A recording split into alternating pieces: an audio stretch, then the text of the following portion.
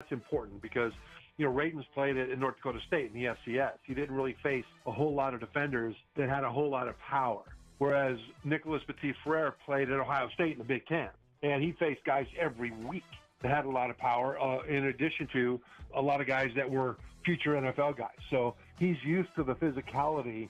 Tune in Stillman and Company with Jared Stillman. Weekday afternoons from 2 to 6. On ESPN. 102.5 The Game and the Game Nashville app. Finding great candidates to hire can be like, well, trying to find a needle in a haystack. Sure, you can post your job to some job board, but then all you can do is hope the right person comes along, which is why you should try ZipRecruiter for free at ZipRecruiter.com/radio. ZipRecruiter doesn't depend on candidates finding you. It finds them for you. Its powerful technology identifies people with the right experience and actively invites them to apply to your job. You get qualified candidates fast. So while other companies might deliver a lot of hay, ZipRecruiter finds you what you're looking for. The needle in the haystack.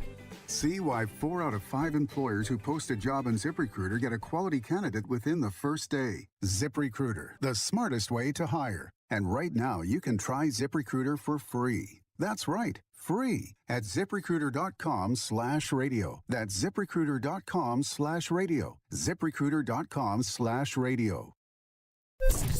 From the Hillside Medical Game Studios, WPRT-FM Pegram, WPUC HD2 Laverne, Robbie and Rex Road, Chase, Willie, and D-Mace. Stillman and Company, Nashville's best sports talk, 102.5 and 106.3. Terang, it's a high fly ball. We got pass rushes. Awesome Game 7. Checkered flag in the air.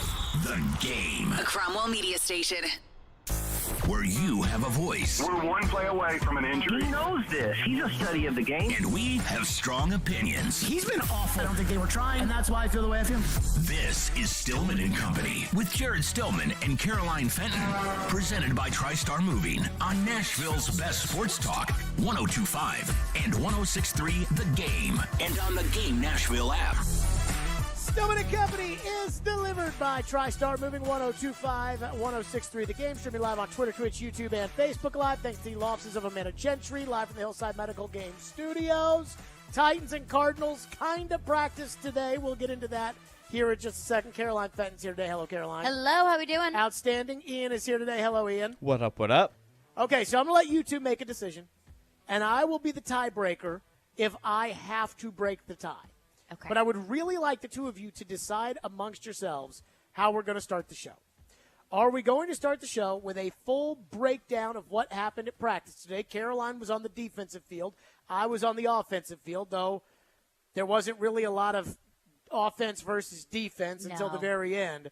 But we can either break down what we saw at practice today, and there were some encouraging things and some discouraging things today at practice, or I can rant about something that's bothering me about the Titans. You two decide, and we'll do whatever you guys pick. How about breakdown now, rant next? Hard for me to make sure that I'll be able to – everybody thinks that everything that I do apparently is contrived. So it's like that there's this whole, that I can just rant on demand. Well, I feel like if it's bothering you right now, it'll probably still be bothering you in 15 minutes, no? There's probably a chance of that. Ian, your you have thoughts? to manufacture it. What would you rather hear, Ian? I mean, what would I rather hear? Uh-huh. I don't know. What's the rant about? I'm frustrated with the Titans. About a certain thing in particular, I guess? About a bunch of things. Well, about a bunch of things. I don't know. Is it healthy to keep it on your chest, or would you feel better for the rest of the show if you just got it out of the way? I would feel better if you would just pick. I like Caroline's idea. Okay. All right, fine. There we go. All right, full practice report. In the one-on-ones, I did write down little notes. Cody Hollister had a great catch. Cody Hollister had another good route, good catch on a touchdown. Racey McMath goosed number 7 for Arizona, whoever that is. I'm not sure exactly. Number 7. Arizona. Byron Murphy Jr. Okay, he goosed Byron Murphy Jr. so bad that he probably embarrassed old Byron Murphy Sr. Let's see. Wherever he may be. McMath dropped another one today. By the way. He's been doing a whole lot of that recently. He is dropping the football way too much for me. In the 2-on-2s, McMath had a drop. Woodside, incomplete, almost an interception intended for Kenzie. Bad catch, something, on Tannehill. Woodside complete to McMath, but I had bad catch something. I don't know what that word was. And that was the one-on-one. 7-on-7. Now, there's was some good things 7-on-7. Tannehill, everything was short, everything was complete, everything was on time, whatever. Malik gets out there for 7-on-7 against the twos. And Malik, he was poised, he was accurate, and I wrote it down. Ball came out quick on his second throw. Ball came out quick on his fourth throw. These were decisions that he hit these guys in rhythm. He threw the ball up. Again, this is 7-on-7. The 2-minute drill, something else. But 7-on-7, Malik Willis, the ball had zip. The ball was on time. The ball was to an open man.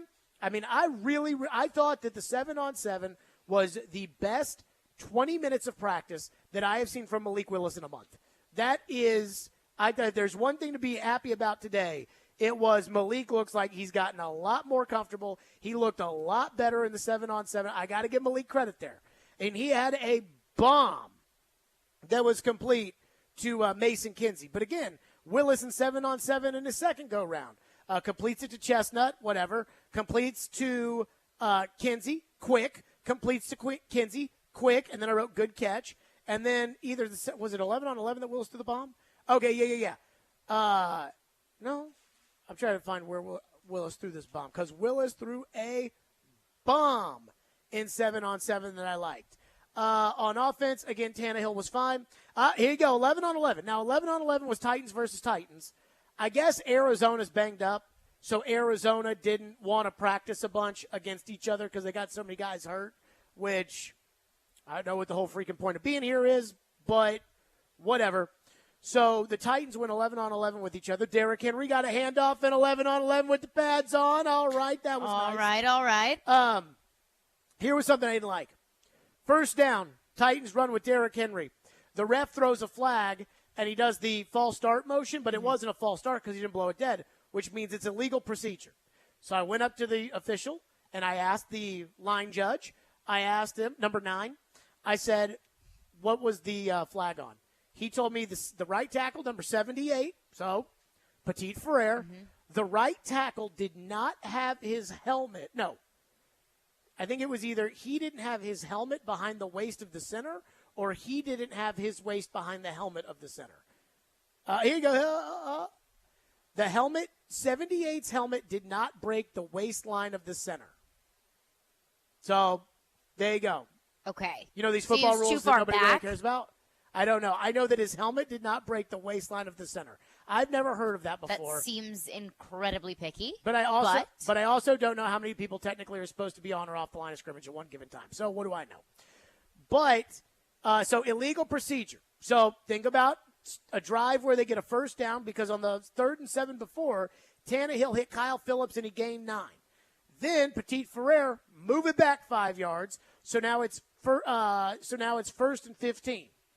Then Tannehill had a completion in which Bud Dupree bit on his fake on a play action pass. He gains 10, 3rd and 5. False start 78. So again, we kind of becoming a habit with him. Spent all day yesterday bitching about right tackle and false start 78. So I didn't like that. All the false starts. Nicholas Petit-Frere today, and then on Saturday it was false start after false start after false start. It's becoming a perpetual issue. And some of those false starts are on guys I never heard of, or Radens had a big false start. I don't care about those guys because those guys aren't going to play. But 78 right now is starting at right tackle. And so that I care about. Let's see. Willis in the 7-on-7, he was fine the rest of the time. And then he threw a bomb to Mason Kinsey at one point in 7-on-7. 11-on-11, Tannehill was fine. Threw one to Des Fitzpatrick. Farley had a nice break up on. Then the 2-minute drill. And the 2-minute drill, they were freaking awful. The Titans were horrible in the 2-minute drill. They had their first 2 minutes to go. Ball at the 20-yard line, their own 20, no timeouts. Tannehill to Hooper, incomplete. Tannehill complete to Hooper, out of bounds. Complete to Phillips, short inbounds. 50 seconds, incomplete for Phillips. Tannehill, 45 seconds, complete to Dez. Offsides, Arizona. Vrabel started, by the way, complaining about how the refs were throwing too many flags during the 2-minute drill. And, Mike, you're not going to be able to complain about them throwing too many flags in a regular season game. Ball at the Arizona 45, 39 seconds to go. Tannehill incomplete for Dez to the left side. He wasn't out of his break yet. 3rd and 8. Tannehill incomplete in the middle. He threw high for Phillips. So with 31 seconds, 4th and 8, Tannehill takes a shot deep for Phillips into double coverage. Honestly, Phillips should have caught the ball. And he didn't. Now, the two guys were ready to kill him, and they kind of did anyways. Like, it was some helmet-on-helmet clacking right there. But Phillips dropped the ball. Again, Tannehill put it in the perfect spot on 4th and 8, incomplete, game over. Kyler comes out, and they go down the field, and they would have had a shot at a Hail Mary after they had an illegal formation. They had 2 flags for illegal formation in the Arizona 2-minute drill, but Cliff Kingsbury decided not to throw the Hail Mary. Cliff Kingsbury doesn't seem to be very interested in practicing, but I digress. Malik threw an interception right off the bat. Trace McSorley, by the way, in the 2-minute drill, Trace McSorley was the best quarterback of the 4 quarterbacks played. Between Tannehill, Murray, Willis, and Trace McSorley, he was by far the best one. They scored a touchdown. Chris Jackson got dusted. Tannehill's second go at it, the 2-minute drill, got sacked again, and he threw an interception there with 11 seconds to go down around the 15-yard line. So all in all, it was sloppy. There were some good things. There was some, Tannehill good in 7-on-7. Malik really good in 7-on-7. Treylon Burks left early again. We don't know why. Injury, asthma, I don't know. I have my thoughts on that. Caroline, your thoughts on the defensive side of the ball? In one-on-ones, Arizona went 8 of 19, and they rotated in Jarrett Garantano, Kyler Murray, and Trace McSorley. So, take all of that with a grain of salt. Does Garantano still stink? Yeah. Okay. Yep. In case you're wondering, he still stinks. Caleb Farley, 2-0. Kevin Byard, 3-0. Roger McCreary struggled in one-on-ones. He gave up 2 touchdowns, one to DeAndre Hopkins. Roger McCreary's not going to beat DeAndre Hopkins. Yeah, welcome to the big leagues. Yeah, exactly. And another one, I didn't grab the number, but I think it was some sort of scrub for Arizona. It was somebody that I didn't think, oh, wow, that's a guy that should beat Roger McCreary. But overall, Christian Fulton had a pretty good one-on-one. He had a great coverage on Greg Dortch. Hey, Greg Dortch, he lit U of L up one time. Yeah, great coverage for Christian Fulton there. Well, he lit us up.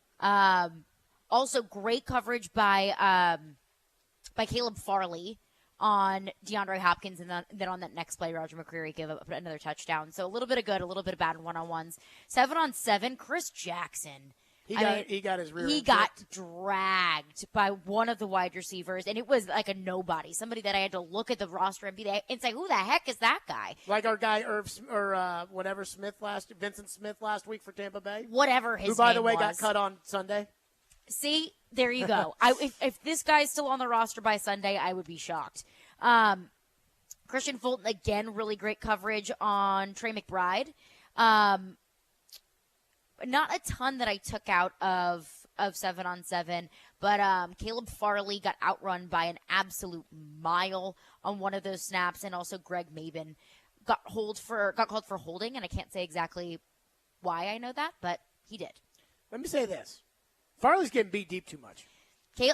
Farley, what I noticed in one-on-ones and 7-on-7, he would do something really good and then turn around and get beat by some nobody. So I don't really understand. Was it one of these ones where the middle is with the guy was Caleb just Farley running past Farley and Farley was behind him, just chugging behind him? No, like he was with him at the line of scrimmage and he just got left and when you turned around past him, like Farley was like way behind. Way behind and couldn't really follow the route very well. So that has now happened against the Titans in Titan practice. Mm-hmm.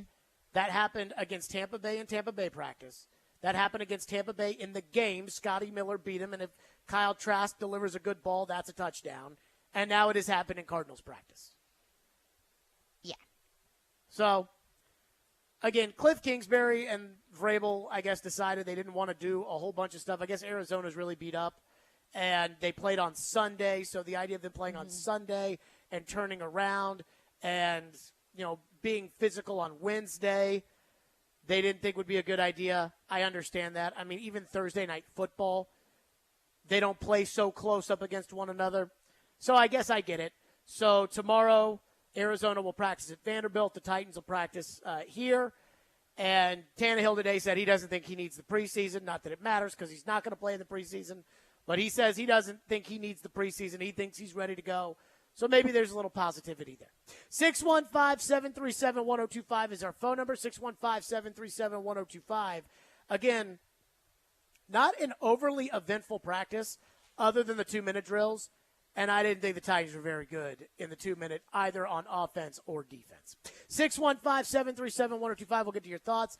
All right, so I have to get off my chest what's truly bothering me right now because it is really starting to pile up. We'll get to that next. Caroline, though, wants to tell us about the Caesar Sportsbook app. It is time for the Caesar Sportsbook Report. Now, first things first, your first bet with Caesar Sportsbook is on Caesars, up to $1,250. So just download the app and use the promo code RADIOFULL, RADIOFULL, one word, and then place your first bet. It's that easy. So if you win, then congratulations, you'll get that money back. But if not, no worries. You'll get that stake back as a free bet. Now, if you need something to put that money on, Caesars has got a little bit of an odds boost going on at the moment for no-run games with the upcoming games tonight.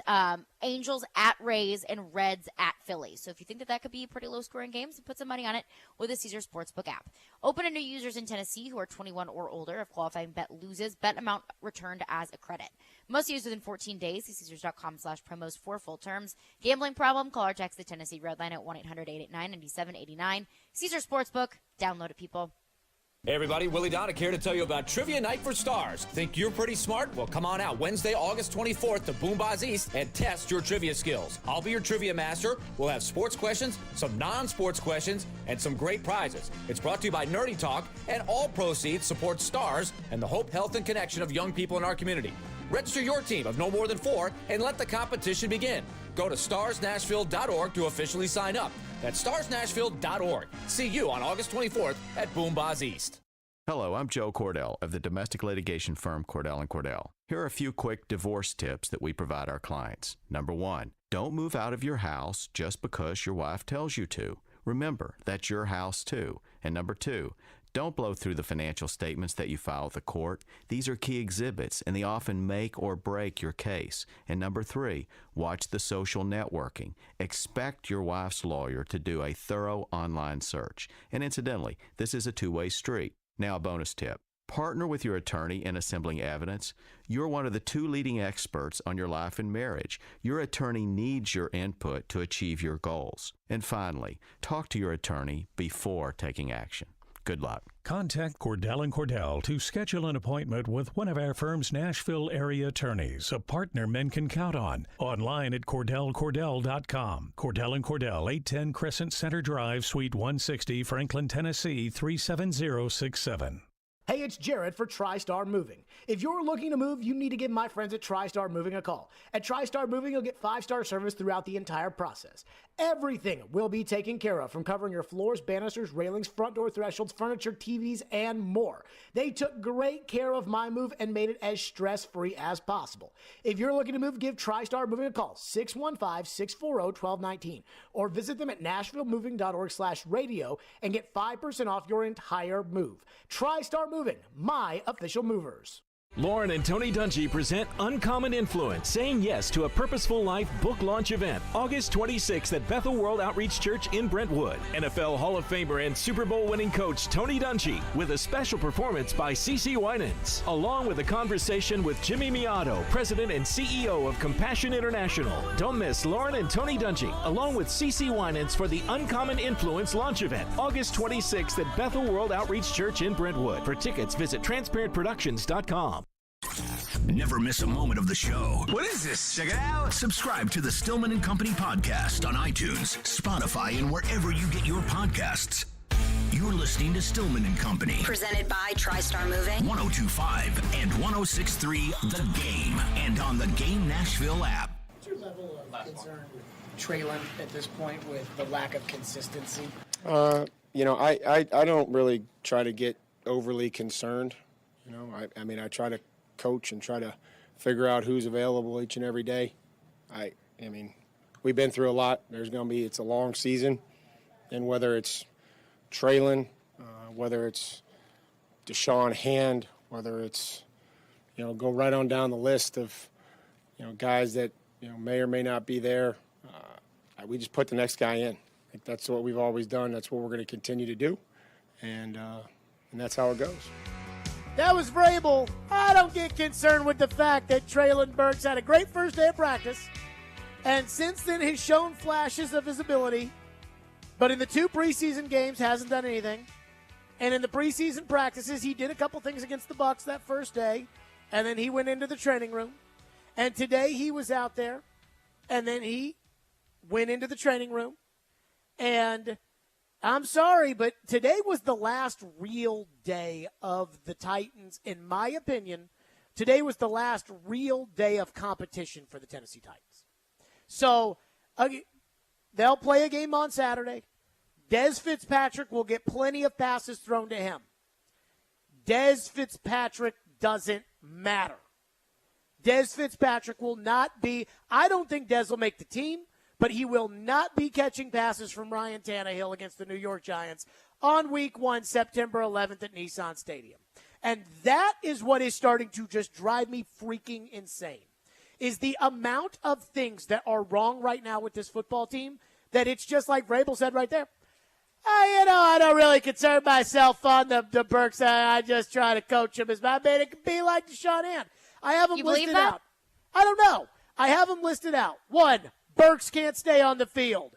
That's driving me nuts. I hate to break it to everybody out there, which ties me into number 2, which is setting me off. But everybody out there that's saying, well, Westbrook-Akine has shown that he could be no, he has not. He is a 3rd wide receiver in the NFL. He is a role player. They cannot expect Westbrook-Akine to replace A.J. Brown. They cannot expect that. And for everybody out there, I heard the morning show today talking about, hey, I would pick up Nick Westbrook-Akine in fantasy football. And I was like, whoa. Lord have mercy, they better not. He better not be racking up fantasy points because he ain't that good. So, and it's proven in these practices because he catches the ball when it's thrown to him, but he never does anything special. Why? Because he's not a special player. And Burks has to be a special player, and he can't stay on the field. And so that's getting me worked up.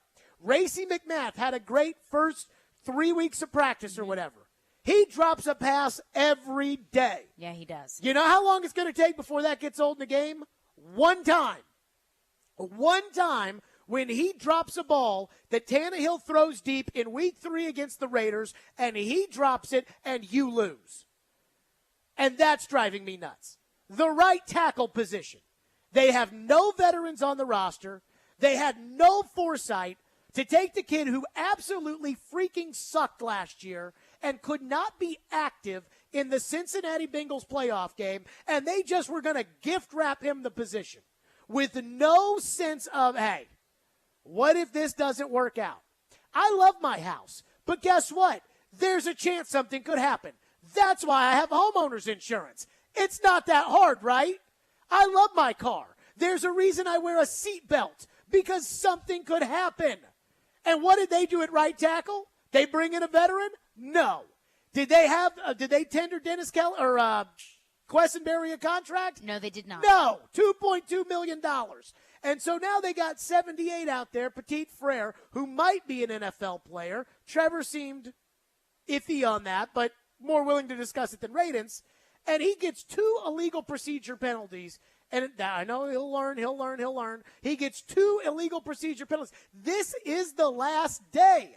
This is the last competition before the Giants. Farley, every freaking day, Farley gets beat deep. And I know he hasn't played a lot of football, and I know he's basically a rookie. He's coming off his injury. I know, and I asked Vrabel about it the other day. Vrabel didn't seem that mad about it, but he's getting beat deep by McMath. He's getting beat deep by Vincent Smith of the Tampa Bay Buccaneers, who literally got cut on Monday. He's getting beat by Scotty Miller. He got beat by whoever today from Arizona. I don't even know. I mean, it's like eventually get your head on the freaking guy and stop staring into the backfield so that the guy can run behind you, because that's what's happening. And so while the positive Tannehill stuff, and Tannehill looks better in training camp, and I agree. I am not arguing that's not true. I'm not arguing that I haven't seen that. I'm not arguing any of that. But it's just a bunch of crap with the Titans. That's like, how do we feel about right tackle? I don't know. I don't want that. Like, even tight end, where I don't think they have a dynamic superstar. But at least I'm comfortable with the guy that they have at tight end. I'm comfortable with Robert Woods. I'm comfortable with what they have at right guard. I'm comfortable right now with what they have at quarterback and running back. But, I mean, my goodness gracious, it's like these things that the team, they banked on. And it's like, what are they going to do at right tackle? I don't know. What are they going to do to replace A.J. Brown? Yeah, I don't concern myself with Treylon Burks. I don't concern myself with that, just like I don't concern myself with Deshaun Hand. You're right, Mike. I don't concern myself with Deshaun Hand either. But I do concern myself with the first-round pick. There's two reasons why I don't concern myself with Deshaun Hand. One, they're loaded on defensive line. And two, because Deshaun Hand is not in here to replace A.J. Brown, who was the most important part of the offense last year. A.J. Brown was more important than Derrick Henry. When Derrick Henry was in there, they won. When Derrick Henry went out, they won. When A.J. Brown was in, they won. When A.J. Brown was out, they lost. Just go back to the Jets game. Go back there. Derrick ran for 150 yards, and they still looked like a steaming pile of manure in that game because A.J. Brown wasn't out there. So somebody has to replace A.J. Brown. They literally used the pick to draft A.J.'s replacement, and he cannot stay on the field. And I don't think it's the asthma thing. What I think happened is the Saturday practice after the Ravens game, I think Burks got rolled up on. It looked bad. Chris Sanders and I were standing right there in front of it, and he kind of limped around and tried to walk it off, and then practice ended right then and there. I think he's probably still bothered by that. But if he's still bothered by that he has to keep going back into the training room, then don't put him on the field against Tampa Bay, in which he could get more hurt or whatever. But Vrabel, I mean, he's not worried about Burks. I'm not concerned. I'm not. Dude, like this team right now plays a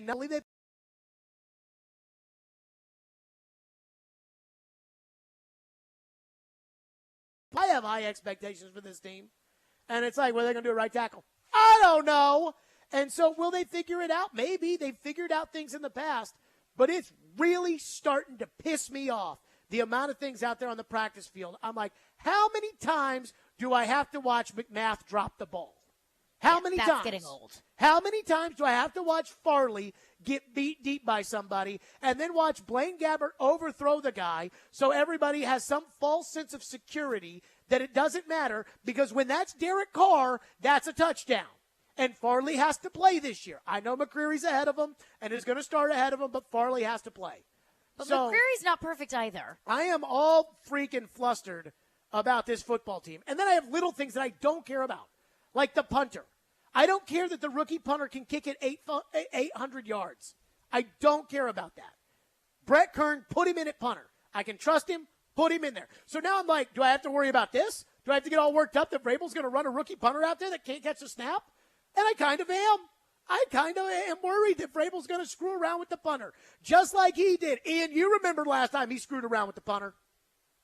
Oh, yeah, that did not go well. That cost them the Colts game, I believe, right? So for the people out there, remember a couple weeks ago when I said I was getting worried about that I was getting too peachy at training camp? Yes. I feel fine now. I feel normal. You're back now. at it. Back to yourself. I feel good back about to your normal me. self. And right now, the team, it's like the team is 80% of it I like.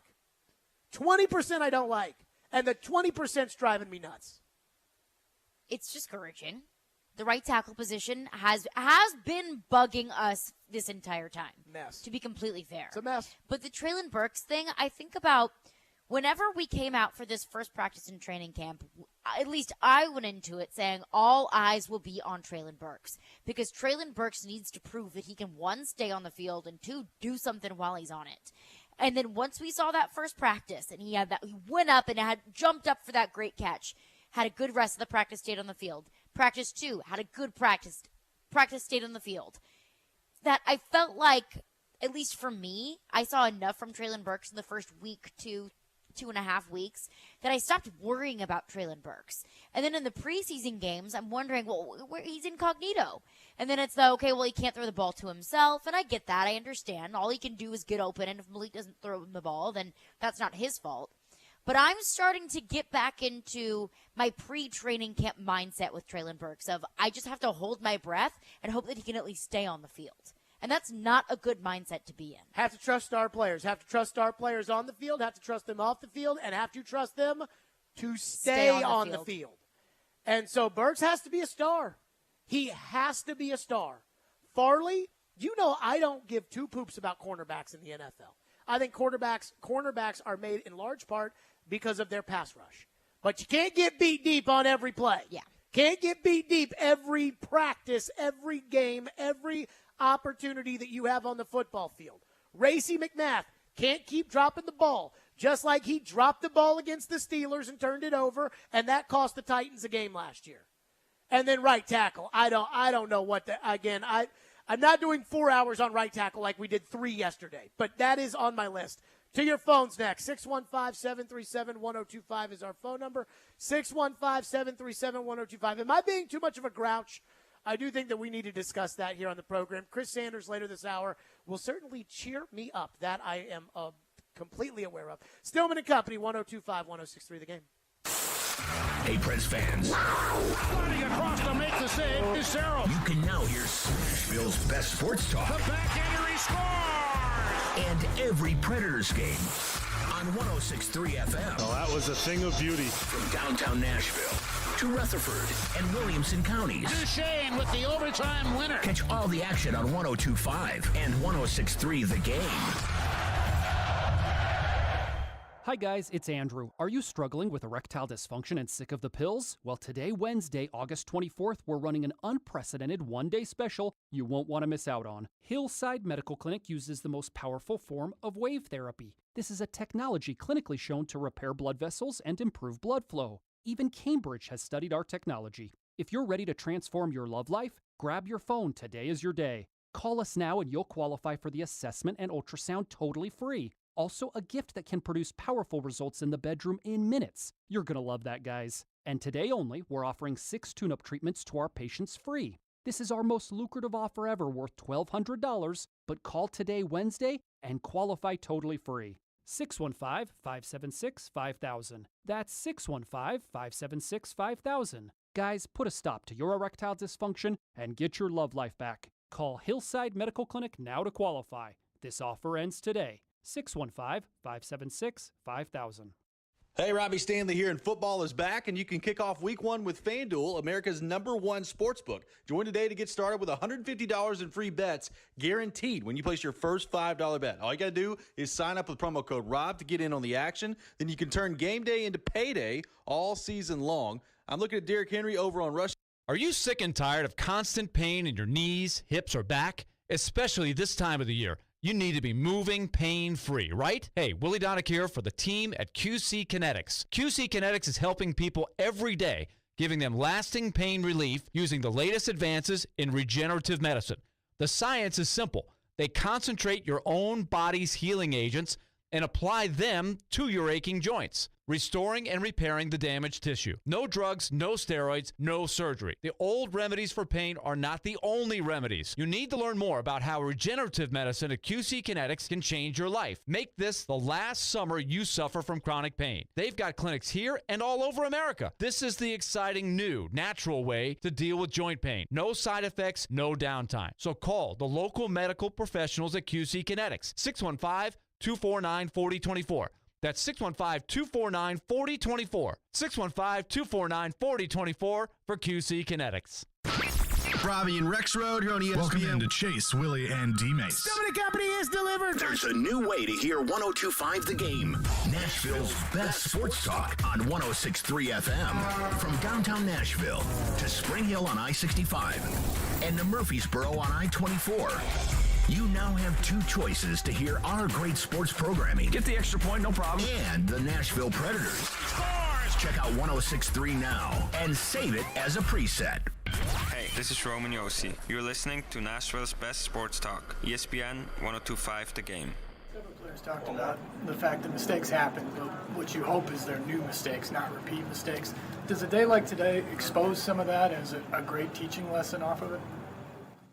I mean, mistakes are going to be part of this game. It's part of life, how you handle them, how you come back, and not trying to make, like you said, the same mistake twice or let them kind of mount up, let them start to snowball and just continue to think about, what it is that you, did wrong, and we got to move on. There's a lot of snaps in the game. There's a lot of ups and downs, and we got to try to find a way that no matter what the result of the play was, is get back to neutral, get back centered, and find a way to do our job the next snap, figure out what the situation is. Is it third down? Is it 2nd and 10? Where am I at on the field? What personnel group they're in? There's so many things that, we try to get them to think about next as opposed to the mistake they made. So, we'll look at it and we'll continue to coach it. And I thought it was a good day of work.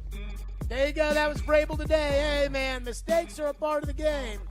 Well, if Caleb Farley gets beat deep like he did today, like he did Saturday night, like he did on Wednesday of last week, like he did during practice against the Titans, you lose. If Treylon Burks can't get out there trying to replace A.J. Brown and all of a sudden you're stuck with Nick Westbrook-Akine and Kyle Phillips, and don't even get me started on the Kyle Phillips stuff. I think I like Kyle Phillips fine.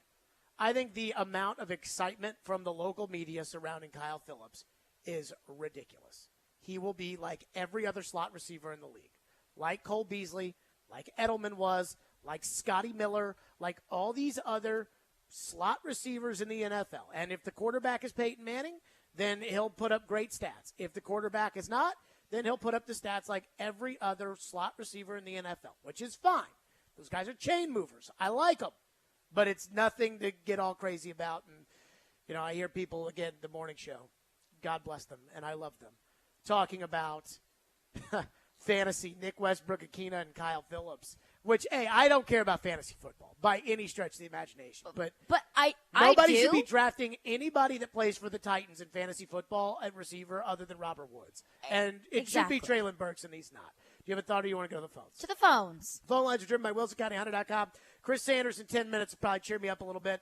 AG, the president of the John Robinson Fan Club. Go ahead, AG. I'm finna tear you up right now. You ain't got to wait for Chris Sanders. This level of disrespect to the Titans organization is downright egregious, man. We go through this every single preseason with you, Jerry. And I love you, man, but I hate that we got to go through this here year. We got the best defensive line possible in the whole NFL. We got Derrick Henry, the best running back in the NFL without a question or a doubt. You keep talking about right tackle. We've been taking bombs at right tackle and taking them to the Kentucky Derby. What are you talking about? I know, but these bums might actually be worse. Petit Forever probably better than Quesenberry and all the rest of them dudes that we done had at right tackle. That ain't even no discussion for me. And if we got to let A.J. Brown go in order to get Amani Hooker and Kuno or whatever his name is at tight end, Robert Woods, Kyle Phillips, Treylon Burks. Man, I ain't even going to keep going, Jared. This is ridiculous. Here's the thing, AG, I love you. Here's the thing with everything you just said, and I appreciate your call. That's so optimistic. He talks about Petit Frere and like, hey, these bums like Dennis Kelly and David Quesenberry last year. And now, look at they got Petit Frere. He can't even get lined up. Well, and to AG's point about if we had to trade A.J. Brown in order to get Chigakonkwo and Treylon Burks and Kyle Phillips and Nicholas Petit Frere, they haven't done anything in a game yet. No. So it's okay. I understand being optimistic about what the potential of all of these rookies can be. But whenever one of those players messes up in a game, drops a ball, doesn't have great blocking on Nicholas Petit Frere's end, then people aren't going to think like that. The first thought is going to be, we traded A.J. Brown for this guy who can't stay on the field? Well, the problem is right now, Burks showed it the first day of practice, and he made a catch against Tampa Bay that showed a little bit of this too, is like Okonkwo is probably going to be a good, solid tight end, but he's not going to be a star. Phillips is not going to be a star. These guys are not going to be stars. A.J. Brown was a star. And stars win championships. The Rams won a championship because they had Aaron Donald and Cooper Kupp on their team. Stars. That is how a team wins. When he brought up Derrick Henry, you bet your sweet butt Derrick Henry might be able to make up for all of that, because Derrick Henry has made up for a lot of problems over the last couple of years. But that's my whole point. Like, that's what bothers me about the A.J. thing, is that right now they need star play out of Treylon Burks, and they're not getting any star play. And they're not going to get star play from Westbrook-Akine.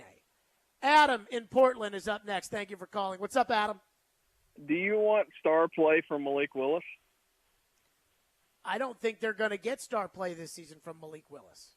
Neither do I. That's my point, man. Just hear me out here. I know you don't like this part, but he's a rookie. Treylon Burks is a rookie. I've tried to understand it in my head. Like, why put the expectation on one rookie but not on the other? I understand where he was drafted, but because you pay more money. Okay, clearly he's not where you need him to be yet. He's the same age as the other rookies, man. It's the same thing. But, I don't know. You guys talk pretty good about McCreary, but, they're not being held up like Treylon Burks is being held up. The same way Corey Davis was treated, which I don't think Corey was ready that first year. Don't draft the guy there, trade out of that round or something. If you've got to put so much pressure on these guys and you've got to have them play immediately, don't even draft them. Go get it in free agency. I want to cut Treylon Burks a little bit of slack, because I feel like, why can't we just be the Titans who have a great running game and a good tight end and a great defense and be that? We've done it. We know how to do that here. We've done it for 20 years. So why can't we be that? That team had A.J. Brown. No. I'm talking about our Titans, that Jared. 2020 team, that the way that they've been winning with Tannehill at quarterback, that team's had A.J. Brown every year. 900 yards like that. He's a 900 yards worth of difference. This is what I'm saying. All right, listen. Back in the day, the old Titans, they lived off that tight end. You can talk about D. Mace and Drew Bennett every once in a while, whatever, but they were a running team who hit the tight end. That's how you get a quarterback who's not fantastic out of trouble. And why can't we just be that team? Because that team had John Runyon, an all-pro at right tackle.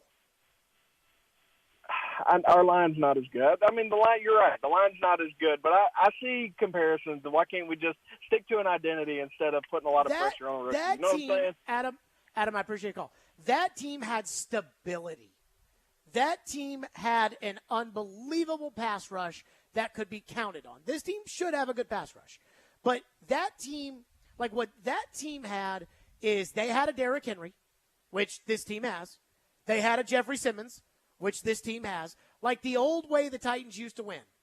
And then they had Derrick Mason setting an NFL record for all-purpose yards in a season. I'm trying to get this through to people about star players. They're different. They're different than role players. And that's where I look at some of these young guys, and I'm like, right tackle, I'm about to pee my pants because I'm so scared that they have nobody there and no insurance policy, and they can't even get lined up there. And you want to compare it to a team that had an all-pro at right tackle, and then when they lost John Runyon, they turned around and signed Fred Miller away from the defending champion Rams. That right tackle's a big deal now. Wide receiver one is a big deal. When this team has one big option in the passing game, and they trade that one big option away, the guy that they acquire in return has to be good. He has to be good. There is no sugarcoating it. And so are those unfair expectations for Treylon Burks? Honestly, I don't really care. Think about a hotel. Those are the expectations when you're a good player and you're drafted in the first round. Think about a hotel. You stay at a 3-star hotel and it kind of stinks. Then you're going to say, well, I stayed at a 3-star hotel and it kind of stinks. If you're paying for a 5-star hotel and it has all the reviews, you better have freaking marble countertops in the bathroom. You better have a freaking beautiful floor when you walk in that lobby. There better be a restaurant where everything is overcharged. That is overpriced. That is because that's what you're paying for. So when it's hey, you don't want the third-round quarterback to play right away. Right, because he was their 4th pick. He was their 4th pick this year. He was picked 86th in the draft. They had 4 opportunities to take him, and they didn't do it before they took him at 86. So obviously, don't have big expectations. They took him with the 18th pick, and they traded away maybe the most important player on offense. So, yeah, I'd expect him to be able to help the football team out. And, again, maybe I'm wrong about all this. And the other part is, maybe once the good players get out there and they start playing real football, that these deficiencies that are bothering me will be masked by Henry and Simmons and Byard and David Long and all these guys, that they'll mask those deficiencies because that's what star players do. And that's what A.J. did for this team last year. And that's what Derrick Henry did for this team last year. Chris will join us next. Boy, I'm all riled up today. What was it about today's practice that got me going?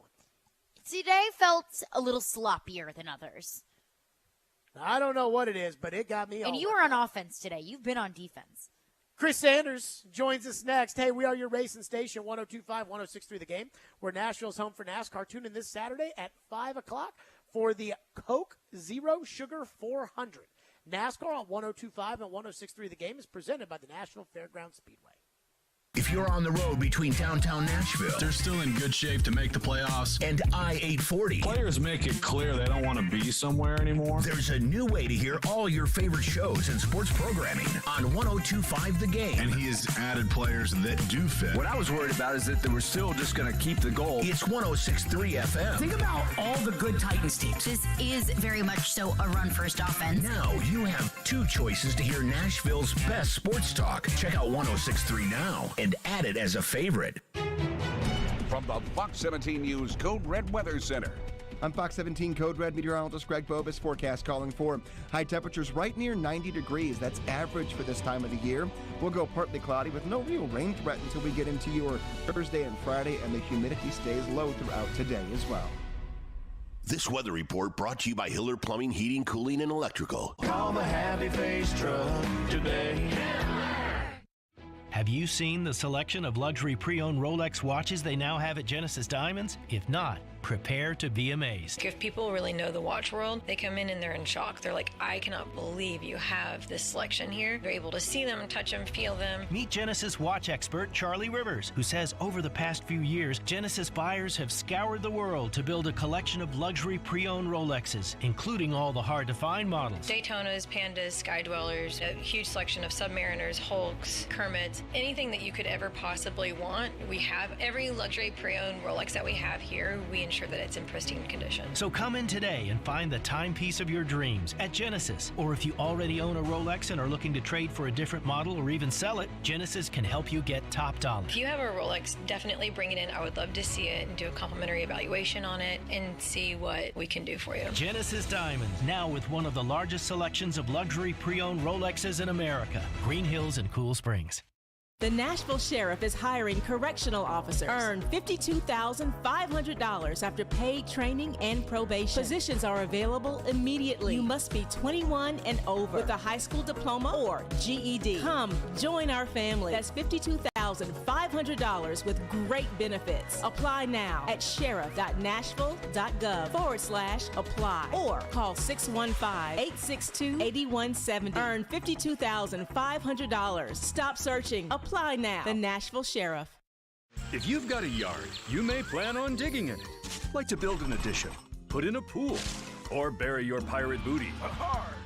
But you should know that throughout the country, there may be pipelines buried underground. And if you hit one, you've got trouble. Sorry. So before you dig, call 811 to have any buried pipelines located and marked at no charge. For more tips on pipeline safety, visit pipesafety.org. A message from the Tennessee Gas Association, Tennessee Association of Broadcasters, and this station. Your company's hiring. Who isn't? We would love to show you how to use 102.5 The Game to attract and retain employees. We can also help you find the exact person you're looking for with a targeted digital campaign. You can trust our team to help you build your team. Email us at together@cromwellmedia.com. Listen to Stillman and Company with me, Caroline Fenton, all season long on ESPN 102.5 The Game for your chance to win Nashville Sounds tickets courtesy of 312 Pizza Company in Germantown. Informative. They played a lot of power play time together back in the day. Insightful. It's a great addition to this team. And just three guys being dudes. On the sideline in shorts and a t-shirt. Hanging out, watching the game. Chase, Willie, and D-Mace. Weekdays from 10 to 2. No such thing as bad press. On Nashville's best sports talk, 102.5 and 106.3 The Game and the Game Nashville app.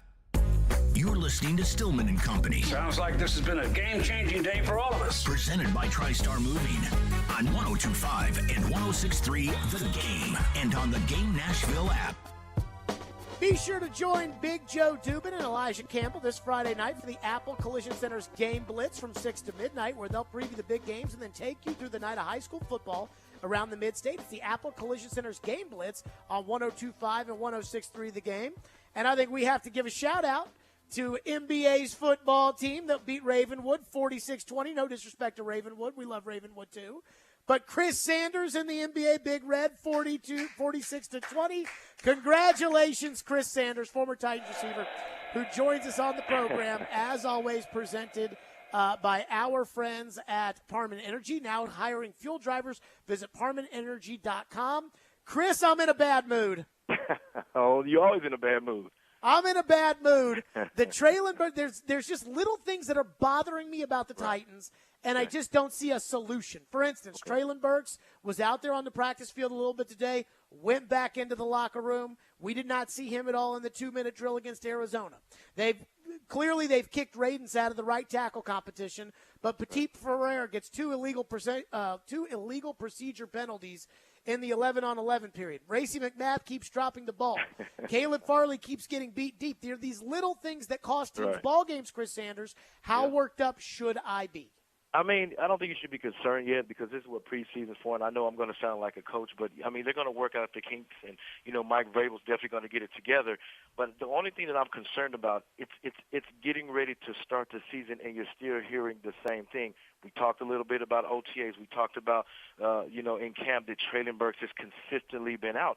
That's the one thing I'm concerned about because can I count on Traylon Burks? I'm saying this respectfully, but if the game is on the line and you haven't played 4 quarters yet in a game, can I count on you? And then we talk about the right tackle situation with Dylan Radens and Petit Ferrer. I can't pronounce his name right, but who's going to win that position? Who's going to step up and make plays? Who's going to be dominant in that same situation? And also you talk about, Racy McMath. I mean, it was the big buzz about him being in camp, making those, spectacular plays and those flashy plays. I don't want to see that. I want to see a consistent receiver, day in and day out, and that's what we're not seeing. Chris, when you played, how many mistakes were there and how many problems were there that deep down inside you knew when we get to the real games, Eddie George and Javon Curse will make up, and Samari Roll and Derrick Mason and Blaine Bishop, they'll make up for these problems? Yeah, I mean, the thing about it is it starts in the meeting room. And when you're in the meeting room, our leader on our offense was Eddie George, and he was Steve McNair. And the one thing that we did, there was no screaming, there was no shouting, there was no grabbing each other's face masks. It's just that Steve McNair said, I expect you to make plays. I expect you to be in the window. I expect you to do what you're supposed to. So we just had – we had an attitude of when I'm in the game, and also we had a lot of receivers. When I was in the game, we just made sure we did our job. It wasn't a concern. It wasn't guys panicking. It's because we've been through this situation before. When we started 8-8, a couple of years before that, but in that 1999 season, it was different because we kept each other accountable. We made sure guys were in their right spot, and here's what we did that made it so special. We practiced hard like it was a Super Bowl every single day, and we demanded to get it done. Chris Sanders is our guest here on the program. What do you make of the right tackle spot now that Dylan Radens is no longer getting reps, not only with the first team, he's not even getting the second team reps. Wow. Terry McCormick put out there that Christian DeLauro is running with the twos. Radens is with the twos at left guard. What do you make of that?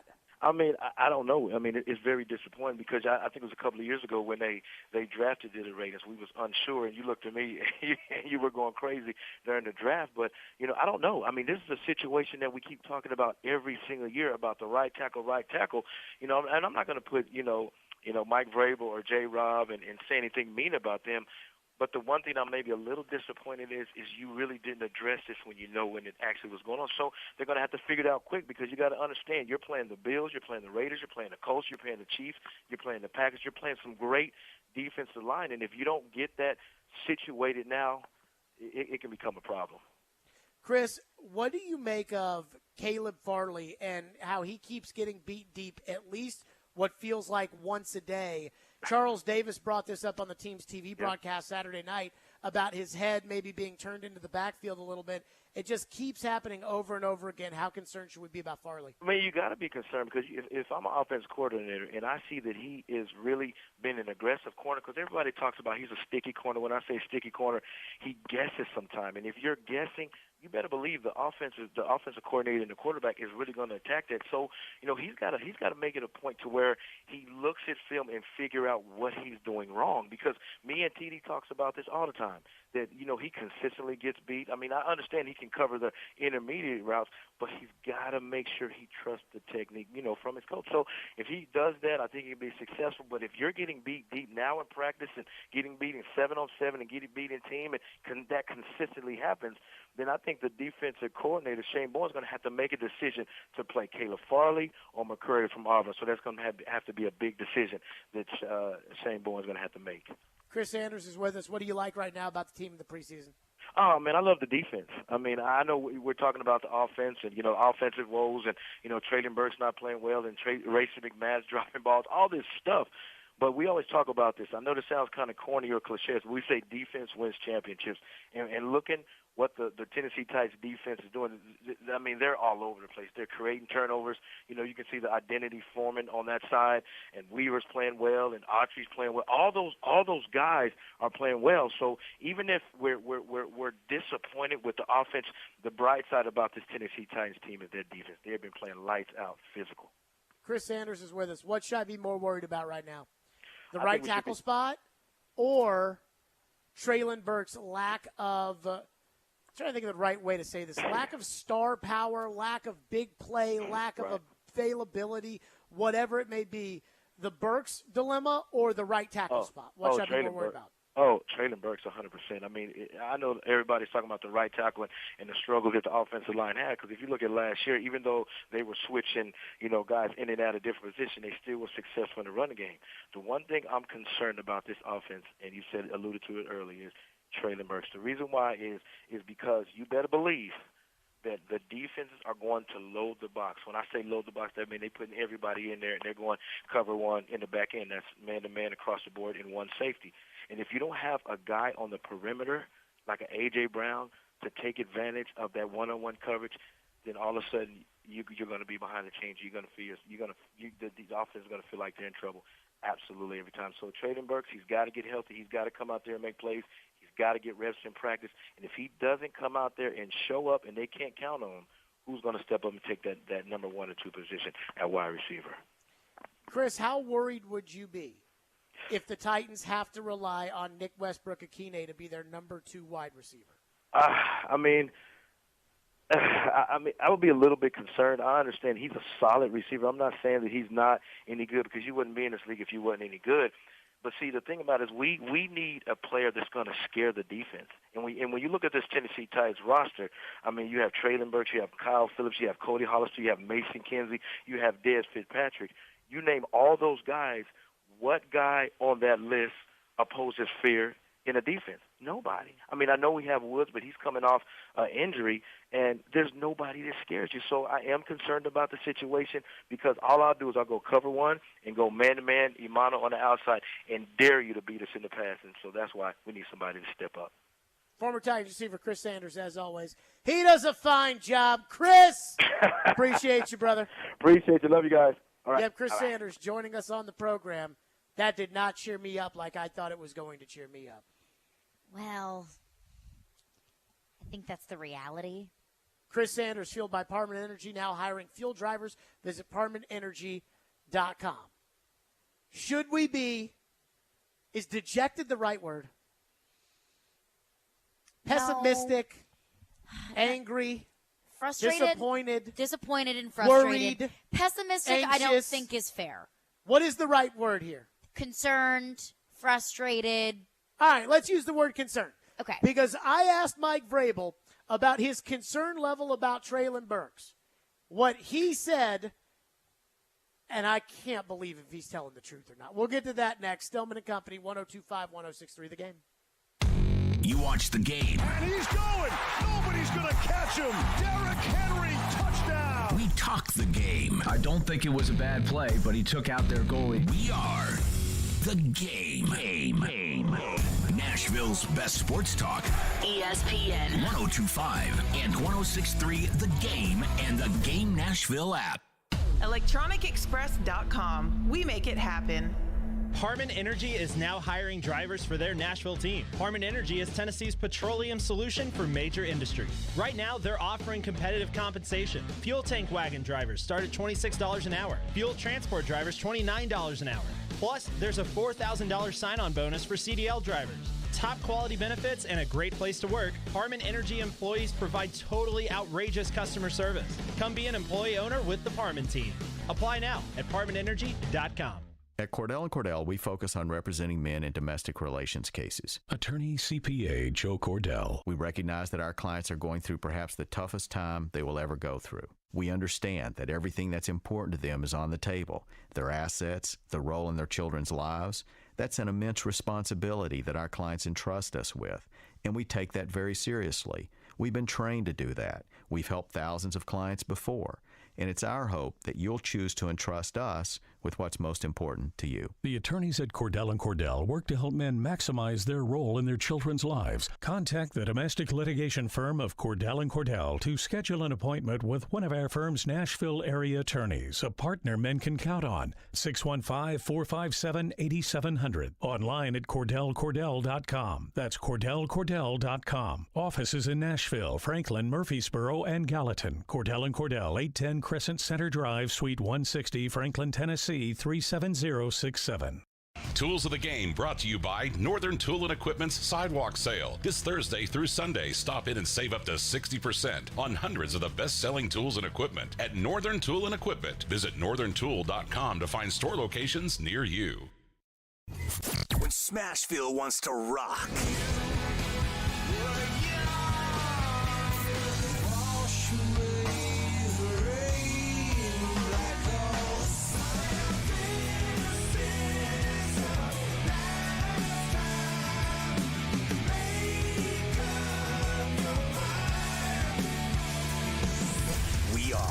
Nashville's rock station.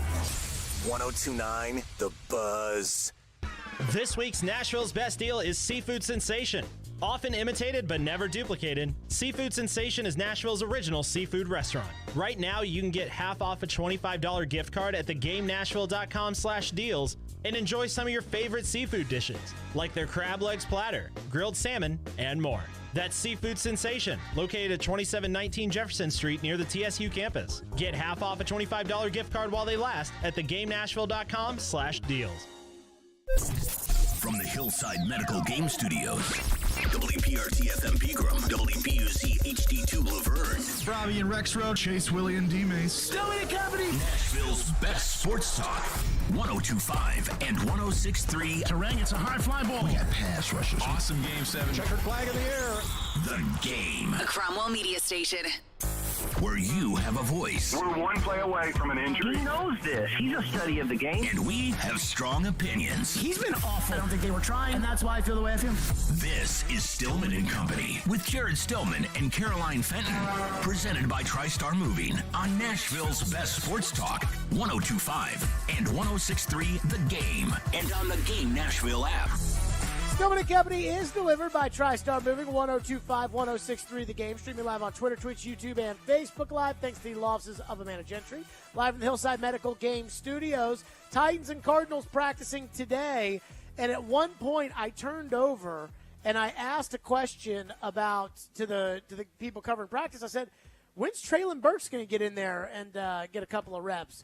And it was Steve Lehman, Channel 5, goes, he already went back into the locker room. Mm-hmm. I'm like, he did what?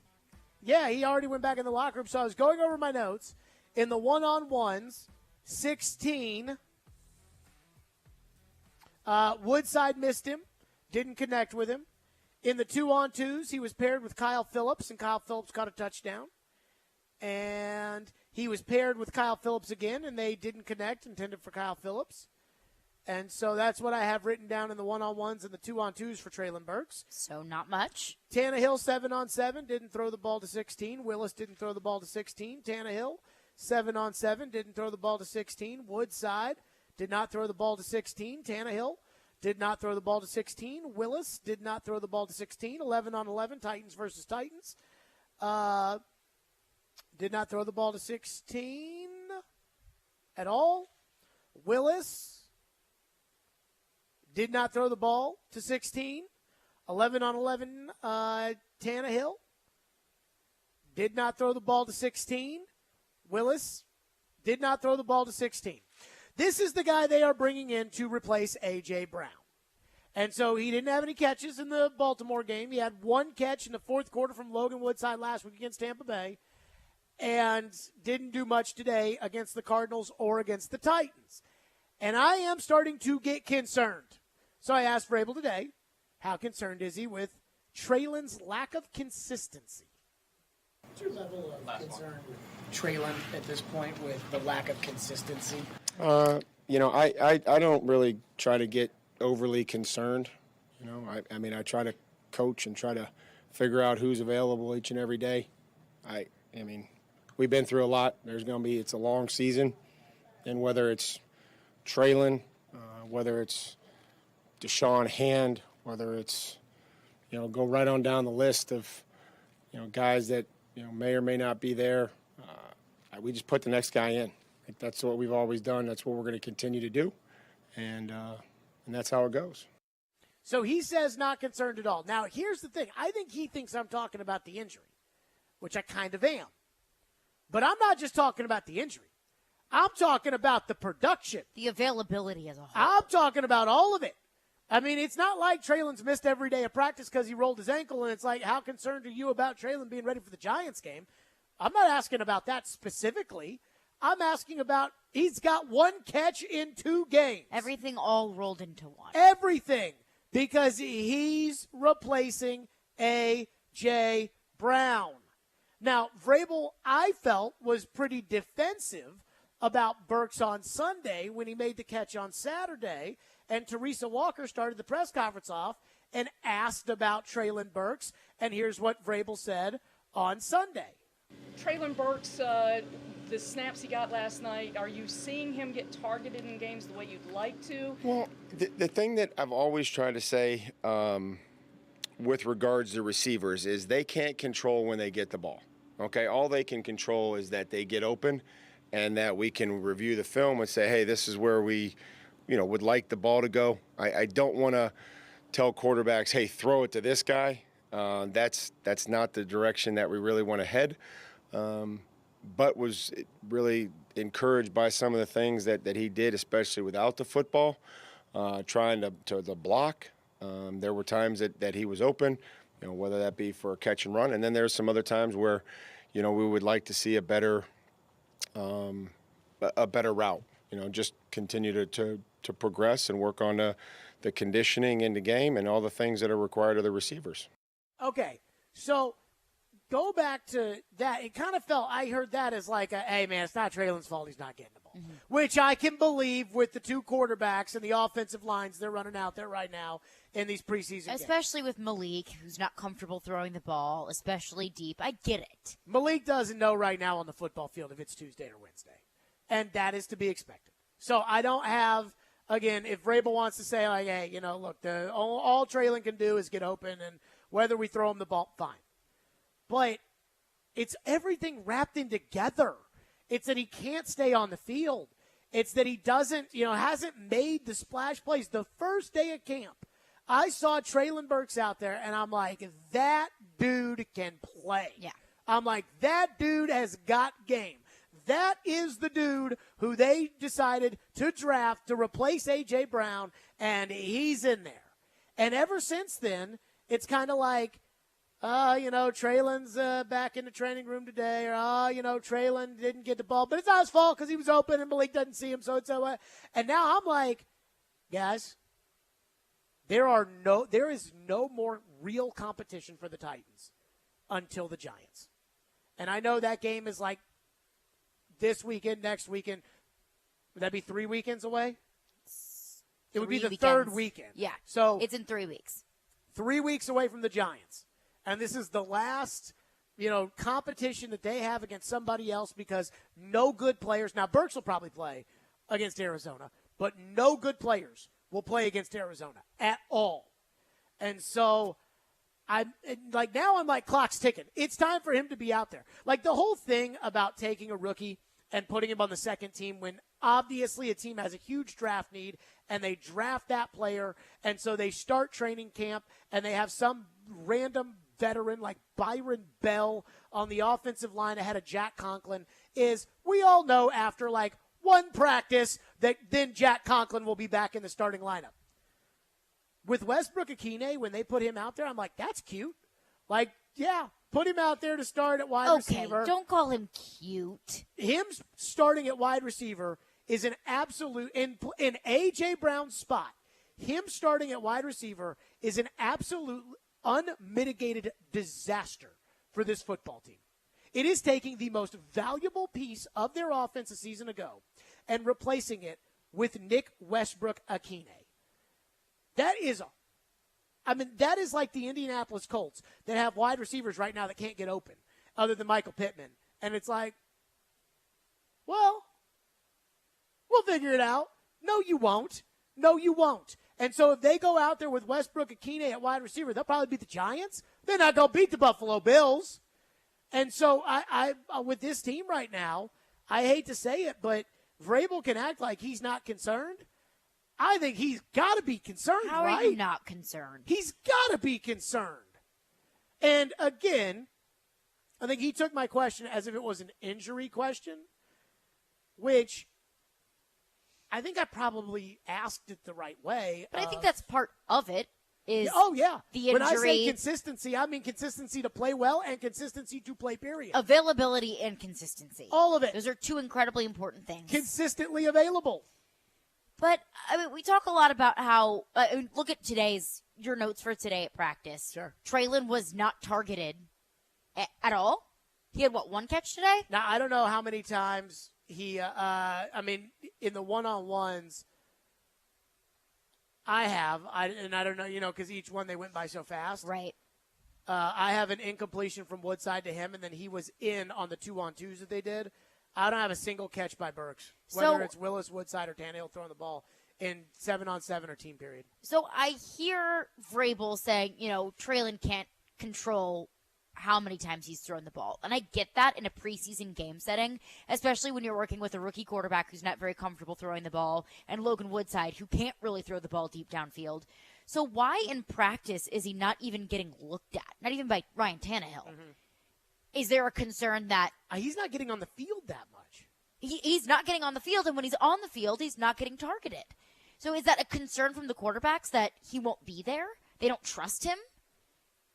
They trust Racey McMath. He gets targeted a lot. Des Fitzpatrick gets targeted a lot. They throw the ball to Des Fitzpatrick way too much. They throw the ball to Kyle Phillips all the time, and he's been here just as long as Treylon Burks has. I'm okay with the slot guy because the slot guy has like a very defined role. Targeting Kyle Phillips isn't the problem. Yeah. But Treylon Burks not getting targeted is. Whenever these guys are. So what's the problem there? I get it in the games. He can't if he's not, the ball's not being thrown to him, he can't control. Here's what I don't understand about the injury thing. So like Joe went on this big rant the other day about how Burks wasn't out there in the fourth quarter of the Bucs game for conditioning. And I'm like, of course it was conditioning. Why else against the Ravens would Vrabel put him on the kickoff coverage team? Like, all that is Treylon, go run down the field. Yeah. Like, that's basically a wind sprint. Like, get out there and go run. And so that's why I think they're playing him so much in the preseason is because they got to get him conditioned. But at what point is it like, man, the expectations are up here and you're not meeting them? And I think to me right now, there's nothing else until the Giants game. There's nothing else until they play San Francisco. New York. Until they play New York, there is nothing else. And look, teams can go 2-3. Peyton Manning's 2012 Broncos were 2-3. The Titans in 2019 were 2-4. They ended up in the AFC Championship game. I'm not saying these things don't take time. They do. Nobody wants to peak in September or October. Arizona, that crap-ass organization over there. And maybe this is what's honestly tweaking me so much today. It's just how little respect I have for the Arizona Cardinals. I think that is such a horrendous organization. I think their quarterback is a freaking loser. I think their coach got fired and was a college offensive coordinator and got hired to be a head coach. I think he sucks. I think their GM stinks. I think Arizona has some nice players on it, and just they are never going to be good, especially with Kyler. And, yes, I shouldn't feel this way, but I guess I've never been to a Kyler Murray practice before. So in a practice, we can hear, like, the quarterback's calls and things like that more. And sometimes you can hear it on TV. You can hear it on the crowd mic that gets picked up. But, like, even though Marcus wasn't, when I think Bulldog, I don't think Mariota. Like, Marcus, very defined, 180. Tannehill, kind of the same way. I'm listening to Kyler in that 2-minute drill today. It's like, 180, sit, hike. Leave him alone. Don't pick on his voice. I could not handle that. I could not handle of all Kyler the Murray. things that Kyler Murray has done. And it's like what you're 73rd on the list. That you're but choosing to it's die just on. a new thing today. The other things about him not playing video games, we already know about that. But maybe it's just the fact that Arizona's such a just worthless. The NFL does not need the Arizona Cardinals. Now, I'm not going to say the NFL needs Tennessee Titans. Yeah, I was about to say. There's a lot of franchises that the NFL probably does not need. But the Titans have been to the playoffs 3 years in a row.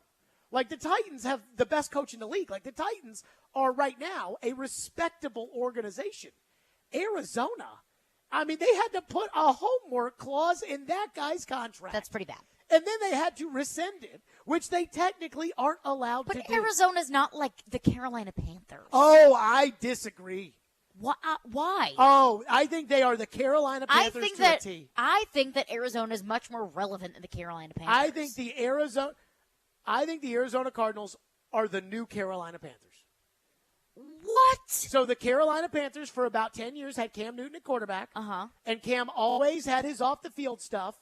And Cam was always never good enough to win the big one. And Cam was kind of a crybaby. And Kyler is the new Cam, where Kyler will be good enough to where you can't say the guy sucks, but they'll never win anything. And he's kind of a baby. He's a baby, for sure. I'm not saying that the Arizona Cardinals are any sort of... Even when the Carolina Panthers went 15-1 and went to the Super Bowl, they still were not relevant in the NFL.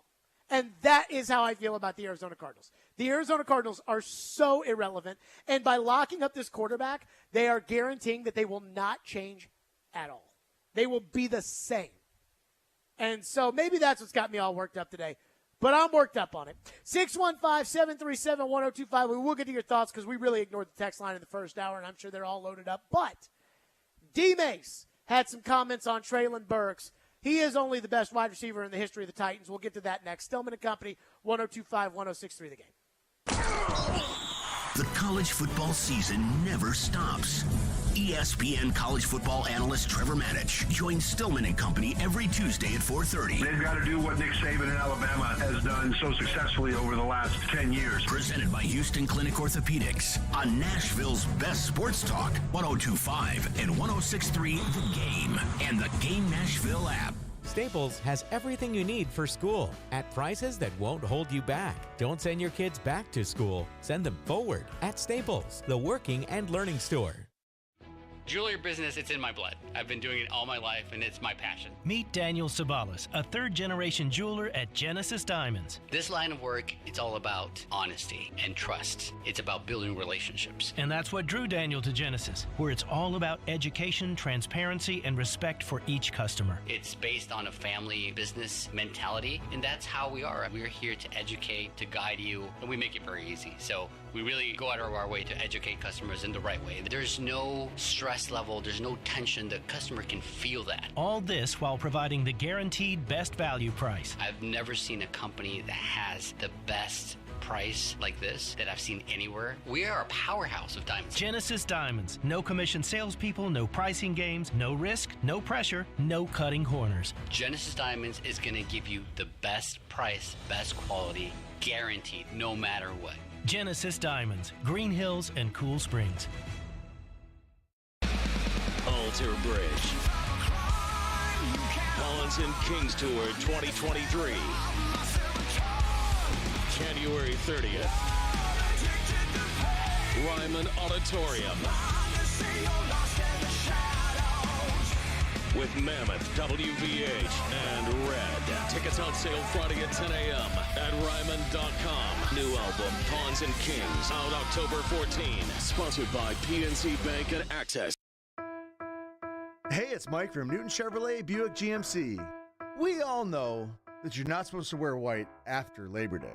So with that in mind, we're discounting all of our white vehicles. Well, maybe we should just discount the lighter colors that are close to white too, and maybe the red and blue ones since we celebrate this in America. Okay, fine. I'll discount all the cars, starting right now. On top of that, we want to celebrate all of your hard work with the most American lunch we can think of. Hot dogs. Hot dogs all day on Labor Day. So come kick your feet up, get a new car of any color, and enjoy a hot dog. You can even shop online for a new car with Newton FastPass. But you'll have to make your own hot dogs that way. Sorry. Visit NewtonChevroletBuickGMC.com to learn more. This should be 8 by 7. When it comes to closets, Janina's home organization business runs tip-top tidy. Is this schedule right? I'm gonna need help. But she needs to reorganize and find a new assistant. I know, it's your last week, but can you make sure the Hanson pantry's wrapped? Indeed can help her hire great people fast. I need Indeed. Indeed you do. We instantly connect you with quality candidates whose resumes on Indeed match your job description. Visit Indeed.com/credit and get $75 towards your first sponsored job. Terms and conditions apply. It's on. It's happening. Remember, you can watch us on YouTube, Facebook, Twitch, and Twitter. Get out of the way. I'm watching the game. Presented by the law offices of Amanda Gentry.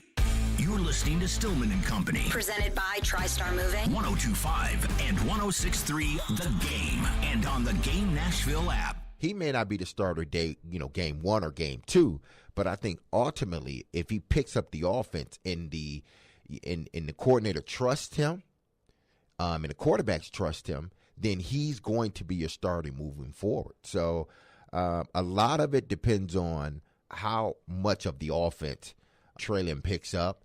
And just because he's not a starter day 1, and listen, I read these blogs and everything else about the Titans. Just put him out there. He's better than Nick Westbrook-Ikhine. He's not better than Nick Westbrook-Ikhine right now. He's not. I'm watching. He's not. Is the talent there? Absolutely. I would hope talent his is there. talent ceiling is way higher. His ceiling is higher, but at this particular time, right now, if I had to start a game right now or next week or the first game in with the Giants, he's not a starter right now. Oh, no.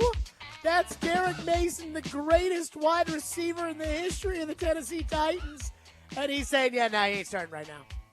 And that would be a problem if Buffalo wasn't week 2, where they will have Stephon Diggs, and they will have Gabriel Davis, and they will have that other receiver that's really good for them. I can't remember his name. I don't know. But they will have all of them. And the Raiders week 3 who have Devontae Adams. And then the Colts week 4 who have no wide receivers either, other than Pittman. Which, today, I heard on Robbie and Rex Road, and this is digressing from the point I want to get to, because I do want to get to the point that I just don't think that any team that's good can have Nick Westbrook-Ikhine starting for them at wide receiver. I do not think that he can start in this league. He is a backup.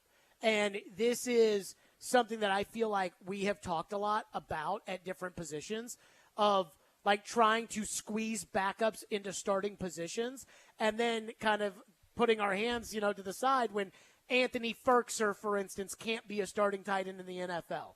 And I'm like, well, he can't block, and he really can't be out there every day. And it's like, well, what about if he just gets in the way of guys when they try to run the ball and all right, fine, you try Anthony Ferkser as a starting tight end, you report back to me how that works out. And now with right tackle, They're going to try a young kid out there. But they can't put backups everywhere. And so Nick Westbrook-Akina, if he's starting at wide receiver this year for the Titans, and he's fine on the practice field. Tannehill trusts him, and Tannehill will throw him the ball and everything. He's fine, but the problem is fine is not good enough. And fine is not good enough when it comes to replacing A.J. Brown. So imagine that. Nick Westbrook-Akina is not expected to replace A.J. Brown. He is right now? No, he is not. Who's playing A.J. Brown's spot? How much can Robert Woods make up for that as well? Robert Woods is going to be a big part of this. Because you had A.J. Brown and Julio Jones. I would view Robert Woods, I know the style is different. I know his shape is different. His body is built differently. But I view Robert Woods as more of the replacement for A.J. Brown than Treylon Burks or Nick Westbrook-Akina. I understand that, you traded A.J. Brown to get Treylon Burks, so that feels like the easiest explanation for a replacement. If on draft night the discussion was, we think Robert's going to be the replacement for A.J. Brown, everybody would have laughed the Titans out of the league. And this is not about Robert Woods not being good, because Robert Woods isn't that good. Like, Robert Woods is good, but he's not. Again, A.J. had the star game-breaking potential. That's why I asked Chris Sanders the question about these little mistakes. If Farley gets beat deep for a touchdown, what feels like every day in practice, as long as the quarterback connects on the throw. And when it's Derek Carr, and when it's who was it? Was it Murray who was quarterbacking when Farley got beat deep today? Yeah, Kyle Murray. And did they connect on that? Yeah. Okay. So when it's not Kyle Trask, like, it's a touchdown. When it's Josh Allen, it's a touchdown. I asked him, how much would he look at it when he played? That Eddie George or Javon Curse or Blaine Bishop or Derrick Mason, how much of it would they make up for? Because that is what star players in this league do. They make up. Everybody else just has to do their job. Everybody else just has to row. But it's these guys that have to make the difference.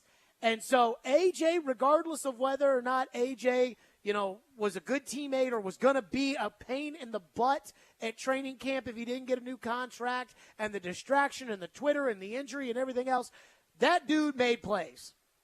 And so when they drafted Treylon Burks, the big thing about Treylon Burks in college at Arkansas was that he made plays. The thing that Treylon Burks showed us on the first day of practice was that he had the talent to be special and make plays. Not that Woods can't pick up first downs. Woods is going to be a big part of this offense.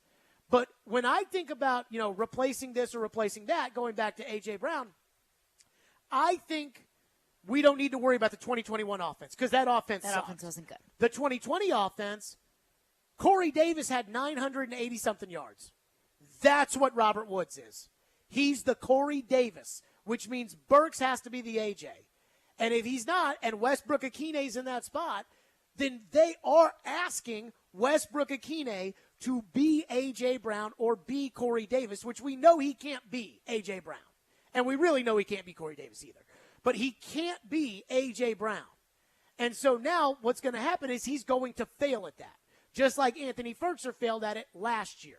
And then everyone's going to be, this guy, he stinks, Downing, it's awful, and when that star player, when Tannehill can't just, all right, screw it, I'm throwing it in the direction of the star player, then he's going to have to hold on to the ball longer. Then that right tackle that they have in there that nobody believes in right now can play right tackle in the NFL. Now, that's a problem because, oh, my God, what are they going to do? And on the and I brought this up with Vrabel today, in the 2-minute drill against the Buccaneers last week and the 2-minute drill against Arizona this week, they got sacked. You know whose fault it was today that they got sacked? Lawan's. So we're sitting here talking about right tackle all the time, and we completely ignore that left tackle might be, not great anymore either. And now Tannehill's going to have to hold the ball longer because they have a backup at wide receiver. That's how all these things all work together. So unless Derrick Henry can still just erase that, unless Derrick Henry can do that himself, they're going to need the guys that they brought in to be stars. And they brought Burks in to be a star. And they used the pick for Burks to replace a star. And I go back to defense. When the Titans moved off of Jarrell Casey. Jarrell Casey was a star for this team for 10 years. Now, it was a bad 10 years for the most part. But Casey, on a lot of bad Titans teams, was the best defensive player out there. And he was a force for the Titans for 10 years. And then when Casey got traded, it was because they could move Simmons right in. And the Titans have been fine. And so if you move out a star, you have to replace with a star. What's great is when you don't lose a star and somebody becomes a star in that spot. And it's like, I tell you what, it's great to have David Long Jr. come out of nowhere and make all these plays that Rashaan Evans and Jayon Brown weren't. But Treylon Burks is replacing a star. And if Treylon Burks is on the bench and Nick Westbrook-Akine's in there, you screwed. It's not great. He's a backup. It doesn't make you feel great about it. It makes me feel terrible. And the other thing is you don't feel good about the offensive line. You don't feel great about the pass catchers. So Tannehill has to stay in the pocket longer, makes him more susceptible to sacks, and you don't really have a backup quarterback either. Tannehill, I think, will be fine for the most part if they can, mitigate what he has to do. Hooper will be fine. Woods will be fine. But when I go back to that whole thing about getting a star, Derrick Mason's a perfect example of this. When the Titans went to the Super Bowl in 1999, they had a star at tight end in Frank Wycheck and a star at running back in Eddie George, and they had a solid offensive line. Well, the next year, they were the best team in the NFL. And I hate saying this because it sounds like loser talk about, they should have won or whatever. But of all the Titans teams, this team lost the divisional round to the Ravens, and they would have smoked the 2019 Titans that made it to the AFC title game. They would have beaten the crap out of them. And the number one reason is that was the same defense that went to the Super Bowl. Eddie George was an all-pro running back. They had a solid offensive line. And Derrick Mason, out of nowhere, off of the 6th spot in the depth chart, set an NFL record for all-time, all-purpose yards in a season. And so it was wide receiver. They thought maybe Kevin Dyson was going to break through and become a great player, and then he got hurt. Oh, no, what are they going to do? Here comes Derrick Mason. Well, if Racey McMath wants to go out there and set an NFL record this season, I will completely welcome it. But I'm not sure. Not going to put my money on it. I don't think that's probably going to happen. 615-737-1025 is our phone number. We will get to your phones because I have kind of neglected them as I am now. It's like I'm starting to come to grips with the Burks thing. I know. He hasn't done much for a little bit. You didn't hear me complain after the Ravens game. You didn't really hear me complain after the Bucs game. But it feels like I am starting here on the Burks thing to now say, wait a minute now. If this guy is going to replace A.J. Brown, they're going to need him to get out there. They're going to need him to prove that he's capable of doing it. Stillman and Company, 615-737-1025 is our phone number if you want to weigh in here on the program. Let me tell everybody out there that the Sounds have a big game tonight at 5:35 on 94.9 The Fan, and they are taking the Durham Bulls. They're taking on the Durham Bulls on the road.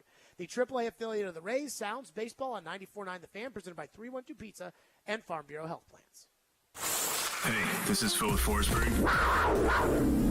And this is Smashville. Forsberg a shot, broken up in front, give it back to Forsberg, and here come the hat. You're listening to the flagship of the Nashville Predators radio network, ESPN 1025 The Game. Hi guys, it's Andrew. Are you struggling with erectile dysfunction and sick of the pills? Well, today, Wednesday, August 24th, we're running an unprecedented one-day special you won't want to miss out on. Hillside Medical Clinic uses the most powerful form of wave therapy. This is a technology clinically shown to repair blood vessels and improve blood flow. Even Cambridge has studied our technology. If you're ready to transform your love life, grab your phone. Today is your day. Call us now and you'll qualify for the assessment and ultrasound totally free. Also, a gift that can produce powerful results in the bedroom in minutes. You're going to love that, guys. And today only, we're offering 6 tune-up treatments to our patients free. This is our most lucrative offer ever, worth $1,200, but call today, Wednesday, and qualify totally free. 615-576-5000. That's 615-576-5000.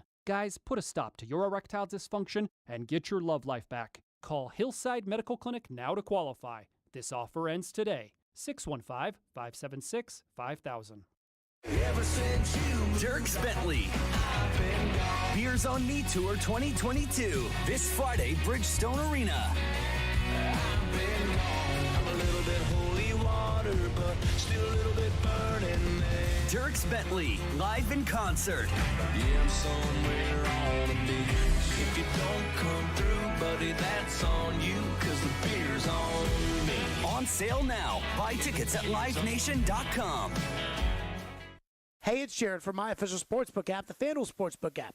Fanduel wants you to be ready for game day when college football kicks off this week.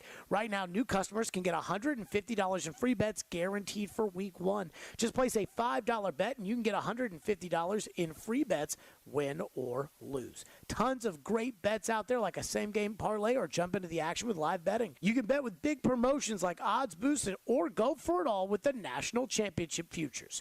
If you've been thinking about joining Fanduel, now is the perfect time to give it a shot. The app is easy to use and they're always hooking you up with great odds, and when you win, you'll get paid fast. Download the Fanduel Sportsbook app and sign up with the promo code JGM to place a $5 bet to get $150 in free bets guaranteed. That's promo code JGM. 21 and older in President Tennessee. First online real money wager. Only $10 first deposit required. Bonus issues, non-withdrawable free bets expire 14 days after receipt and restrictions apply. See terms at sportsbook.fanduel.com. Gambling problem? Call the Tennessee Red Line at 1-800-889-9789. Hey everybody, Big Joe here for Apple Collision Centers. And you know I'm always on the go, but the distraction that an automobile accident causes could even slow my pace down to a stop. But my friend and CEO of Apple Collision Centers, Stan Harrison, has a plan to get you and I back on the road and fast. We at Apple Collision Centers know you deserve the best quality service. We always recommend original equipment parts, and we use only the best Sherwin-Williams finishes. 3 convenient locations, Hendersonville, Gallatin, and Oak Hickory. And you can always visit us online for your estimate needs at applecollisioncenters.com. Your home for Hit City is 94.9 The Fan. Your Nashville Sounds continue their series at Durham. Swing and a miss, strike 3. Sounds win. Pregame at 5:20 on your home for Sounds baseball. 94.9 The Fan and The Fan app. Hey, this is John Hines, and you're listening to Nashville's best sports talk, ESPN 1025 The Game. Similarities in Traylon's game with AJ, kind of the physical style, are there maybe parallels there, even though they're different players? Yeah, you could probably draw some similarities, but I think each individual player is different. They have their own unique way of how they play the game, and the more we spent time with Traylon and watched the film and dug into it, felt like that he did a lot of things physically that we like in for that position. Might as well have said, he did a lot of things physically we like for that position that AJ did. And he also, let me say this, because I have been complaining now for an hour and a half. And I don't want to complain all day, every day. I do want to bring this up. I actually kind of meant to tease this, and then I forgot to look it up. The one thing I will say, and I don't remember, I didn't go to practice every day in 2019. A.J. Brown's rookie preseason didn't play in the first game because he had a hamstring injury. No catches in the second game. 1 catch for 10 yards in the third game, and he didn't play in the fourth game. What were his stats his rookie year? I think he had 1,000 yards. Okay. I mean, that was Tannehill's first year. And then, now I'll say this. Another thing, Corey Davis, his rookie training camp, didn't play in any of the 4 preseason games because he kept hurting his hamstring.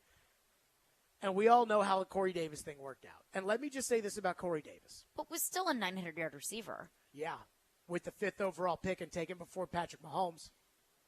Well, that context isn't very good. But that's the point, is when it comes to Burks, there is a bar for Burks that is different than other people. Adam in Portland called in earlier today complaining about this, about why does it matter that Burks was taken in the first round? Oh, okay, well, that's a...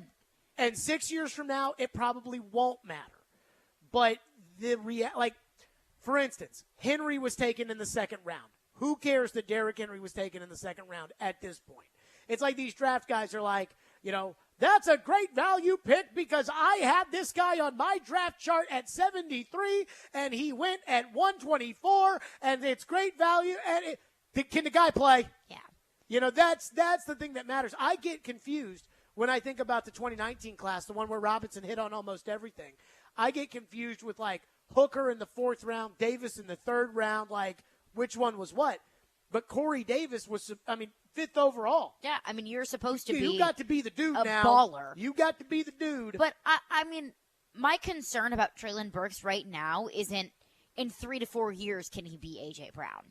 we can cross that bridge whenever we get to it. Sure. My concern about Treylon Burks is, can he go out there and play and contribute week 1 against the Giants? Can he go out there and contribute and actually, be a difference in the game week 2 against the Buffalo Bills? We can talk about his potential all day long, but I'm not concerned about his potential right now. That's not important to me right now. The Titans got 2,851 yards out of the 5th overall pick.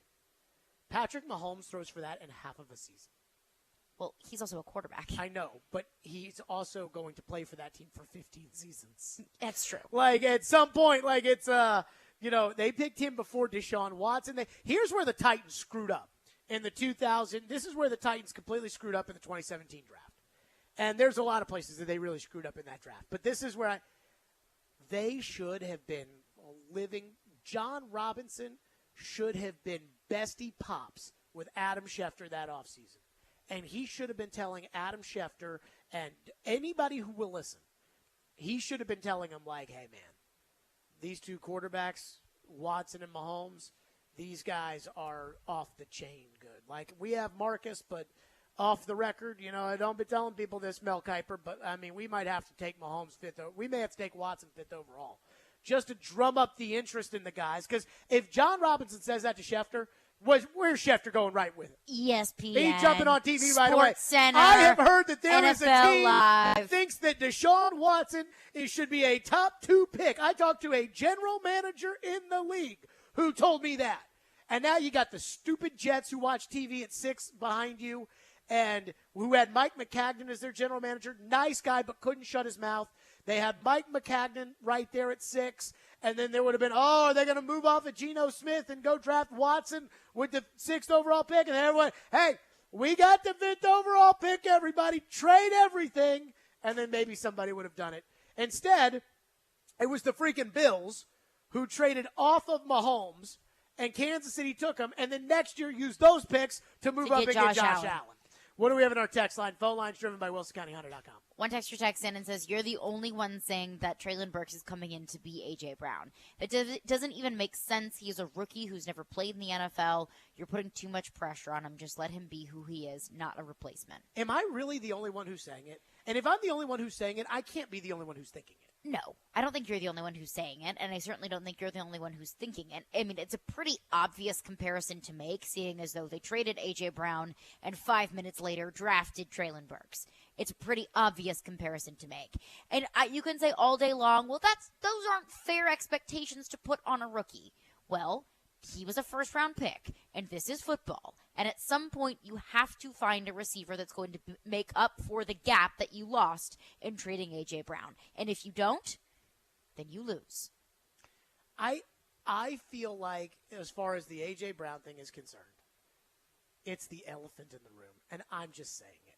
The truth is when they traded A.J. Brown, and don't think this is going away, because if Treylon Burks doesn't play well and A.J. does play well, you know who's going to let everybody hear about it? A.J. Brown. Of course he is. Hey, A.J. Brown. But it doesn't have to be one player. Does it? Let's say A.J. Brown is rookie year. What did he get, 1,000 yards? Something like that, I guess. Okay. Treylon Burks gets 800. Let's say... I would settle for 800 out of court right now. Okay. But do you think he's going to get 800? I wouldn't put my money on it, no. That's my point. Let's say so to me, today he gets 800. Robert Woods gets 1,200 and has a heck of a season. Today is the day. It doesn't have to just be Burks. That I'm starting to hit the panic button. Why? Because all the competition stuff is over now. There is no more practice that they can figure this out, or they can move this around, or they can, after Saturday, they begin preparations for the Giants. And in all seriousness, outside of Malik, does anybody take anything about Saturday seriously? No, not really. Okay. So, really, unless Burks plays or... And I think he will. Yeah. But even then, when he doesn't catch the ball, Vrabel's telling us, oh, no, it doesn't matter because the guys throw the ball, whatever. I'll look to see where Dylan Radins lines up, where Petit Frere lines up. Oh, man, don't get me started on Radins. Don't get me started on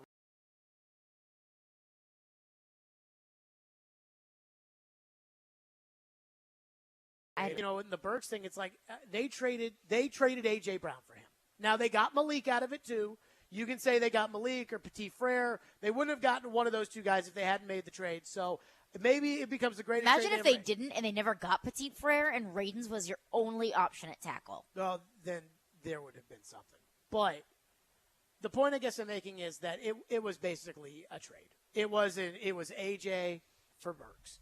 And nobody wants to say that it's AJ for Burks, but it is AJ for Burks.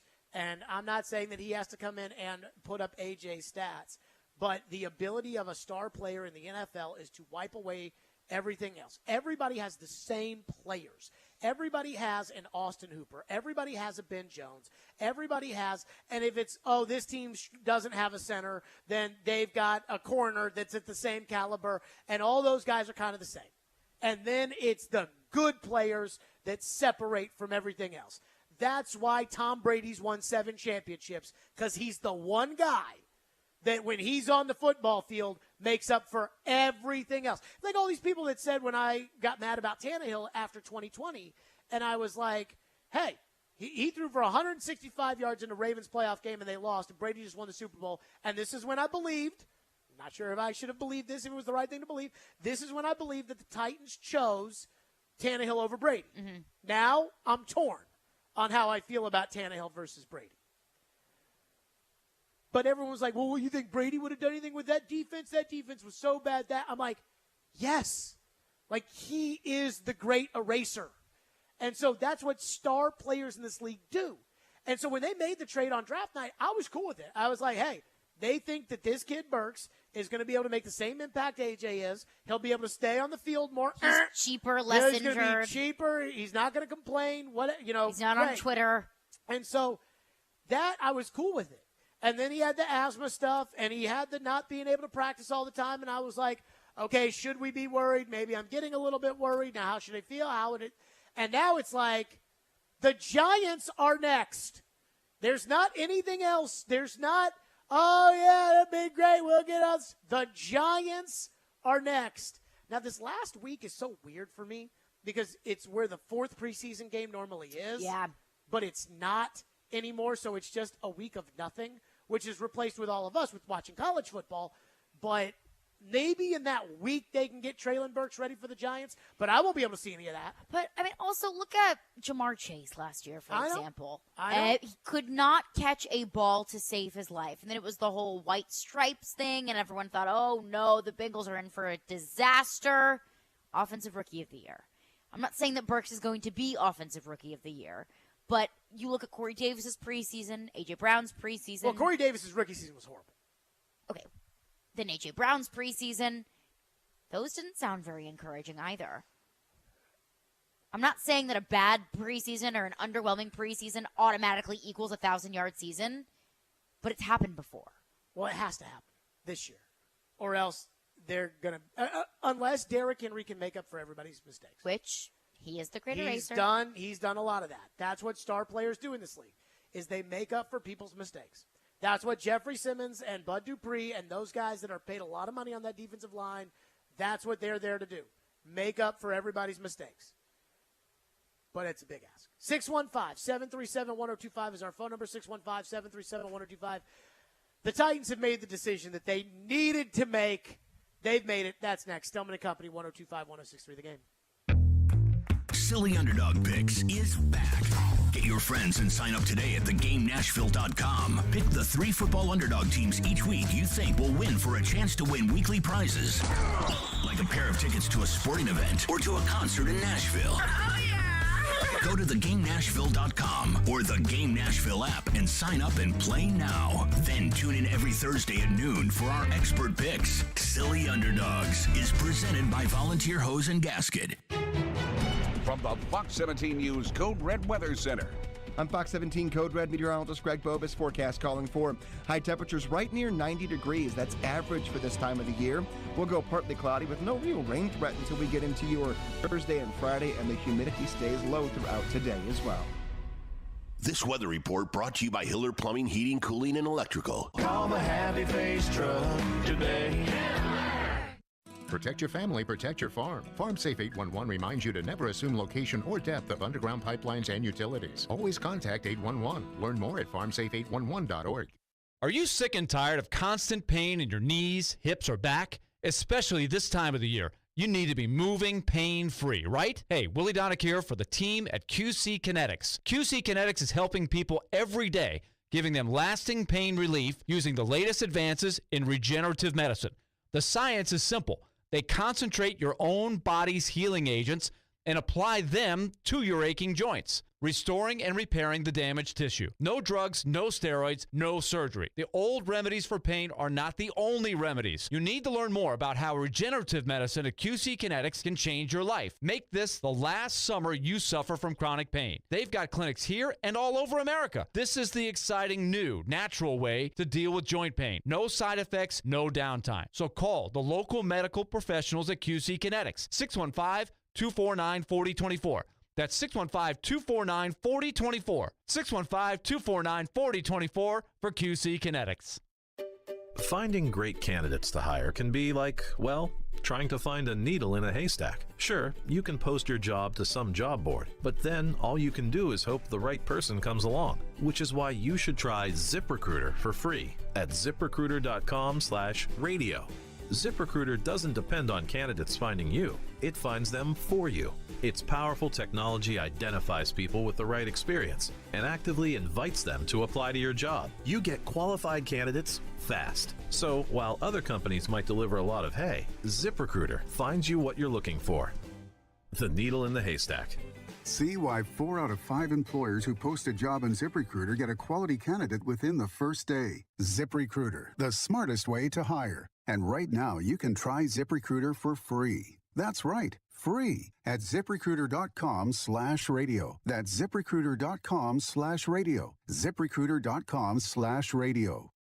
Robbie Stanley. They get a lead in that game and just totally close the door. Joe Rexrode. If he plays next year, it's disastrous. Robbie and Rexrode. Mornings from 6 to 10 on Nashville's best sports talk. ESPN 102.5 and 106.3 The Game. And on the Game Nashville app. You're listening to Stillman and Company. Sounds like this has been a game-changing day for all of us. Presented by TriStar Moving on 102.5 and 106.3 The Game. And on the Game Nashville app. With the 53rd pick in the 2021 NFL Draft, the Tennessee Titans select Dylan Radunz, tackle, North Dakota State. Who the hell is that? You see the Who is that? Who and Sam E. Who is that? They wanted Marshall. Oh my God! Who is that? He's so silly. Who is that? He's from North Dakota State. TD, who the hell is this? He was a guy that some felt would be a first-round pick. You know what I mean? And he was 2018 second team All MVFC. So there is that. What is MVFC? What are they doing? Jared, you okay? You need a hug, man? And our winner for the Prisoner of the Moment Award. You like I was yesterday. Yesterday when they got Farley, I was exactly how you feel, man. I have a rule. What? Not to hate picks. Because, who knows, right? Who knows about this stuff? Who is this guy? When's the last time he played football? Did they even played one game? They played one game. Oh, God. Oh, goodness gracious. Well, the good news is he played one more game than Caleb Farley, their first-round pick. Oh, my goodness. First off, R.I.P. to Mark Howard. Yeah. But it's good to hear his voice. Draft night. They drafted Radunz, and I lost my bananas. And you heard TD trying to be like, okay, it's not the end of the world. It's not. What is MVAC? Do we even know? Who cares? Yeah, I guess that's true. Who cares? Which takes me to this. The Dylan Radunz experiment's over. So I tweeted this out. I said the Titans have unofficially, in my opinion, ended the Dylan Radunz experiment. Today, I am just going off of Terry McCormick's tweet, though I was out at practice, and I'm not disputing Terry's tweet. Nicholas Petit-Frere played with the ones all day at practice. Dylan Radunz was with the number 2s at left guard, and Christian DeLorio was the number 2 right tackle. They have given up. So if you listened to the show yesterday, Trevor Maddich came on, the most positive person on the planet other than Chris Sanders.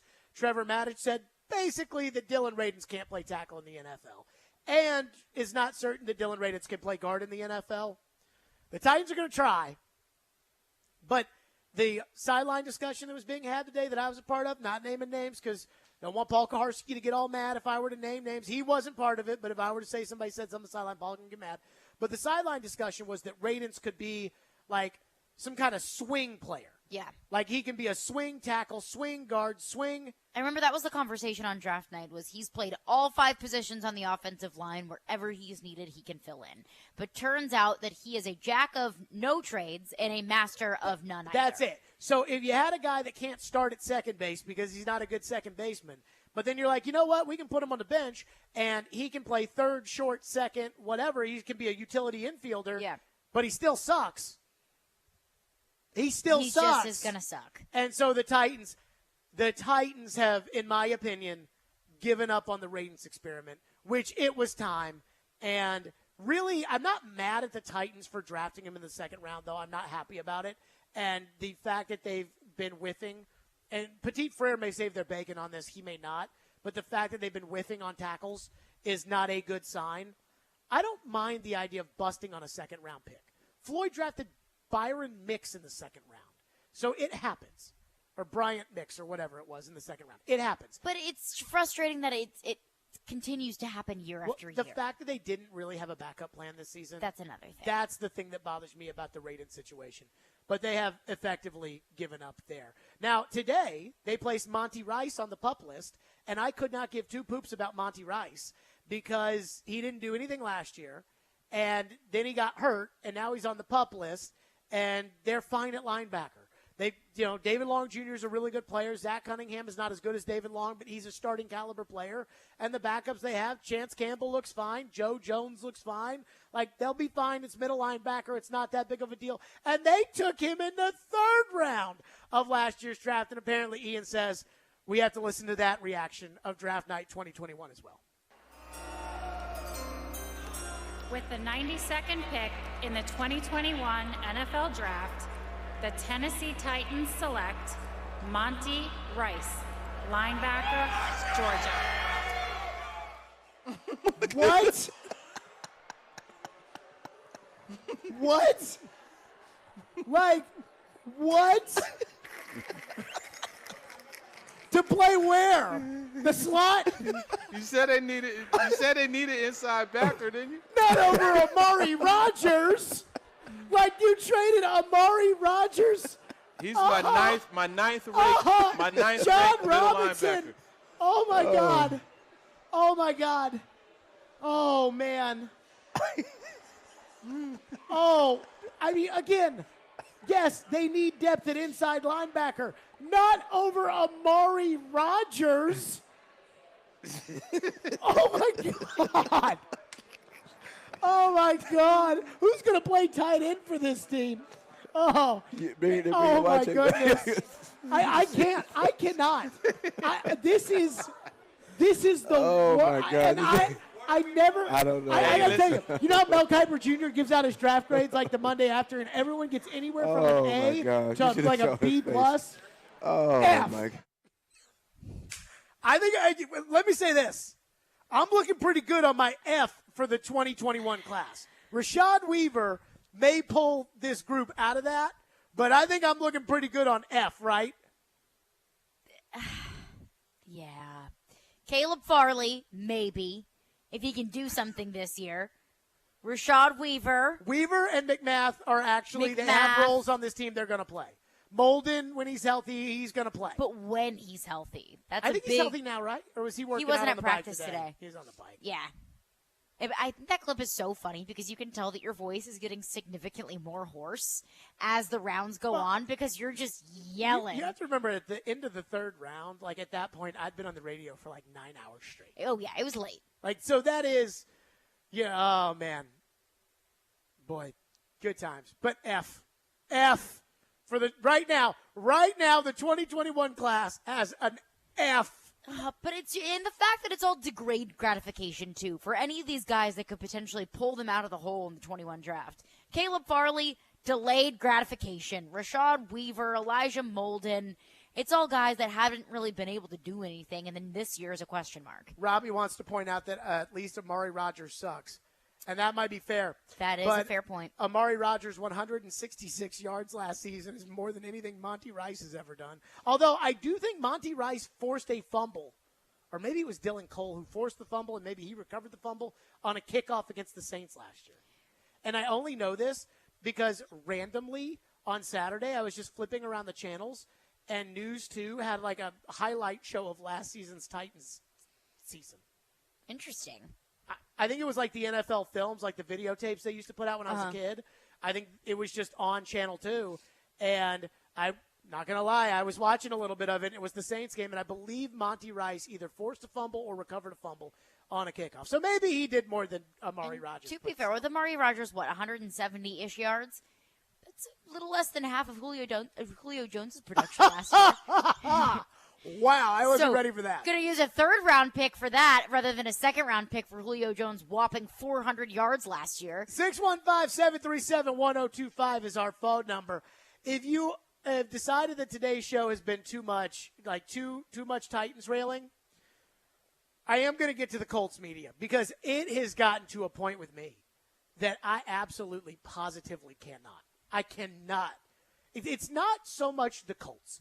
Right? Like, it's Vrabel. How worried are you about Treylon Burks? Oh, I'm not really worried about of course he's not going to say he's worried. He's not going to get up there and say, yeah, we used A.J. Brown to get this guy, and now this guy may not be. He's not going to say that.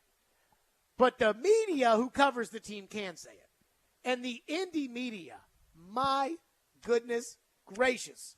So we'll get to that. 615-737-1025, Stillman & Company, right here, 102.5, 106.3 The Game.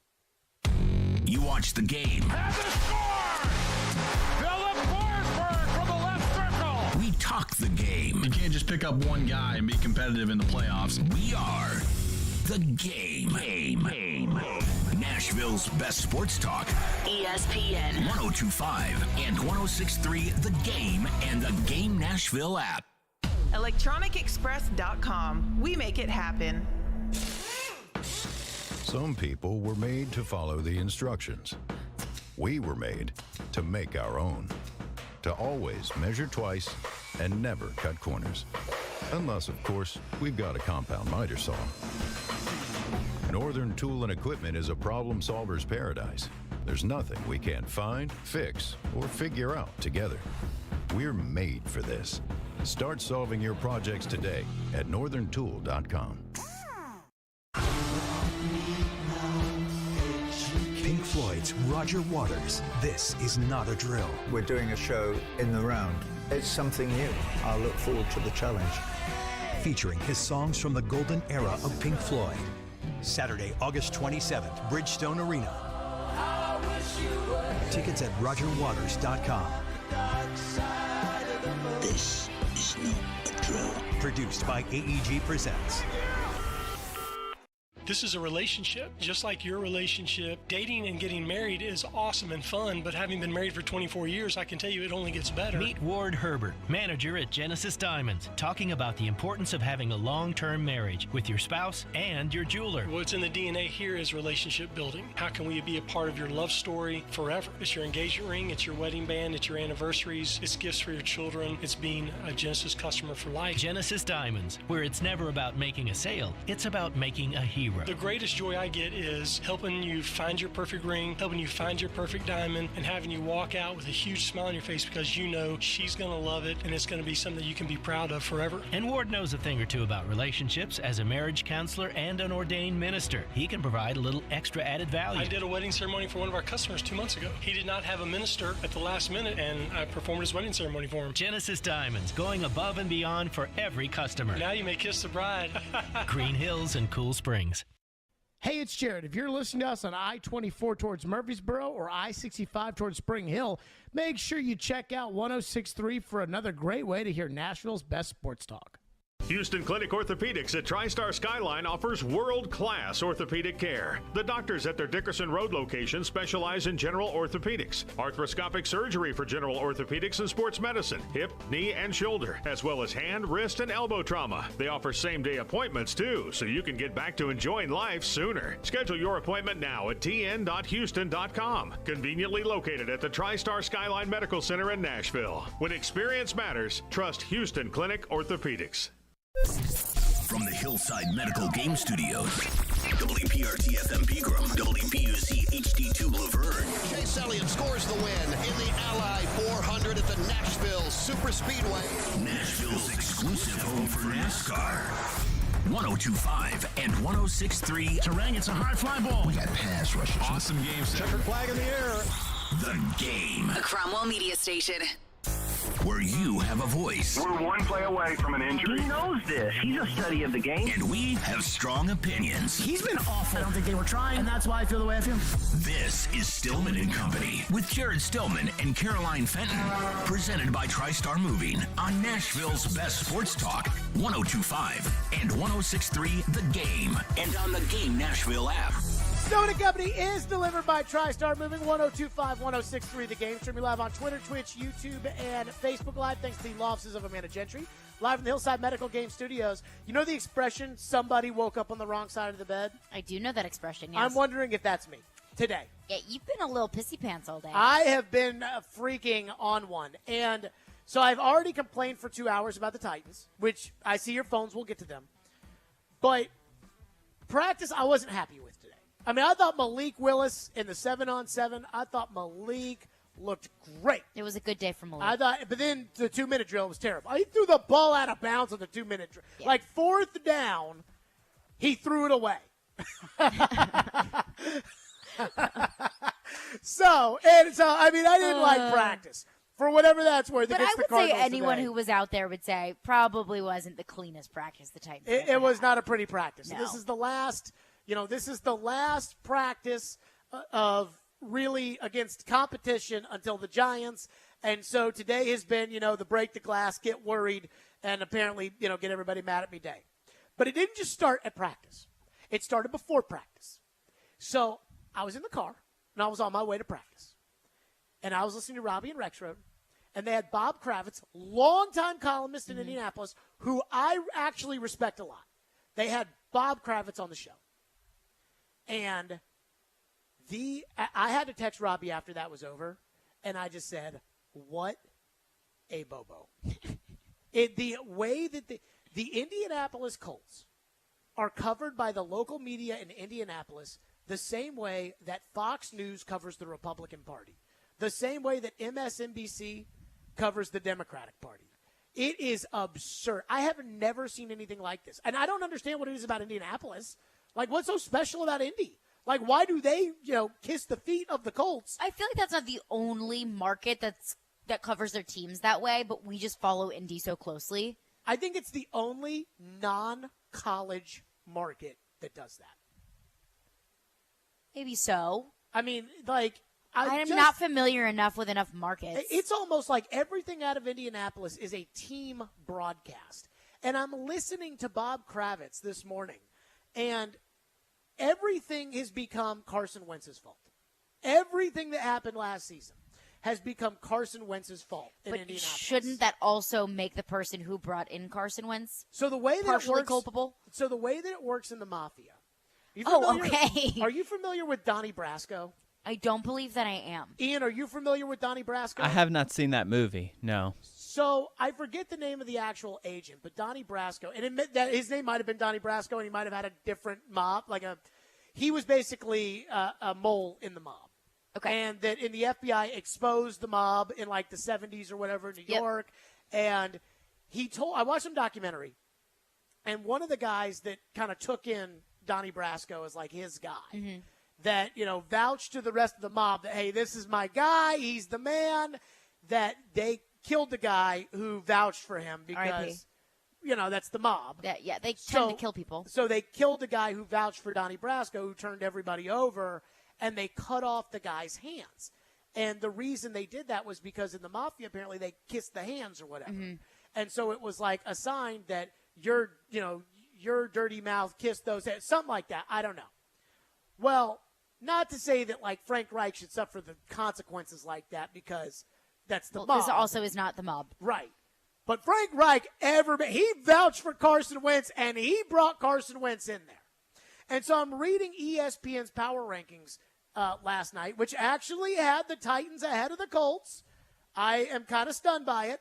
They had the Titans at 11. They had the Colts at 14. Interesting. So I'm reading, and you know how like TD will do like a summary at the bottom? Mm-hmm. They always ask a question, like who could be the impact player, and then the person who covers the team locally for ESPN writes something. Like the questions NFL were, Nation reporters. Yeah, the thing was who's on the hot seat.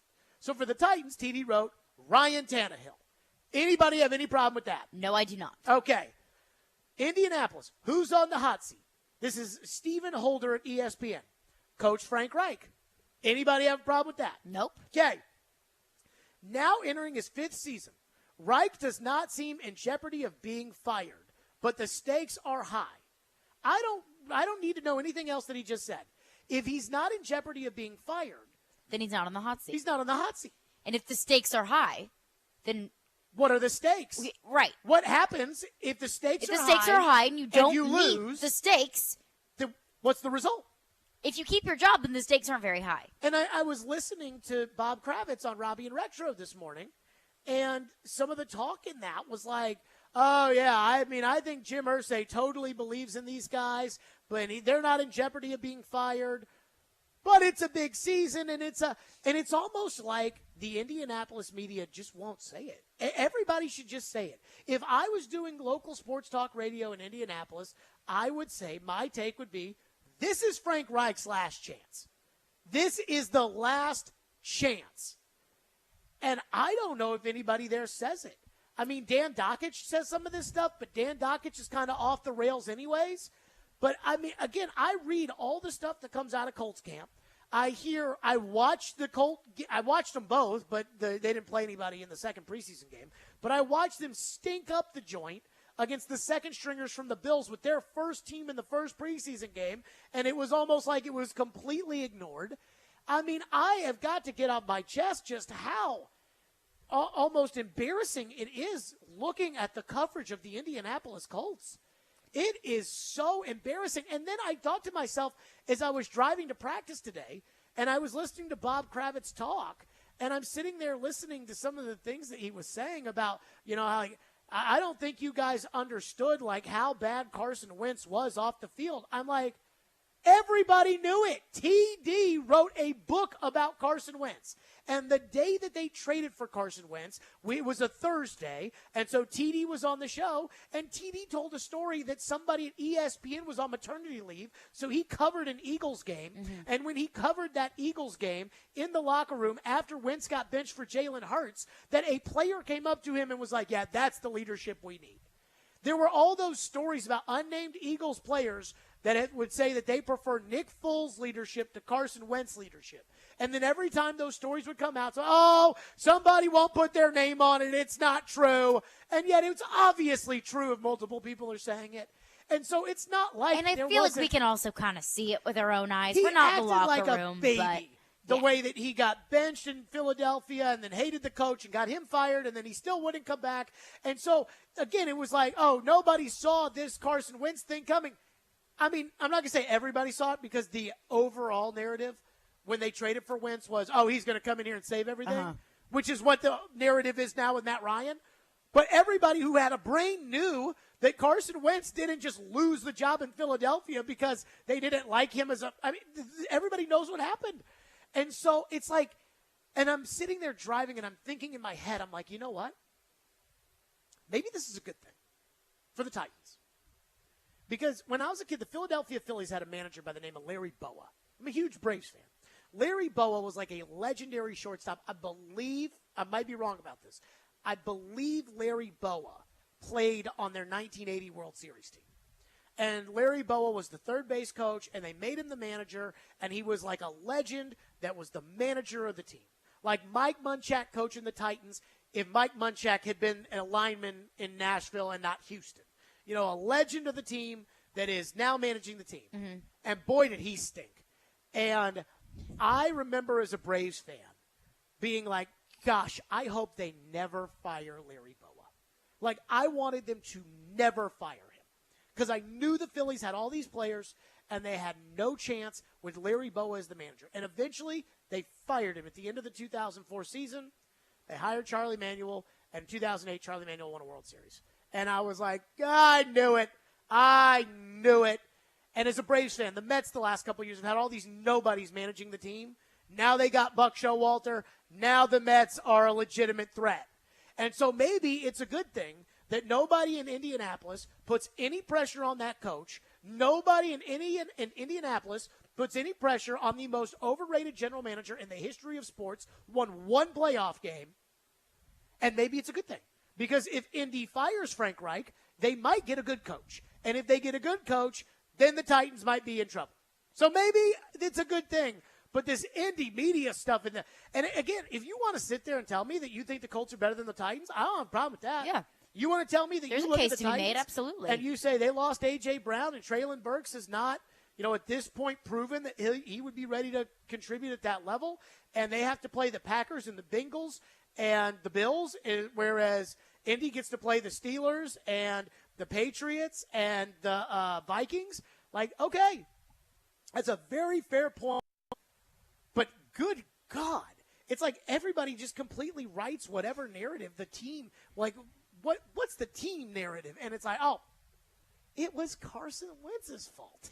Well, and everyone's like, yep, it was Carson's fault. I feel like in Indy, there's a whole lot of blowing smoke and a whole lot of, sunshine and rainbows, but there's really no true tangible expectations that are being set going into the season. Mm-hmm. It's just a whole lot of Matt Ryan is the best. Matt Ryan is a great leader. And Frank Reich is the best. And even though he's on the hot seat, his job's not in trouble because it was Carson Wentz's fault. And Ballard. It wasn't on him. He's the best. But what's the expectation for Matt Ryan, for Frank Reich to say, hey, look, dude, it brought you another quarterback who everyone's talking about. He's the greatest thing since Peyton Manning. So if you can't do anything with him, then what next? Well, didn't Irsay tell us that last week what the expectation was? Beat Tennessee. It's beat the Titans. So, but I do wonder how Indy media interpreted that. But again, the whole point is, like, I interpreted that of if they don't beat the Titans and win this division, they're getting fired. I think that maybe that's a little much. I think that's a little bit far. I think he sees Tennessee as that one thing keeping them from where they want to go, a.k.a. the playoffs. With Ryan Tannehill at quarterback. Yes. But I also think that you just hate Ryan Tannehill, or you are frustrated with Ryan Tannehill, Tannehill. I think Ryan Tannehill's a good man. So you interpret a lot of things that people say as I think the country thinks Tannehill stinks. Probably I think more of Tannehill than the country thinks of Tannehill. Well, we also see Ryan Tannehill a lot more than the rest of the country. Right. And but I like Ryan. There's just no tangible expectation to be set because why would you hold anyone accountable when that's uncomfortable? When it's a lot more fun to talk about how great your new quarterback is. You mean or like how great uncomfortable your it coach was is. for us to have on the grid at 3 o'clock on Monday that we were going to talk about the offensive line, and then all of a sudden that's exactly when the offense decided to, like, they had a 2-minute drill and the offense lined up. Literally on the entire right offensive line, maybe we 10 feet away from us. Yeah. Where we're sitting there talking about they suck. That uncomfortable. It is not comfortable.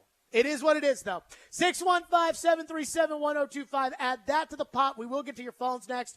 But speaking of that Bob Kravitz interview on Robbie and Rex Road, he said something today that I heard, that I have now heard about 800 times, which makes me think it's going to happen. And I pray, and you as Titans fans should pray that this does happen. That is next. Stillman and Company, 1025, 1063 The Game. At some point, it's a combination of who did you play and what does your skill set look like. Get the best analysis of the big stories in the sports world with ESPN's Jason Fitz. If you reach for a quarterback in the draft because you need one, you're going to set your franchise back 5 years. Join Fitzy every Wednesday at 4:30. Presented by Blood Assurance. Jason Fitz. I am 5'9.5" on ESPN 1025 and 1063 The Game and the Game Nashville app. Dell Technologies provides growing businesses with the tools to do incredible things. For advice on smart PCs powered by Intel vPro that's built for business, call a Dell Technologies advisor at 877-ASK-DELL.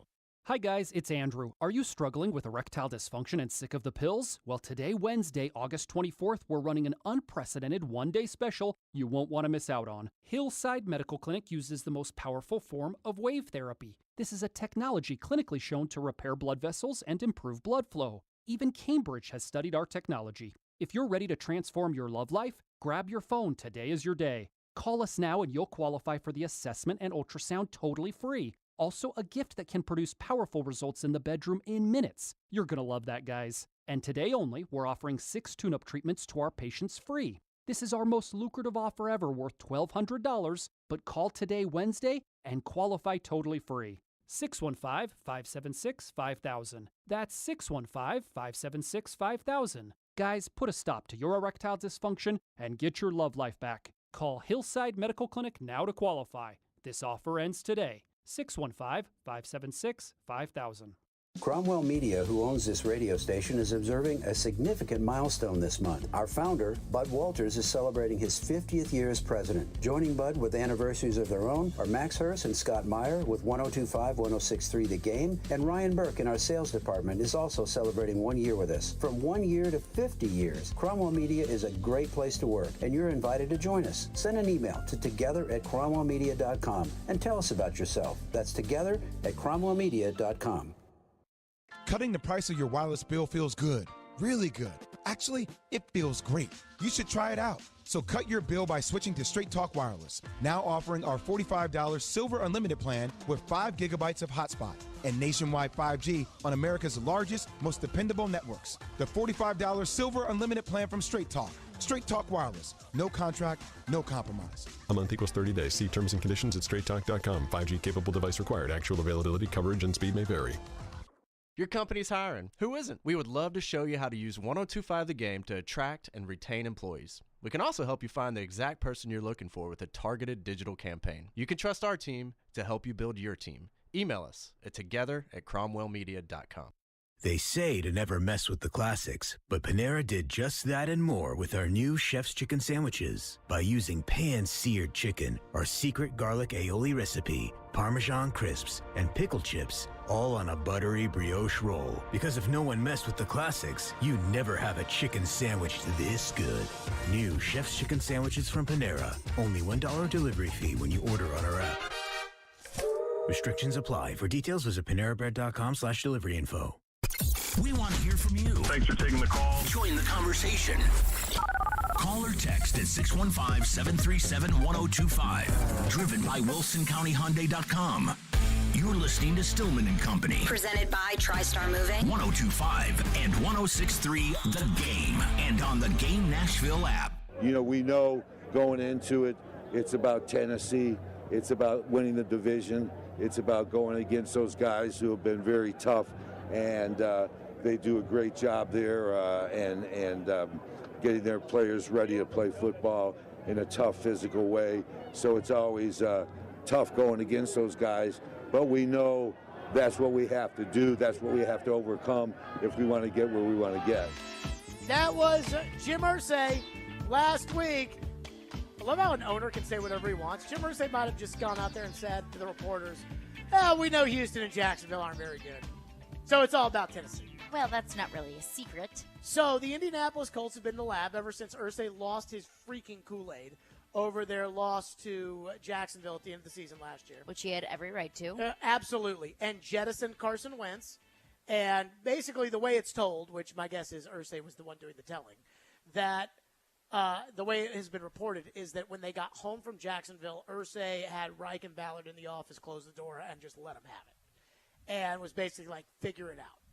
So the mad scientist Frank Reich has concocted a new idea that he has decided, and it has been reported as if it is a good thing for the Colts, which is with Matt Ryan as their quarterback, is to utilize his passing skills more than just, we don't want to be one of these teams that just runs the ball on every single play.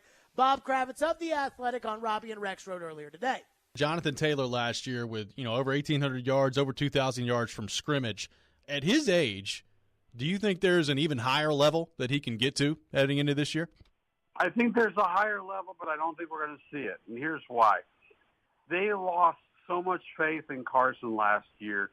If you look at the numbers, Taylor was routinely around 15, 18 carries the first 8, 9, 10 games of the season. As the season wore on and as Carson started to fall to pieces, he was running the ball 25, 30 times. I mean, he was like Derrick Henry. And I think they want desperately for him to get lesser numbers. They want to be less reliant on Jonathan Taylor this year than they were last year. So, yes, I do think there's a higher level for him to go. But in terms of raw numbers, I don't know that it's going to happen. I think they're going to rely a lot on Nyheim Hines coming out of the backfield in the slot. I think they want to do a lot of other things besides run the ball down people's throats. Wow. That is stupid. They have no receivers other than Pittman. They have no receivers. They have no tight ends. And they desperately want to take the ball out of their best player's hands. I understand the thought or the desire to be more dynamic. Sure. Or to have more weapons, to be able to run the ball and throw the ball. But you don't have that. You don't have that in Indianapolis. I heard that, and I thought, good. I mean, if they went out and got a receiver in the draft, good receiver, a high-quality receiver in the draft, and said, okay, we want to do this guy, Michael Pittman, we want to be able to spread the ball around, and knowing that we have a really good option in the run game in Jonathan Taylor. I would get that. I would understand that. You know, utilize the new weapons that you brought in the passing game. But Indy doesn't have weapons in the passing game. And also, are we still sure that Matt Ryan can throw the ball like Matt Ryan used to? So that's the point that I was thinking was it's not if they had drafted a receiver and said, okay, we have the receiver and we have Pittman, let's let it rock. Can the quarterback do it? If they had Peyton Manning as their quarterback, then I would say, okay, I understand. Yeah. But they don't have Peyton Manning as their quarterback. And here's what's crazy. As Frank Reich has repeated that idea so many times of not wanting to be predictable that he's going to stick to this. Like he is going – every pass that Matt Ryan throws is a ball that is not in the hands of Jonathan Taylor. Every time Nyheim Hines, the running back, goes into the game, that is a time that Jonathan Taylor comes out of the game. Let me tell you when I think the Tennessee Titans are at their best. When everybody in the stadium knows Derrick Henry's getting the ball and he gets it and he still gets 9 yards. That is when it's like, we own you. You know what we're about to do. We're going to do it, Seattle. We're going to do it, Belichick. We're going to do it, Baltimore, in the playoffs, and there is nothing you can do about it, and you know it. That is the bread and butter of the Titans. And every game that they go into, if they think they can do that and they start doing it, they do not throw the football at that point. It's like, screw it, run the ball. And I like that. And that's how Indy should be. That is what Indianapolis should do. Is Indianapolis should say, we're going to give this guy on a rookie contract at 23 years old, we're going to give him the freaking ball on every freaking play. And maybe, if Reich wasn't an ex-quarterback, I would think that this is all smoke and that when they get out there in the season, it would be 27 carries for Jonathan Taylor. But because he's an ex-quarterback, I think he feels like, oh, we got to keep him guessing. We got to keep him on their toes. Whereas Vrabel is more like, yeah, let's beat the crap out of him. Let's run the ball. Let's all these things. Just going over Jonathan Taylor's rushing totals from last year, they played the Rams. They lost to them. These are the playoff teams they played. The Rams, 15 carries for Taylor. The Titans, 10 carries for Taylor, in which Taylor averaged 6.4 yards a carry, and he only touched it 10 times. Jeez. San Francisco, a game in which they did win, 18 carries. Now, that was a monsoon, and Carson Wentz got a bunch of DPI penalties. The Titans, again, playoff team, 16 carries for Taylor. They didn't win. Buffalo, playoff team, 32. And they ran the ball down Buffalo's throats in that game. 41-15. Yep. That was when everyone went on notice of Jonathan Taylor. Smoked Buffalo, 32 carries. Tampa Bay, they lost that game, 16 carries. New England, playoff team, they won that game, 29 carries. Arizona, playoff team, they won that game, 27 carries. Raiders, playoff team, lost that game, 20 carries. Every time he doesn't touch the ball a trend here. is a good thing for the Titans. And their coach, who never gets criticized, is coming up with the philosophy of let's give it to Jonathan Taylor less. If Mike Vrabel went to a podium and Mike Vrabel said, I want to give Derrick Henry the ball less, I'd say, fire the coach. Because I don't want more throws to Westbrook-Akine. I want running the ball. Well, I would say, what's the alternative? Westbrook-Akine. Then no. Henry, give him the ball. Yes. It reminds me, Jonathan Taylor needs to walk into that office, and I don't know Jonathan Taylor, and I don't know, what his clout is in the organization and what, I hear everything about him is good, which wouldn't surprise me. But Jonathan Taylor needs to walk into the office, and I'm sure he probably will after like week 2 if he's not getting the ball, and he needs to say, I'm the best player on this team. You need to put the ball in my hands. And if I'm not the best player on the team, the guard who's blocking for me is, and I'm too. So you need to give me the ball, and I need it. And it reminds me of this quote in the Michael Jordan book, The Jordan Rules, that basically Phil Jackson came in and he wanted him to share the ball, and he wanted more shots for Bill Cartwright. And it says, the Bulls were 0-3. After this start, Jordan told reporters he had talked it over and decided to become more assertive on offense. And just whom had he talked it over with? Quote, I talked it over with myself, Jordan explained. All right, then. That is what Jonathan Taylor needs. And see, it's different because he's not the quarterback. If he was the quarterback, then he could talk it over with himself. He's going to have to talk it over with Frank He can't Reich. just take the ball out of Matt Ryan's hands. I will be watching this closely. How committed are they to giving the ball to Jonathan Taylor? And if they're not giving Jonathan Taylor the football because Frank Reich thinks, we got to be more, we can't be predictable. I'm pretty sure when you ran it 32 times against Buffalo, I'm pretty sure they knew what was coming. They just couldn't stop it. Didn't matter. I'm sure a couple weeks later when you ran it 29 times against New England, I guarantee you Belichick went in there and said, Taylor running the ball, we got to stop it, and they couldn't.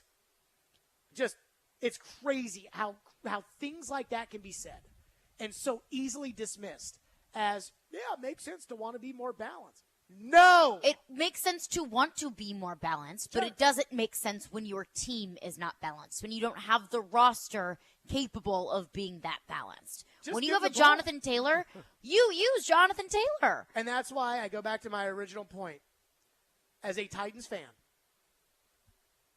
I think I want the Colts to never fire Frank Reich. I think I'm at the point. If he makes all of his decisions like this one to not give Jonathan Taylor the ball because they don't want to be predictable. Or endorses a first-round pick for Carson Wentz. Oh. And then turns around and says it was all his fault. I want Frank Reich to be the coach of the Colts for forever, if this is how it's going to be. 615-737-1025. We'll get back into your phones. Plus, I have a take that is going to be considered a hot take, but I really don't think it's a hot take at all. In fact, I think it's just reality. We'll get to that next right here on the program. And I'll just give you a little hint. It's a player that I thought was a lock last week who now I don't think makes the team. We'll get to that next. Hey, Silly Underdog picks are back. Sign up at theGameNashville.com or the Game Nashville app. Silly Underdog Picks is presented by Volunteer Hose and Gasket. ESPN Titans NFL Nation reporter Teron Davenport brings knowledge. 3 touchdowns. He was processing, getting rid of the ball quickly. Passion. Make no mistake about it. He absolutely has to hit the ground running. And expertise on the two-tone blue and the NFL. Join TD every Monday at 11, Thursdays at 3, and Friday morning at 8 for all the latest on your favorite team. Teron Davenport is presented by Craneworks on 102.5 and 106.3 The Game and the Game Nashville app. At the law office of Amanda J. Gentry, we are committed to defending your rights. We have a team committed to helping you navigate the court system, whether you've been accused of a crime or you're going through a messy divorce and custody. Call our team to help you navigate this system. We are here to protect your rights, to demand your rights, to enforce your rights. 615-604-6263. 615-604-6263. AmandaJGentry.com. Winning this award is truly like winning the Super Bowl of car dealer awards for Mercedes-Benz. Edwin Vickery, General Manager of Mercedes-Benz of Music City. Culture eats strategy for lunch. You have to hit on all cylinders to win this award. You can strategize all you want. You got to still have the right tools, and our tools are our people. Live the dream with 3-time Mercedes-Benz Best of the Best award winner, Mercedes-Benz of Music City. Go to mbofmc.com. Save big this Labor Day at Electronic Express. Get a Samsung 65-inch 4K TV for only $5.99 or a Whirlpool 4-piece kitchen package for just $27.99. Electronic Express has huge savings in every department: computers, appliances, 4K TVs, smart home, furniture, mattresses, and more. Don't miss out on an Acer gaming laptop for just $6.99 or a Google Nest Hub for only $54. Shop in-store or online with up to 36 months free financing. Electronic Express. We make it happen. Hey folks, Joe Rexford here, inviting you to kick off week 1 of the NFL season. It's so close with Fanduel, America's #1 sportsbook. Join today to get started with $150 in free bets, guaranteed when you place your first $5 bet. Just sign up with promo code Joe102 to get on the action. You can turn game day into payday all season long. A lot of possibilities with the free bets. I will say locally here, I'd be looking at the Titans in that Giants game, looking at that spread. I think it looks good for betting on the Titans there. Play your way. Bet on more than just the final scoring way. You read everything from touchdown, total yards, catches, all kinds of prop bets. You can even combine your bets for a chance at a bigger payout with a same-game parlay. Don't fumble your chance to get $150 in free bets, win or lose, with promo code Joe102. Make every moment more with FanDuel, official sports partner of the NFL. You must be 21 or older and present in Tennessee. First online real money wager only. Only $10 first deposit required. Bonus issue is now withdrawable free bets that expire 14 days after receipt. Restrictions apply. See terms at sportsbook.fanduel.com. Give me a problem, call the Tennessee Red Line, 800-889-9789. 312 Pizza Company is Nashville's authentic Chicago pizzeria, and they're now hiring. Work for a family-owned business and be a part of their incredible team. 312 Pizza Company is hiring for all positions, including host, waitstaff, bartenders, cooks, and more. 312 Pizza Company offers health insurance and pay time off to full-time employees. Contact Kimberly at 615-730-7888 or email at contact@312pizzaco.com. 312 is an equal opportunity employer. Robbie and Rex Road here on ESPN. Welcome into Chase, Willie, and D-Mace. Stillman Company is delivered. There's a new way to hear 102.5 The Game. Nashville's best sports talk on 106.3 FM. From downtown Nashville to Spring Hill on I-65 and to Murfreesboro on I-24. You now have 2 choices to hear our great sports programming. Get the extra point, no problem. And the Nashville Predators. Scores! Check out 106.3 now and save it as a preset. Hey Nashville, it's Max Kellerman, and you're listening to Nashville's best sports talk, ESPN 102.5 The Game. With the 53rd pick in the 2021 NFL Draft, the Tennessee Titans select Dylan Radunz, tackle, North Dakota State.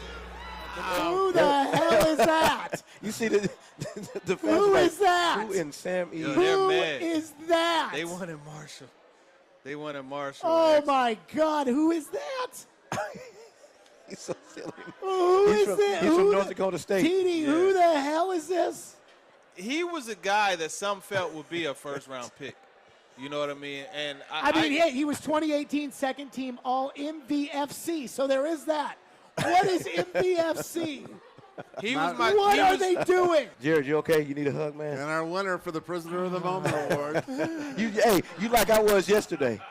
Yesterday when they got Farley, I was exactly how you feel, man. I have a rule. What? Not to hate picks. Because, who knows, right? Who knows about this stuff? Who is this guy?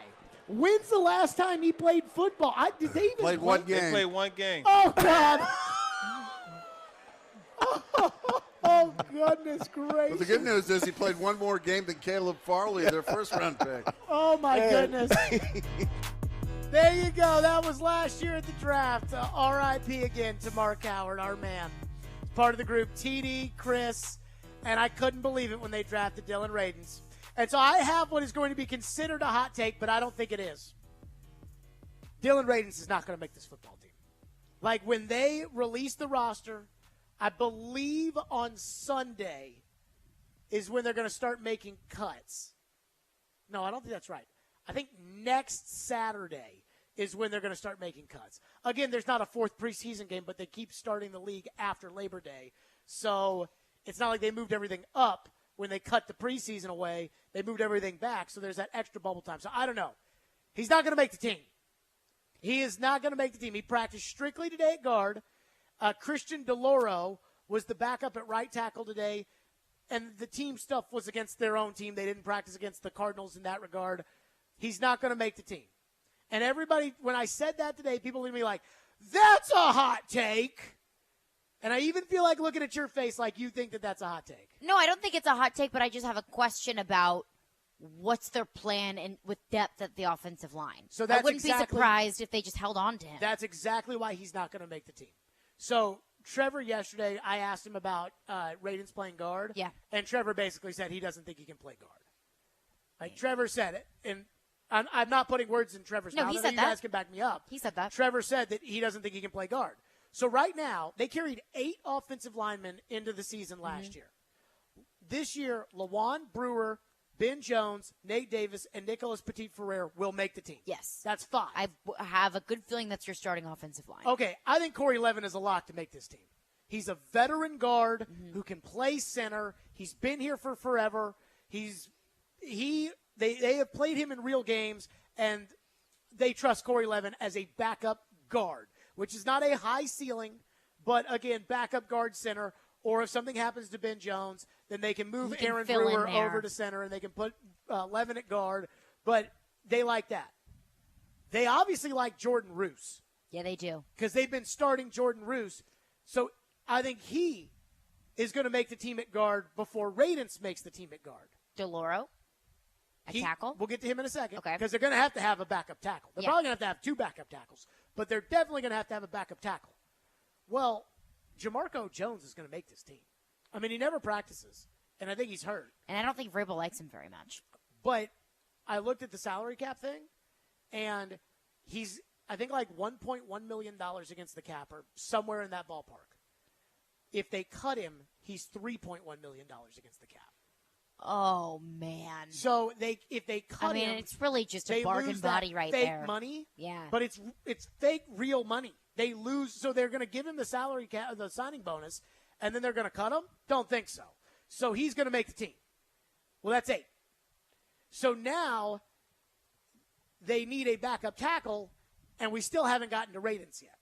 I do believe somebody's getting cut, and even if Petit-Ferrer is the starter at right tackle, and we talked yesterday about the Titans adding Isaiah Wynn, even if they add somebody, or even if they don't add somebody, they still have to have a backup tackle. And if there is anything that is obvious from the way they've treated Radunz since the Tampa Bay game, is that they don't view him as a tackle anymore. No. Because he hasn't practiced at tackle since then. I don't think he's going to make this team. Somebody has to explain to me, would you take Radunz as a guard over Corey Levin? Probably not. Would you take him over Jamarco Jones and then have to eat $2 million in salary? See, the skill level, I would think about it, but the $2 million is a no-go for me. Jamarco Jones has been a backup offensive lineman in the league. It wasn't like Seattle realized right away that, oh, no, this guy stinks, let's cut him. Like the Titans, the only reason Radunz would make the team if he makes the team is because he was a second-round pick. Mm-hmm. And at that point, does it matter? No. It really doesn't. I don't think he belongs in the National Football League. It doesn't matter because the Titans at least gave him the opportunity to win that They job. gave him every chance. Every opportunity. They gave him every chance. If they didn't ever play him in preseason games or in practice and then cut him, I'd say, well, second-round pick, and you're not even going to let him compete for the job. But they gave him every opportunity. I think it is irresponsible with how much of an opportunity they gave him without the possibility that it wasn't going to work. Considering how truly awful he was in that San Francisco. I've had so many people tweet me about how, well, you know, the San Francisco game last year. I had somebody on the sideline to me today bring up the San Francisco game. I pulled out my phone, and I showed those clips that I sent you yesterday. With like 6 or 7 of them where he's just falling on the ground. He's no good. And so I think the Titans are going to get to the point with him where they're going to say, you know what? Right now, again, Lawan Brewer, Ben Jones, Nate Davis, Nicholas Petit-Ferrer, that's 5. Uh-huh. They carried 8. I'm sure they could probably carry 9. Levin, Jamarco Jones. They have to get a backup tackle somewhere, so maybe it's Christian DeLauro. Maybe it's DeLauro. Or maybe it's Jalen McKenzie. No, he's a practice squad guy. They can't put him in a game. Okay. It's probably going to be a Bobby Hart. Somebody gets cut, somewhere else. Veteran guy. And bring him in, and he, worst case scenario, has to go reliable. in. But even then, now you're at 8, and that's before you get to Jordan Roos. And I think if they're sitting there around the room and they're saying Radunz or Jordan Roos, I think they're going to pick Jordan Roos. I mean, they've just seen enough I've seen enough from Dylan Radins for me to say, I sure as heck can't play tackle. Now, I haven't seen him at guard. I was in the defensive field today, and we had our show on Monday when he was playing guard, and I couldn't really see him play. So I can't speak to that. But I've seen a lot of him at tackle, and he cannot play tackle. He just gets rolled over, and it's a liability at a certain point. So he gives them no versatility. Because unlike Levin, he can't play center. Which was the entire selling point on Dylan Radins in the beginning. Was the he's only so reason versatile. to be able to keep him would be that he's versatile, but he can plug in wherever he's needed. He can't play anywhere. So I think, just personally, I don't think he's going to make this football team. And last week, I thought he was a lock. And the week before that, I thought he was a lock. And even then, I obviously had concerns about Radins. But I think the truth is now, where is he in the guard pecking order? And I don't think the Titans are going to go through this thing where they keep a roster spot for Radins to deactivate him every week. And he's certainly not any better at tackle. He's clearly not better at tackle right now than Christian DeLauro. And that's how they view it. That's not how I view it. That's how they view it. Well, that's what they've been showing us, obviously. But I don't know what they're going to do, other than I don't think he's going to make this team. Let's get to your phones next. 615-737-1025. And Joe, of course, for Jared versus Joe at 5 o'clock. 615-737-1025 here on the program. Let me tell everybody out there, this is a very big deal that I want to get into. Let me tell every single person out there right now. Jason Fitz normally joins us now, presented by Blood Assurance. Give blood, give local, save lives. Again, that is Blood Assurance. Give blood, give local, save lives. And the September 10th and 11th, the Chainsmokers hit Music City at the Blended Wine and Music Festival. 24 bands, 2 stages, 1 weekend, all under the Nashville skyline. Buy your tickets now at blendedfestival.com. That's blendedfestival.com. 185! Every team needs a quarterback. 185! That's why we have Hasselbeck, bootleg, rollout, toss, touchdown! Tim. ESPN NFL analyst Tim Hasselbeck gives his expertise on all things NFL. How that team is built, I think there's a lot to like about them. Every Tuesday at noon, Tim with Chase, Willie, and D-Mace. Presented by Red Spirit and Wine in Bellevue on 102.5 and 106.3 The Game and the Game Nashville app. From the Fox 17 News Code Red Weather Center. Another nice night expected with partly cloudy skies. Look for temperatures to drop into the mid to upper 60s with a bit of patchy fog for the morning. Highs near 90 on Thursday. A few thunderstorms in the afternoon. For Fox 17, I'm Chief Meteorologist Katie Morgan. This weather report brought to you by Hiller Plumbing, Heating, Cooling, and Electrical. Call the Happy Face Truck today. Visit Samsung.com now to pre-order the new Galaxy Z Flip 4 or Z Fold 4 and get a free storage upgrade in case. Valid through 8/25/2022. See terms and conditions that apply. Have you seen the selection of luxury pre-owned Rolex watches they now have at Genesis Diamonds? If not, prepare to be amazed. If people really know the watch world, they come in and they're in shock. They're like, I cannot believe you have this selection here. They're able to see them, touch them, feel them. Meet Genesis watch expert Charlie Rivers, who says over the past few years, Genesis buyers have scoured the world to build a collection of luxury pre-owned Rolexes, including all the hard-to-find models. Daytonas, Pandas, Sky Dwellers, a huge selection of Submariners, Hulks, Kermits, anything that you could ever possibly want. We have every luxury pre-owned Rolex that we have here. We ensure that it's in pristine condition. So come in today and find the timepiece of your dreams at Genesis. Or if you already own a Rolex and are looking to trade for a different model or even sell it, Genesis can help you get top dollar. If you have a Rolex, definitely bring it in. I would love to see it and do a complimentary evaluation on it and see what we can do for you. Genesis Diamonds, now with one of the largest selections of luxury pre-owned Rolexes in America. Green Hills and Cool Springs. Finding great candidates to hire can be like, well, trying to find a needle in a haystack. Sure, you can post your job to some job board, but then all you can do is hope the right person comes along, which is why you should try ZipRecruiter for free at ZipRecruiter.com/radio.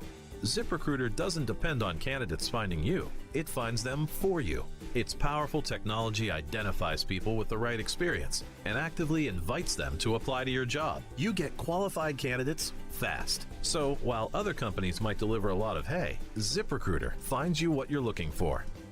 The needle in the haystack. See why 4 out of 5 employers who post a job on ZipRecruiter get a quality candidate within the first day. ZipRecruiter, the smartest way to hire. And right now, you can try ZipRecruiter for free. That's right, free at ZipRecruiter.com/radio. That's ZipRecruiter.com/radio. ZipRecruiter.com/radio.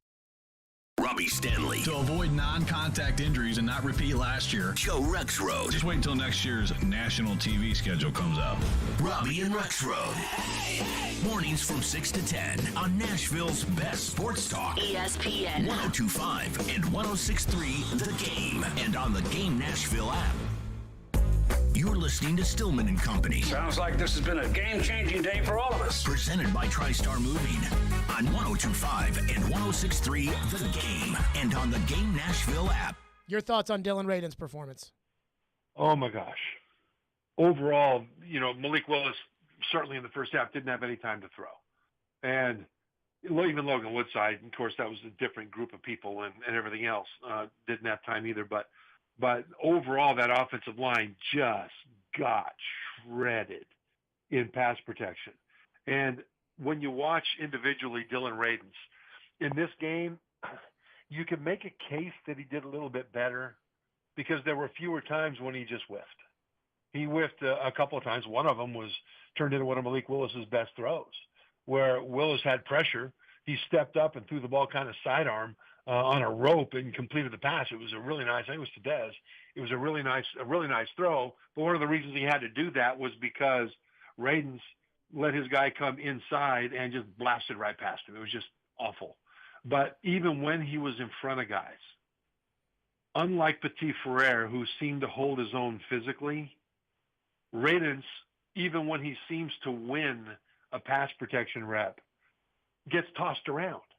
And he's hanging on for dear life. It's like a little bitty dog grabs onto a much bigger animal and holds on while that animal's, like a bulldog, say, grabs onto a bull and the bull's just flopping him every which way. Well, it's in the NFL, you just can't be doing that because when you get tossed around like Ravens tends to, you're using 100% of your capability physically just to not get pushed back on roller skates. And that opens the door for all kinds of moves from the better NFL pass rushers. That was Trevor Maddox yesterday, and that was not a ringing endorsement on Dylan Radin's. I don't think he's going to make the Titans after the Titans have seen enough of him at tackle. And we should not leave out the fact that Nicholas Petit-Ferrer in the same drive today had 2 illegal procedure penalties. One was a basic false start on second down, which moved him back. The first one, hold on, I wrote it down in my notes, because I actually asked the referee what the flag for illegal procedure was. 78's helmet did not break the waistline of the center, which apparently I have now learned is part of the game. I did promise your phones, and my dad got on me last week for not taking enough of your phones. So, Dad, to the phones we go, which are driven by WilsonCountyHonda.com. Thank you, Mr. Stillman. Your dad, not you. No. I highly believe that Radin's will make the team unless J-Rob signs a veteran that gets cut from another team. Radin's doesn't even deserve to be on an NFL team. Okay. Don't we all think John Robinson's going to sign a backup tackle? He has to, right? I mean, the question is he going to sign somebody to start a tackle, or is he going to sign somebody to back up a tackle? The question, I don't think it's going to be, are they going to claim a tackle? It's, is the guy they claim to play tackle going to be a backup tackle, or is he going to be a backup tackle who starts at tackle? That's the question for me. Yes. Unless they're going to put Christian DeLauro out there, which I don't think they're going to.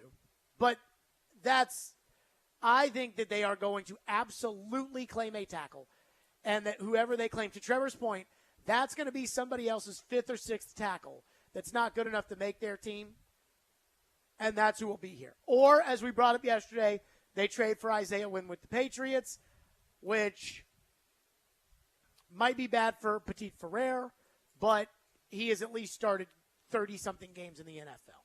But also, could that be a good thing for Petit Ferrer? For him to sit on the bench? Yes. Probably. Yeah. I mean, maybe that's a little discouraging for him right now that he didn't win that job, but also, he's got time. I don't think they brought him in here to start immediately. They just had an emergency situation with Radin's. Do you think Dylan Radin's knows he's going to get cut? I don't know. I think I'm trying to put myself in his position, and I was brought in to play one position, and I was playing that position. I was getting opportunities at that position. Two bad games. I didn't feel great about how I played at that position, and now I moved in to a different position that's technically considered a downgrade. I wouldn't feel great about it. And a backup position. Yeah. Where he's fighting for reps with Andrew Rupicic or whoever. Rupicic. I mean, it's the same thing in any job. If you feel like you're not doing a good job, or you brought in to do a job and they start taking responsibilities away from you, isn't that a bad sign? It's a horrible sign. Yeah, I'm sure he has to feel it, but either way, does it matter? No, but I do wonder if he thinks he's going to get cut or not. I wouldn't feel great if I were him, but I'm also not him. I just don't know. I just don't see, where he would be. He's probably Nate Davis, Aaron Brewer, Corey Levin, Jordan Ruse. At best, he's the fifth best guard on the team. Fifth best guard. And that's probably the 9th or 10th best offensive lineman. If a guy like, we didn't include Jamarco Jones in that. Mm-mm. And, if Andrew Rupicic or whatever is a better guard than he is. And I don't know if he is or not. But I don't think he's going to make this team. What's next? Brian texts in and says, last year was the same thing with Jared. Yes, right tackle was an issue, and Jared complained all offseason about it. Quessenberry did okay. So who's to say that Nicholas Petit-Frere won't come in and learn and play great? Jared's talking like the ship is already sinking, and we don't play a meaningful game for 2 weeks. He's acting like this guy is falling. Relax. I mean, I think there's a difference between a guy who started in the playoffs for the Titans a year ago playing right tackle than it is because Quessenberry played left tackle when Lawan got hurt. And honestly, I was surprised at how Quessenberry and Sombrilo played after Lawan tore his ACL in 2020, and I didn't like that. I didn't like the fact that they had brought in Kendall Lamb, and he sucked, and so he was out. And they had drafted Radens, and he was no good, so he was out. And Sombrilo retired, and so they were stuck with Quessenberry at right tackle, and I didn't like that. But at least he had started in a playoff game and had played on an elite offense the Titans had the year before. Nicholas Petit-Frere, the only memory I have of him in college is getting absolutely whipped by Aiden Hutchinson. And I don't know what they're going to do. I don't know, and that's why I would feel better. We talked about this yesterday. Isaiah Wynn, $10 million, and TD's telling me that Rupicic is a tackle, not a guard. So I guess he's losing tackle reps from Rupicic at tackle. Yes. But we was also losing him from DeLauro at tackle as well, and I don't know if those guys are NFL players or not. I tend to doubt it. But Isaiah Wynn, the Patriots, is owed $10 million, and the Patriots have told everybody they're willing to dump him. They want to dump him. They don't want to pay the $10 million salary, and they want to clear that space. The Titans have $11 million in cap space. But again, as we talked about yesterday, in order to work this out, he's got to take a pay cut, and they got to eat some of the money, and so it wouldn't be a $10 million pickup for the Titans. Guy's played 33 games, or started 33 games. He's played in 34 in the NFL over the last 3 years or whatever. And I asked my buddy who does radio in Boston, is he any good? And he said, no, he stinks, and he's always hurt, and he's undersized, and he's kind of, insert our word, replace his word, he's kind of a softie. And then I still said, would you take him? And we all said yes. Yeah. That's where they are right now. And we felt uncomfortable about the offensive line position last year. And there were plenty more backups and insurance policies on that offensive line than there was this year. So to everyone saying, well, it was the same thing last year, it was actually better last year. I guarantee. Hypothetically speaking. I believe that they probably sat him down when they said, hey, man, we're going to have you take reps at guard and everything else. And they probably told him, hey, don't think of this as we're giving up on you. That's not what this is. We want to see how you respond. We want to see how you play. We want to see. Do not think of this as us giving up on you. And in reality, it is 100% we've given up on you. Yeah, I don't buy the Vrabel quote of saying, there's some guys out there who just want to see his versatility. Well, that's what they probably told him. I don't buy that. Hey, we need you to be a versatile guy now. If we've already gotten enough reps from you at tackle, so now we need enough reps from you can guard, do on the inside, and then that way we can, build a versatile player, knowing that once the Arizona preseason game's over, they're gonna cut him. That's what I think. That's what I think the reality is on it. What else we got? Cody texts in and says, if Farley, Burks, and Radens are all terrible and we finish 9-7, do we start to hold Robinson accountable? At what point does his seat get hot for not making roster changes and poor draft choices? So he just signed a contract extension. We all know the rule on this show. John Robinson is the one protected sacred cow because the man who used to do this show would never, ever, ever let us go there on John Robinson. I will say this. The draft picking the immediate results need to start getting better. I know that, when they draft a guy like Jeffrey Simmons and he doesn't do much his rookie year, the hope is that he becomes Jeffrey Simmons. When they draft Derrick Henry and he doesn't do much for the first 2 years, the hope is that he becomes Derrick Henry. But I want some more immediate returns on the draft picks. I think the real big test for Robinson here is not about this. Robinson's done a good job. Mm-hmm. Let's be real, people. He's a good general manager. He's done a good job. The real test will be when or how does he find the next quarterback, and how does that guy perform? So I don't know if it'll be after this year with Tannehill. I don't know if it'll be after 23.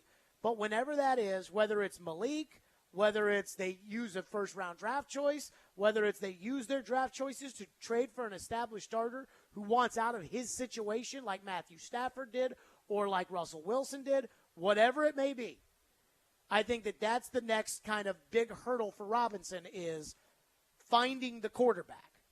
But that's years away or a year away or however long away, and that's going to be what defines the next era of his tenure as general manager. And I know that's like, wow, you're talking about, we want to win now and pressure, and GM decisions pay off 2-3 years down the road. It is not an immediate, GM made a good move, win the next game. That's coaching decisions. Coaching decisions happen in lifetime. GMing does not. So I think the next big thing for Robinson is the quarterback position. Joe Rexrode will be doing battle with us as he is dropping his first kid off to college. Aww. So Joe Rexrode will join us next for a little Jared versus Joe right here on Stillman and Company, 102.5, 106.3 The Game.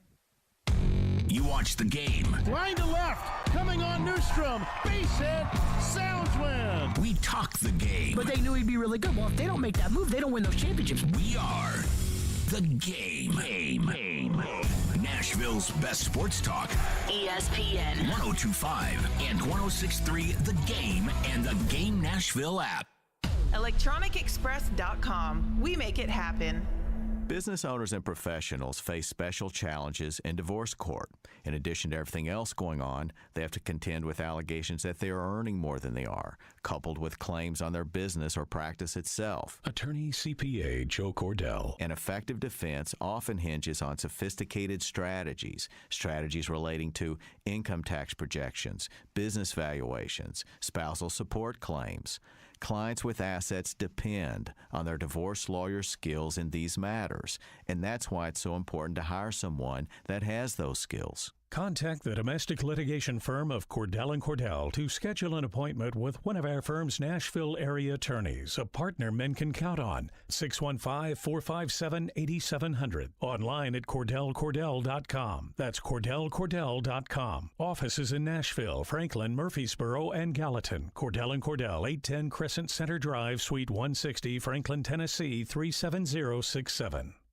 Hey Nashville, it's Jared, and there's a new go-to for home furnishing. The summer clearance sale at Social Furniture, where all furniture is reduced in every department. Designer sofas from $5.99 and leather sofas from $7.99. Queen bedroom sets with queen bed, dresser, and mirror from $11.99. They come in solid, cherry, oak, and gray. Casual 5-piece dining room sets starting at $3.99, and formal dining sets starting at $5.99. Sealy, Stearns & Foster, Simmons, Serta, and Purple Mattress, all sizes, on sale. Social Furniture on the west side is independently home-owned furniture store in Nashville. Forget the big box stores. Shop local, shop social. They have all the best brand mattresses, sofas, recliners, love seats, sectionals, coffee tables, and more with no waiting. They will deliver it the same day. That's with everything at Social Furniture. Enjoy new furniture now with no waiting. Shop local, shop social. 5412 Charlotte Avenue near White Bridge Road, and tell them Jared Stillman sent you. Hey football fans, Dak Prescott here, and I'm here to tell you that with NFL Sunday Ticket only on DirecTV, you can watch your favorite team no matter where you live. because NFL Sunday Ticket gives you every live out-of-market game every Sunday afternoon. So switch to DirecTV and learn how to get the 2022 NFL Sunday Ticket season included at no extra cost. Call 1-800-DIRECTV. With choice package and above, 24-month agreement required. Call for details. Hey, it's Jared. If you're listening to us on I-24 towards Murfreesboro or I-65 towards Spring Hill, make sure you check out 106.3 for another great way to hear Nashville's best sports talk. From the Hillside Medical Game Studios, WPRT-FM Pegram, WPUC HD2 Laverne, Nashville's exclusive home for the Nashville Predators. 102.5 and 106.3. Terang, it's a high fly ball. We got pass rushers. Awesome game, Checkered flag in the air. The Game. A Cromwell media station. Where you have a voice. We're one play away from an injury. He knows this. He's a study of the game. And we have strong opinions. He's been awful. I don't think they were trying, and that's why I feel the way I feel.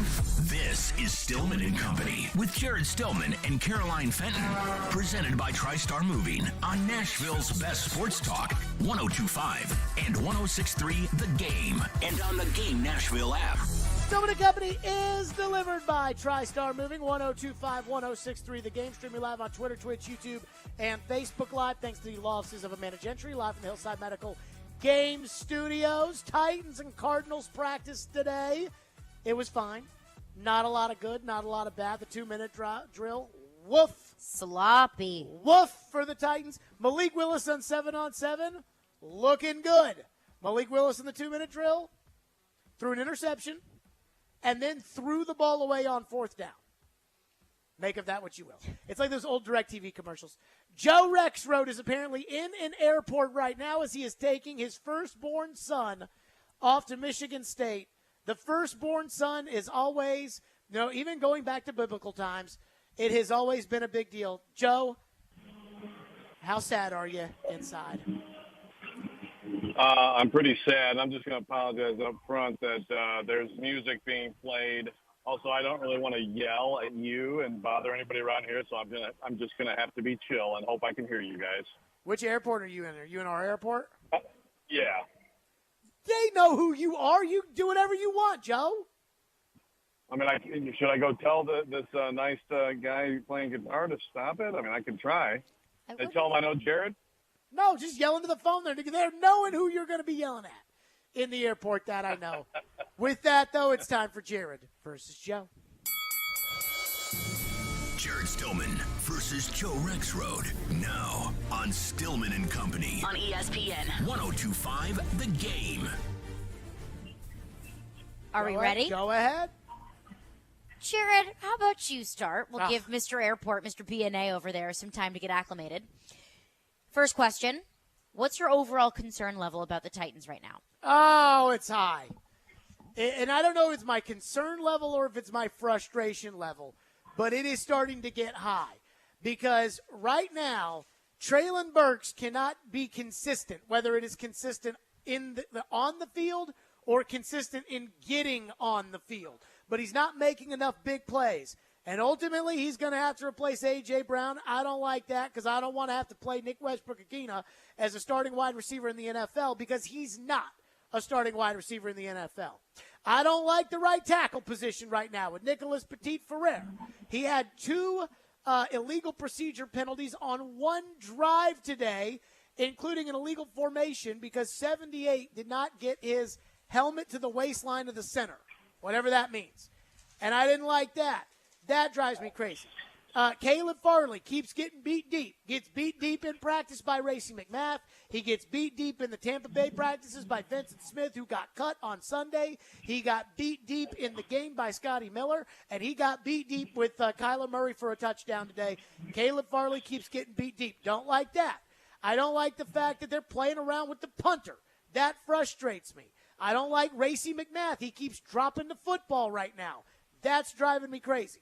So while Derrick Henry and Jeffrey Simmons and Kevin Byard and Ryan Tannehill and all those guys might be able to make up when they play real games against real teams, and it's the Buffalo Bills, and we're going to be talking about Von Miller and Josh Allen and Stephon Diggs and Jordan Poyer and all the star players, that maybe the star players will make up for some of these problems.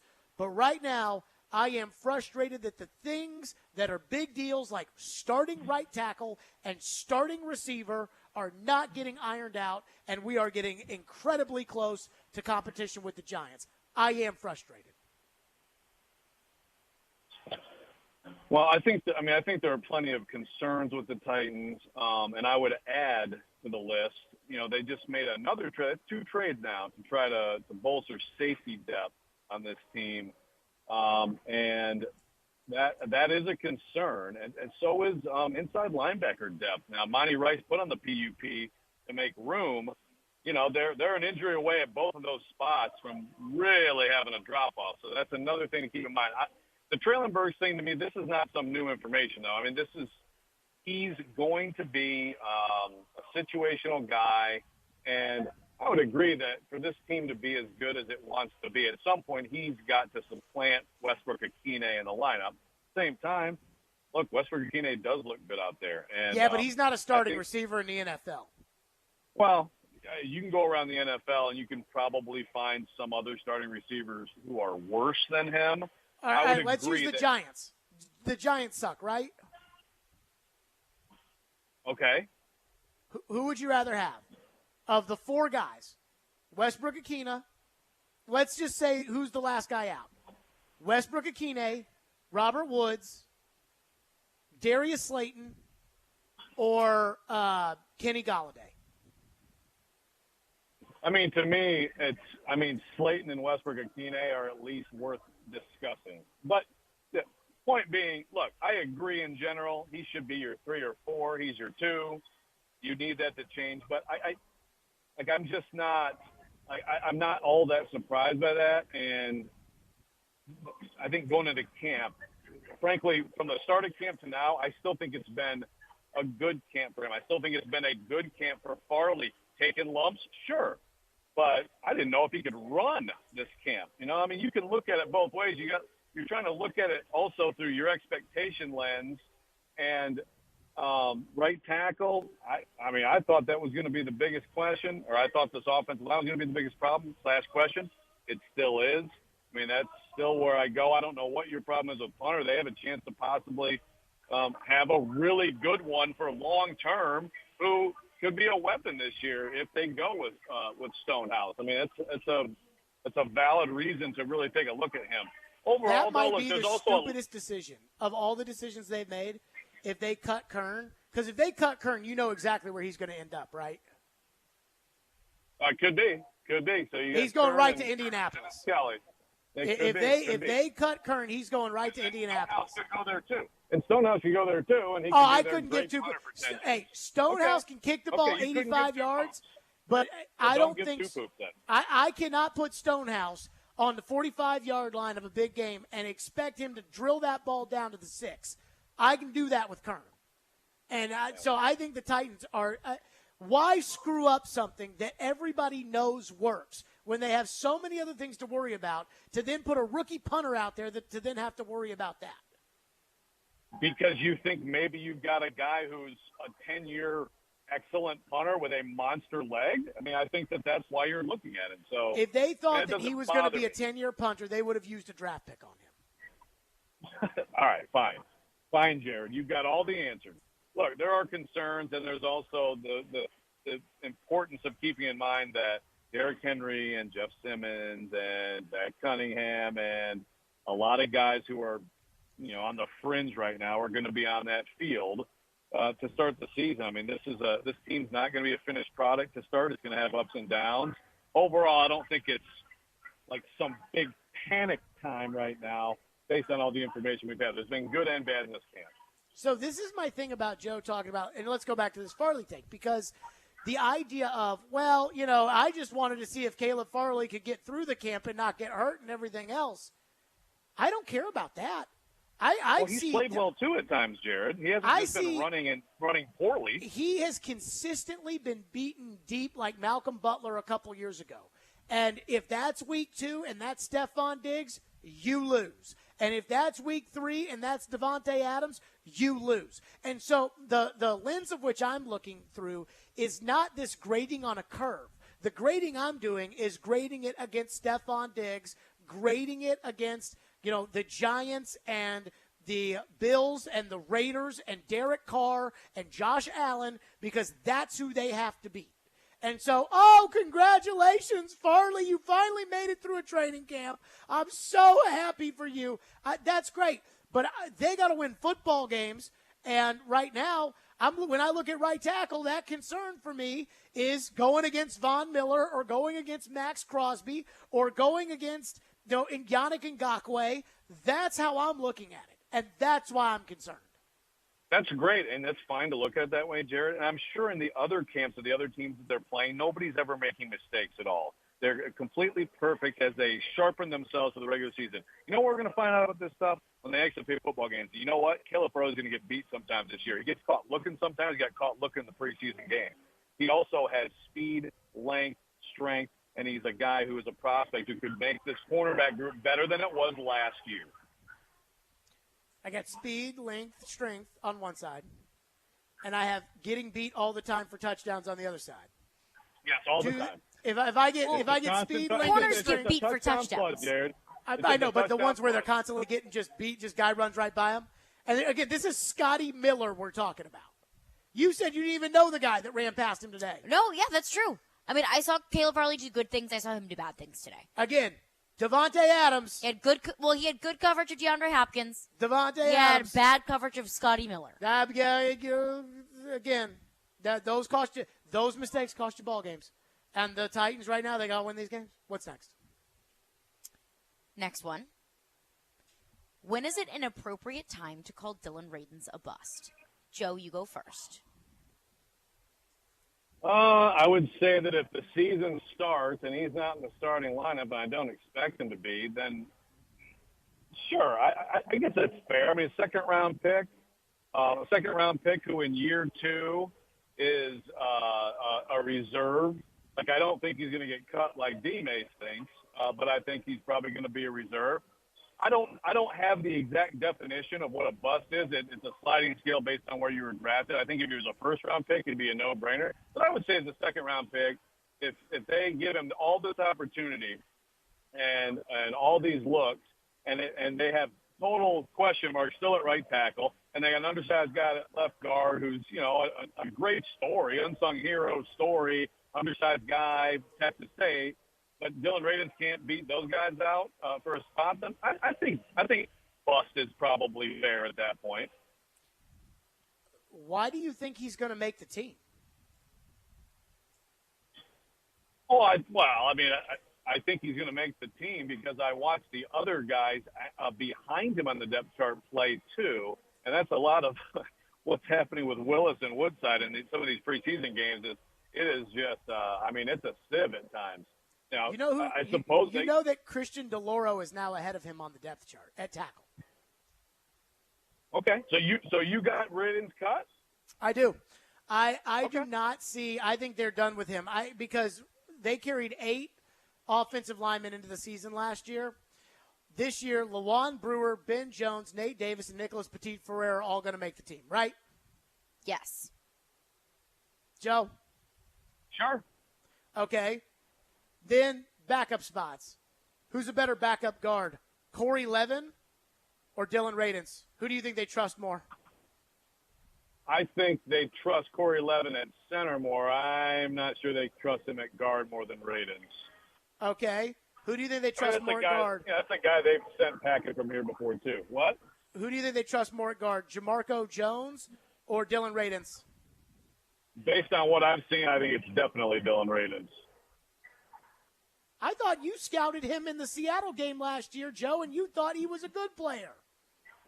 No, I said he played football. So, again, let's lie like you're doing and twist words like you're doing. The argument was he actually played last year. He has played some football. You think that go back and listen to tape when I said, I watched his every snap, Jared, and, he's really good on his pass set on the fourth snap. You're just full of crap. You just lie. And I'm sick of your crap. Seriously. I am not lying about this. You're an absolute liar. You're a liar. I am not lying. I'm pulling it up right now on Twitter. I absolutely did not lie. How do I spell Jamarco? Jamarco Jones. Jamarco. Okay. Who do you think they think is a better? Who do you think they think is a better guard? Jared, Jared, you're saying that I gave him a PFF grade, a Rex Road PFF grade on his performance. I said he played in the game. Like why do you do this stuff? You make yourself look ridiculous. Hold on. I'm going through your Twitter right now. An RFF grade, if you will. Yeah, there you go. A Rex Road RFF football grade. focus. He got a 73.4 that day, Jared. Good stuff. Well, I'll have to go back and search Twitter for all this stuff. Blah, blah, blah, blah. Yeah, exactly. Who do you think starts? Who do you think starts? Or who do you think they value more at guard? Jordan Roos or Radens? Well, I mean, Roos obviously was the first guy in there when Nate Davis went down. I mean, I guess you could make a case for him, but you know, I mean, look, last year they had Radens at guard the whole year basically. So I think that they see something in him there. I've already gotten to 8 guys. The one guy that you would put Radens over is Jamarco Jones. And if they cut Jamarco Jones, that'll cost him $3 million against the fake cap. Whereas right now he's like $1 million against the fake cap. And that is without a backup bring those numbers tackle. up? It doesn't exist. Why would you bring those numbers up? It doesn't exist, Jared, according to one of your other excellent takes. Because real money is You spent entire shows lying about the cap. This is I'm great. not lying about the cap. Have I ever lied about the cap? I don't think so. Not that I know of. Thank You're you. wrong. You're and so dead now, wrong. and I still don't even have a backup tackle yet. So how does he make this team? You know what? I want this on the record. If he gets cut, I will tip my cap to you. I think he's going to make the team. If he's cut, good job, Jared and D-Mace, although it's D-Mace's take, so you're probably just ripping off his take. If he's not cut, then we'll just throw it on the boneyard of all your horrible takes. No, if he gets cut, I want the Jared was right last year when he called him a bust. And I vehemently defended him at that point. Right. Another argument that you lied about, which Caroline and I were just arguing with you about the whole idea that someone can possibly get better after a rough rookie year. But you, again, twisted that as well. Let's see if we can have some actual honest conversation. I got to tell you, he keeps saying I lied about things that I don't remember lying about. What did you say about our conversation? Pick this up on the other side. Let's pick this up on the other side. Jared versus Joe right here, 102.5, 106.3 The Game. Want the latest on college football and Nashville sports? He looks like 1,000 MAC-level quarterbacks I've seen in a college game. Join Outkick 360's Chad Withrow every Friday at 5 with Stillman and Company. The coaching staff kept him and got rid of the other guys. He'll bring opinions and charisma for a full half hour every week. If he's so great in the locker room, then give him a coaching gig. Chad Withrow is presented by Regal Realty Group on 102.5 and 106.3 The Game and the Game Nashville app. Hi guys, it's Andrew. Are you struggling with erectile dysfunction and sick of the pills? Well, today, Wednesday, August 24th, we're running an unprecedented one-day special you won't want to miss out on. Hillside Medical Clinic uses the most powerful form of wave therapy. This is a technology clinically shown to repair blood vessels and improve blood flow. Even Cambridge has studied our technology. If you're ready to transform your love life, grab your phone. Today is your day. Call us now and you'll qualify for the assessment and ultrasound totally free. Also, a gift that can produce powerful results in the bedroom in minutes. You're going to love that, guys. And today only, we're offering 6 tune-up treatments to our patients free. This is our most lucrative offer ever, worth $1,200, but call today, Wednesday, and qualify totally free. 615-576-5000. That's 615-576-5000. Guys, put a stop to your erectile dysfunction and get your love life back. Call Hillside Medical Clinic now to qualify. This offer ends today. 615-576-5000. Hey, it's Mike from Newton Ford South. We all know that you're not supposed to wear white after Labor Day. So with that in mind, we're discounting all of our white vehicles. Well, maybe we should just discount the lighter colors that are close to white too, and maybe the red and blue ones since we celebrate this in America. Okay, fine. I'll discount all the cars, starting right now. On top of that, we want to celebrate all of your hard work with the most American lunch we can think of. Hot dogs. Hot dogs all day on Labor Day. So come kick your feet up, get a new car of any color, and enjoy a hot dog. You can even shop online for a new car with Newton FastPass. But you'll have to make your own hot dogs that way. Sorry. Visit NewtonFordSouth.com to learn more. I had low back pain that was due to herniated discs. Meet Dr. Justin Garzone, another satisfied patient who found regenerative medicine at QC Kinetics. Over a very short period of time, the pain went away completely, and I have had absolutely no symptoms or pain since my treatment. Before Dr. Garzone found QC Kinetics, he was looking at all the old school pain treatments. It was recommended that I have steroid injections done, but then unfortunately my insurance company said that I would have to do 3 months of physical therapy first, and I needed to get better quickly. With QC Kinetics, the doctor got lasting relief with no downtime. I didn't have to take any medications during my treatment. I avoided surgery, and I am now pain-free. Don't live with chronic pain, and don't go under the knife. Call QC Kinetics, the nation's leader in regenerative medicine, for a free consultation. Call QC Kinetics, 615-249-4024. That's 615-249-4024. 615-249-4024. Never miss a moment of the show. What is this? Check it out. Subscribe to the Stillman and Company podcast on iTunes, Spotify, and wherever you get your podcasts. You're listening to Stillman and Company. Presented by TriStar Moving. 102.5 and 106.3 The Game. And on the Game Nashville app. Jared Stillman versus Joe Rexrode. Now on Stillman and Company. On ESPN. 102.5 The Game. Joe Rexrode called me a liar in round one. He Get a little personal. We had a texter text in about it, too. Oh, yeah? What did texter say? Stillman is a liar. I agree with Joe. What? Wait, give me some proof. All Joe goes to say, I didn't say that, you're a liar. Give me some proof. That's all I asked for. Round two, well, dude, Carol. it's every time we talk, you prove it. Do you think I've lied about anything, Judge? Well, I don't know what conversation is in question that you lied about. Jared is claiming that I apparently I said Jamarco Jones is amazing. What did I say, Jared?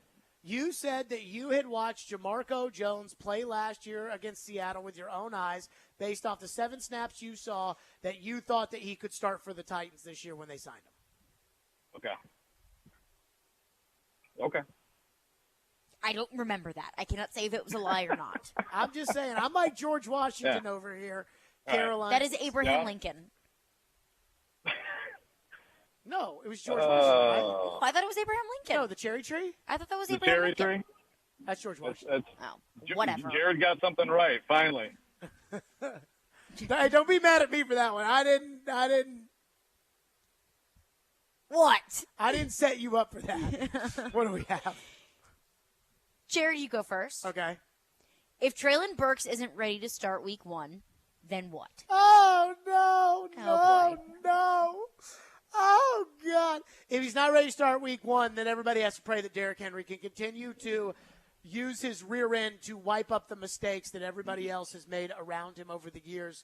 I don't think it's not lost on me that the Titans have made a lot of mistakes in personnel. Not that teams are perfect or anything else. And, last hour somebody asked about Robinson, and I said he's a good general manager, and I think he is. But the Titans have made some mistakes. I think we can all admit that. And Derrick Henry has cleaned up for a lot of that over the years. Derrick's going to have to clean up for this. And I don't know if he can, because last year, even though Derrick might be the best player on the offense, when Derrick went out, they were still capable of winning games. When A.J. Brown went out and Derrick was in and ran for 150 yards, they couldn't beat the stinky Jets. So on some level or another, the game-breaking ability that Robert Woods does not have is going to lie with Treylon Burks. And if Treylon Burks isn't ready to go and cannot just give this team some impact plays, then it's going to be Nick Westbrook-Akine, who's a backup. And they're going to be relying on a backup to kind of take the role of A.J. Brown. And I don't think that's going to work. So then the reality would be the star player would have to be the one to absorb this. That would be Henry. I don't know if he can. But they'll beat the Giants. But outside of that, it gets very concerning when we start talking about the Buffalo Bills.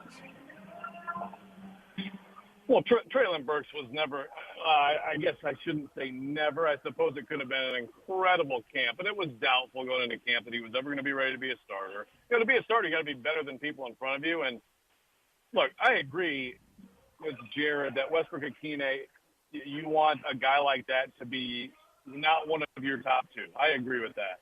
But it's not a surprise at all, and Traylon Burks certainly will not be in that top two. Those guys are just much better all-around receivers than he is right now.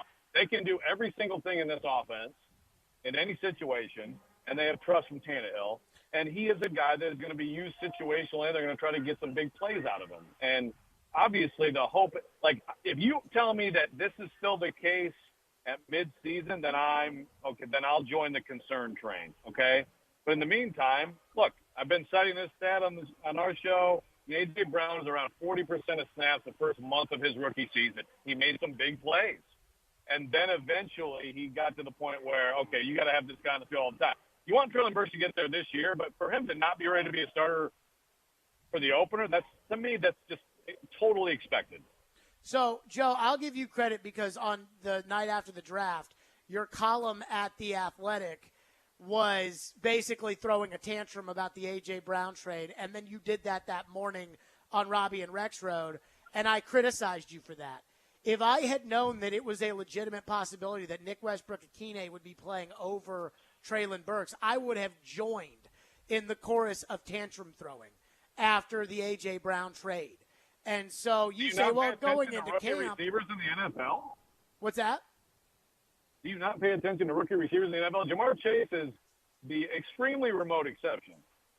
Again, all I wanted was A.J. Brown. A.J. Brown is not a top 10. All you wanted? He's not a top 10 receiver in the NFL. How many did we go? We went over that list before they traded him. How many receivers? How many times have you said that A.J. Brown was the most important piece of this offense last year? He was. But that doesn't make him a top 10 receiver in the league. Don't undermine it. No, I wanted that. I wanted game-breaking ability at the receiver position. And that's what I thought I was getting. That's what I thought I was getting because everybody told me, hey, watch him play Alabama. He was the best player on the field. And in all fairness, that's probably the best competition anybody's ever going to see. Like if they're smoking Alabama in college, they're probably pretty good. And then the first day of practice, we saw that from Burks. We saw that special out of him. We did. And we just haven't seen it since. And that's the frustrating part. That's the concerning part because he's got special. And Nick Westbrook-Akine, no disrespect, he doesn't have special. Burks has special, and they need special. And we know he's got special because we've seen it. Joe, your thoughts? Joe? Yeah, I mean, look, I agree that he is the guy with the highest ceiling of all of them. But it's going to take time. What you need to hope, if you're the Titans, you're a Titans fan, is they can pop a screen, they can get 20 yards on a jet, they can just in the red zone utilize what he has. They can get him downfield here and there. It's just not going to be a steady diet. And I think Westbrook-Akine and Woods are going to move the chains and along with Phillips, and the tight ends are better, but they're not going to be any kind of contender unless and until Burks gets there. I'm take a month here going in the season to see how he progresses before freaking out. It's completely normal for him not to be or to be where he is at this point. Now remember, A.J. Brown's first game, Joe. He took a little stick route. And that's what they need from Burks. But A.J. Brown didn't play a ton in that game. He had that one huge play. That's what they need from him too, and they can get it. I was wondering if that was the Cleveland game that you missed because you almost died, or if you were there. I couldn't remember it. Oh my gosh, Joe almost died. That's a long story. It was actually the Kevin Byard 3 pick against the Sean Kaiser Cleveland game that I almost died. The 19 game was the game that the line was just so long in Knoxville that I didn't make my flight. So I'm destined to never go to that stadium. There you go. What else we got? Last one. I'll just toss this up, and whoever would like to take it, feel free. Is the Colts media too soft? Yes. The Homer Indianapolis media. It is like listening to when Joe puts on the people who cover the Colts from The Athletic on Robbie and Rex Road. It is like listening to a spokesperson for the team talk. It is You amazing. thought that today. You thought that today with Bob Kravitz. Yeah. Oh, that's ridiculous. My takeaway I from hope Bob everybody Kravitz, who just heard you should listen to him. And I like he Bob wasn't Kravitz. at all a homer. But here, everything is Carson Wentz's fault.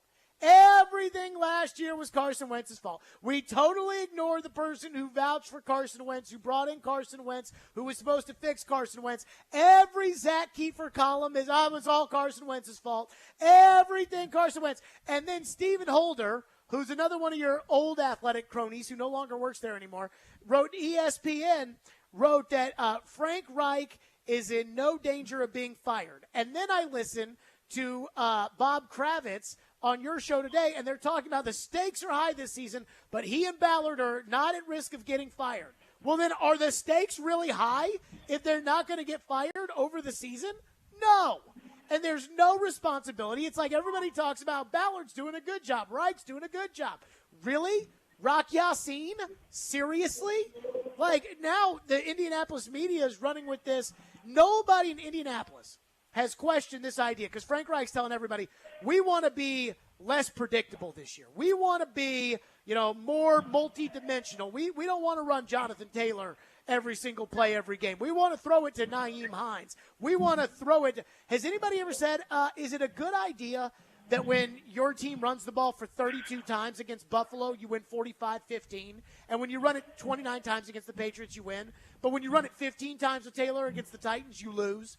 Has anybody asked that question? Or if you put Nyheim Hines on the field, you were taking Jonathan Taylor off the field? No. They're like, oh, yeah, right, quarterback genius, he knows all. Matt Ryan, he'll fix it. It was all Carson's fault. It was all Carson. Blame Carson. It's come from so many people's mouths. It is so disappointing. And I heard that this morning on Robbie and Rex Road. Yeah, I would just invite anyone to listen to what Kravitz's segment. It was a very balanced, very fair, and he had a lot of concerns about the Colts that he brought up.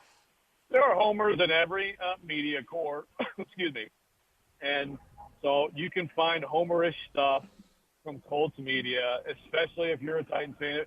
If you're a fan of a team, and you hate a particular team, that team's media is so homerish to you. But I think the bigger thing with the Colts is not the indie media. I do think there's something to national media being so enamored with them. I think there's something there. I think that's a bigger valid talking point than like Colts media being homers. You send me tweets here and there from like Kiefer, and it's like, okay. I can't lie and sit here and say that I digest every single thing he says or writes, but I don't think he's a homer, and I don't think that Holder's a homer. And the Bob Kravitz segment we had today I thought he brought up a lot of concerns about the Colts beyond blaming everything on Carson Wentz. Let me say this. I am biased when it comes to this stuff. The point Joe's trying to get at is that I'm a Titan fan, so that I am interpreting the Indianapolis media as homers because it's a reflection of how I feel.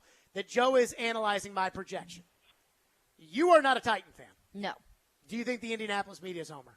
I wish that they would critique a little bit more. Remember last year when I when I had you watch that Frank Reich press conference before they played the Titans? Yeah. What'd you say? Like, he is such a bobo.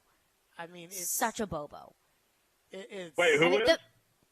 The fact that it was a Kravitz question. Frank Reich said that he wants to give Jonathan Taylor the ball less, and that wasn't just completely ripped apart and eviscerated, I think is telling. Because that's stupid. Caroline, who wins? Joe wins this week. Of course he does. He's won 3 in a row. You have to even it out. No. Could I explain?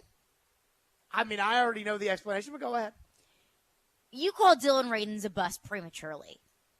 I was right. But it was still premature.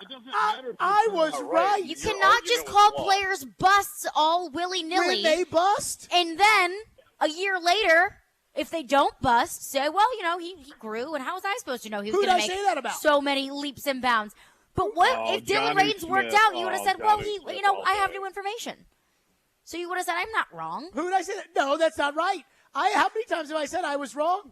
We're talking about Tannehill and Brady, and I was like, I was wrong. I said Tannehill over Brady. You prematurely called Dylan Radins a bust. I was right. But you did it prematurely. No. The question was, when is an appropriate time to call Dylan Radins a bust? Now. Well, you called him a bust a year ago. And I was right. Now is an appropriate time. I'm sorry, Jared. You were too right. I'm sorry. You were too early, not too right. It's clearly There's something about a sun shining on a part of a dog here that applies perfectly to this, Jared. I mean, Jonnu Smith, oh, man. What did someone texted on our text line today that you actually said UC Saros will never be a starting goalie in the NHL? It's so fantastic. I mean, we need someone to actually, like gather up all your takes, man. I don't remember that. It would be a tapestry of amazing. Hey, you know what I remember? I remember all the Kyle Turris stuff. You remember that, Joe? I'm sure it's fantastic. What is it, Jerry? How it's like midway through that year, I'm like, does this guy? What's he do? He doesn't do it. Oh no, you don't understand, Jared. It was like a daily battle between me and Pred's Twitter about Kyle Turris needing to pay what he owes, and he did not. And I was right. And he just retired this week, and so we can all say Jared was right about that. Just saying, Joe. Super. Enjoy this first big life experience that you have. Safe travels, Joe. Dropping off, is it Brennan? Thank you. It's Jack. Brennan's next. Okay, dropping Jack off at college. If it makes you feel any better, my parents felt the exact same way when they dropped my brother off at college. When they dropped me off at college, it was like, see ya, we'll see you later. They just scooted on out. So it gets easier, supposedly, reportedly, as I've been told. I hope that's true. There you go. Joe Rexrode always joining us for Jared versus Joe.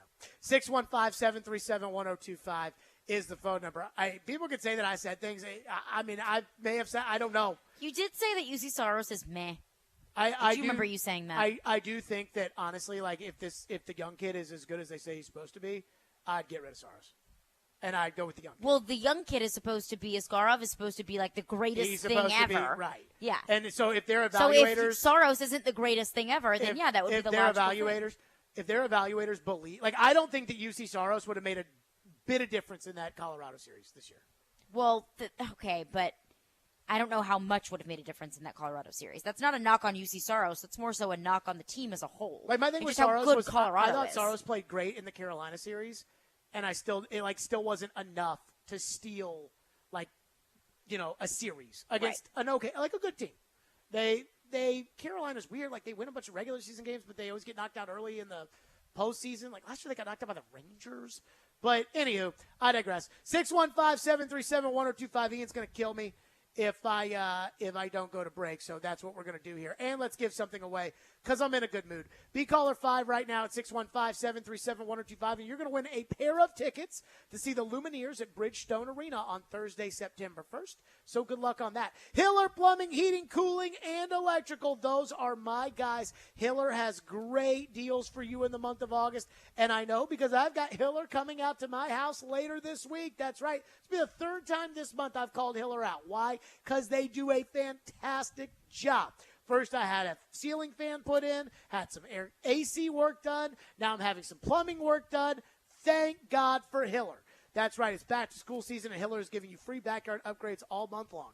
Tackle those necessary home system replacements in August to take advantage of these special deals, like a free Yeti Tundra cooler with the purchase of a new tankless water heater, a free Traegerwood pellet grill with the purchase of a new whole home generator, and Hiller's also keeping you cool for back to school with special limited-time financing promotions on HVAC replacements. That's right. And again, they take great care of my home. They can do the same for you. That's Hiller Plumbing, Heating, Cooling, and Electrical, proud supporters of the Nashville Predators, the Tennessee Volunteers, and the Vanderbilt Commodores. Hiller, call the Happy Face truck today. Hey, Preds fans. Running across to make the save is Saros. You can now hear Nashville's best sports talk. The backhander, he scores! And every Predators game on 106.3 FM. Well, that was a thing of beauty. From downtown Nashville to Rutherford and Williamson counties. Duchesne with the overtime winner. Catch all the action on 102.5 and 106.3 The Game. Hey, Robbie Stanley here to tell you Twin Peaks will hook you up for your fantasy football draft party, which includes a draft board, player stickers, free Wi-Fi, a $50 bonus for the commish, and a $5 bonus card for each drafter. And when you're not on the clock, relax with one of Twin Peaks' refreshing 29-degree beers, or order for the whole team with a Peak sampler full of fan favorites, or indulge in shareables like the double-stack nachos, loaded fries, and multiple flavors of boneless wings. Call Twin Peaks in Cool Springs today to book your fantasy football draft party at 615-221-0869. Realizing Geico has over 85 years of experience saving folks money and providing great customer service is like realizing how when you take the cover off your travel toothbrush and attach it to the other end, it becomes a handle. Hey, thanks. I can reach my molars now. It's something that's been right there in front of you this whole time, like the dedicated Geico claims team available to you in the event of an accident to get you back on the road quickly. Or how that small pouch inside your jeans pocket is for holding your pocket watch. But I don't have a pocket watch. You might have gotten one if you had known you had a pocket for it. It's something you can't believe you never realized before. Like how Geico's 97% customer satisfaction rating means Geico is committed to providing the best service for their customers. Or how you don't have to pry out the plastic seal on your deodorant. You can just turn the knob and it pops right out. Look at that. I gave up trying to get into my deodorant days ago. We hadn't noticed. Trust. It's just one of the many reasons to switch to Geico. They're all right there in front of you. Man, this is a nice truck. Yeah, check this out. What? I changed it to remind me of my time at sea. Weren't you in the Air Force? Yeah, but I really love the ocean. You could save and get $200 with Navy Federal Credit Union when you refinance your auto loans from another lender, leaving you with extra to spend on other things. Navy Federal Credit Union. Our members are the mission. Credit and collateral subject to approval. Refinance loans must be at least $5,000 to be eligible for the $200. Terms and conditions apply. Learn more at NavyFederal.org. Staples has everything for school at great prices. So this year you won't go back to school. You'll be ready to move forward and master 5th grade math. I can't do this. It's impossible. Not you, Dad, your daughter. Staples will help her move forward. Ah, right. Right now, Staples comp books and number 2 pencils are just 50 cents each. Plus, 2 pocket paper folders are only 25 cents each. Everything on your list at amazing prices. Staples, we're not going back. We're going forward to school. Ends 8/27 in store only, limit 30. Robbie and Rex Road here on ESPN. Welcome into Chase, Willie, and D-Mates. Stillman Company is delivered. There's a new way to hear 102.5 The Game. Nashville's best sports talk on 106.3 FM. From downtown Nashville to Spring Hill on I-65 and to Murfreesboro on I-24. You now have 2 choices to hear our great sports programming. Get the extra point, no problem. And the Nashville Predators. Check out 106.3 now and save it as a preset. Hey, Nashville, it's Mike Greenberg, and you're listening to Nashville's best sports talk, ESPN 102.5 The Game. Stillman and Company here on the program. So, we went really, really long with Joe. Let's just get right into your phones. Phone lines are driven by WilsonCountyHyundai.com. First and foremost, the texters would like to let everybody know that it is Honest Abe, and I was right. Really? Because George Washington was the cherry tree, but Abraham Lincoln, Honest Abe. He never told a lie. I thought it was George Washington cut down the cherry tree and lied that about was it. him. I could not tell a lie. It was I, but it was also Abraham Lincoln was the honest Abe. What was he honest about? That slavery should be abolished? Well, I believe he was honest about that. I agree with but him. Probably a lot of other things as well. Was there like one specific thing that I'm missing? Dr. Chilton from 8th grade social studies, is there something that I missed when we went over Abraham Lincoln? Honest Abe. He was honest about a lot of things. I'm a big fan of Abraham Lincoln's. What's next? Josh texts in about the Colts and says, I think that Reich wants to be a team that is a pass first because of the past few teams that have won it all. But he doesn't realize that his best option is to be like the team that's owned the division the past 2 to 3 years, but his best player's not the quarterback. So I believe that there's probably some truth that these teams that really rely on the run in today's era may not be able to win a championship. I think it's completely valid that this team that is so at quarterback that says we're going to run the ball every time, the Jamal Lewis Baltimore Ravens, I don't know if you can do that in today's era. I just don't know. And I'm probably leaning towards no. Because I say with Tannehill, at some point, he has to beat one of these elite quarterbacks. This is not like Trent Dilfer's Ravens where Tony Siragusa can sit down on Rich Gannon, R.I.P. to the Goose, where he can sit down on Rich Gannon and all of a sudden they beat this, elite quarterback because of it. So I think there may be some truth to that. The thing is, though, given what their situation is, they better hope that they can win running the football. Like with the Titans, I think it is, you know what? We're not going to change what we do. We just have to hope that your hypothesis is wrong. Mm-hmm. And that's how I feel about Indy, which is, hate to break it to you, but if you don't think you can win with a run-first team, win the Super Bowl, then get out of the business. Because what you got right now is a run-first team, and you need to run the ball. What's next? Michael from Missouri texts in about Treylon Burks and says, I understand that the Titans need Burks to come along to replace the big plays in the passing game. But it sounds like Derrick Henry has looked healthy in his limited reps, and made crazy to think that he could make up for some of the lack of explosive plays with his long runs. There's nothing that anyone has seen from Derrick Henry that would tell us that that's going to be the case or not. And you're not gonna see Yeah, anything it's- from you're Derrick gonna know Henry against the until the Giants. season starts. And even week 1, Derrick couldn't make up for the mistakes that the team had last year. The lack of chemistry, the COVID, everything else, the lack of a right tackle, Chandler Jones dominating Lewan. Derrick Henry couldn't overcome that, but in week 2, he did take over the game. So I don't know, but there's nothing that anyone has seen from Derrick Henry that would allow us to think that one way or another.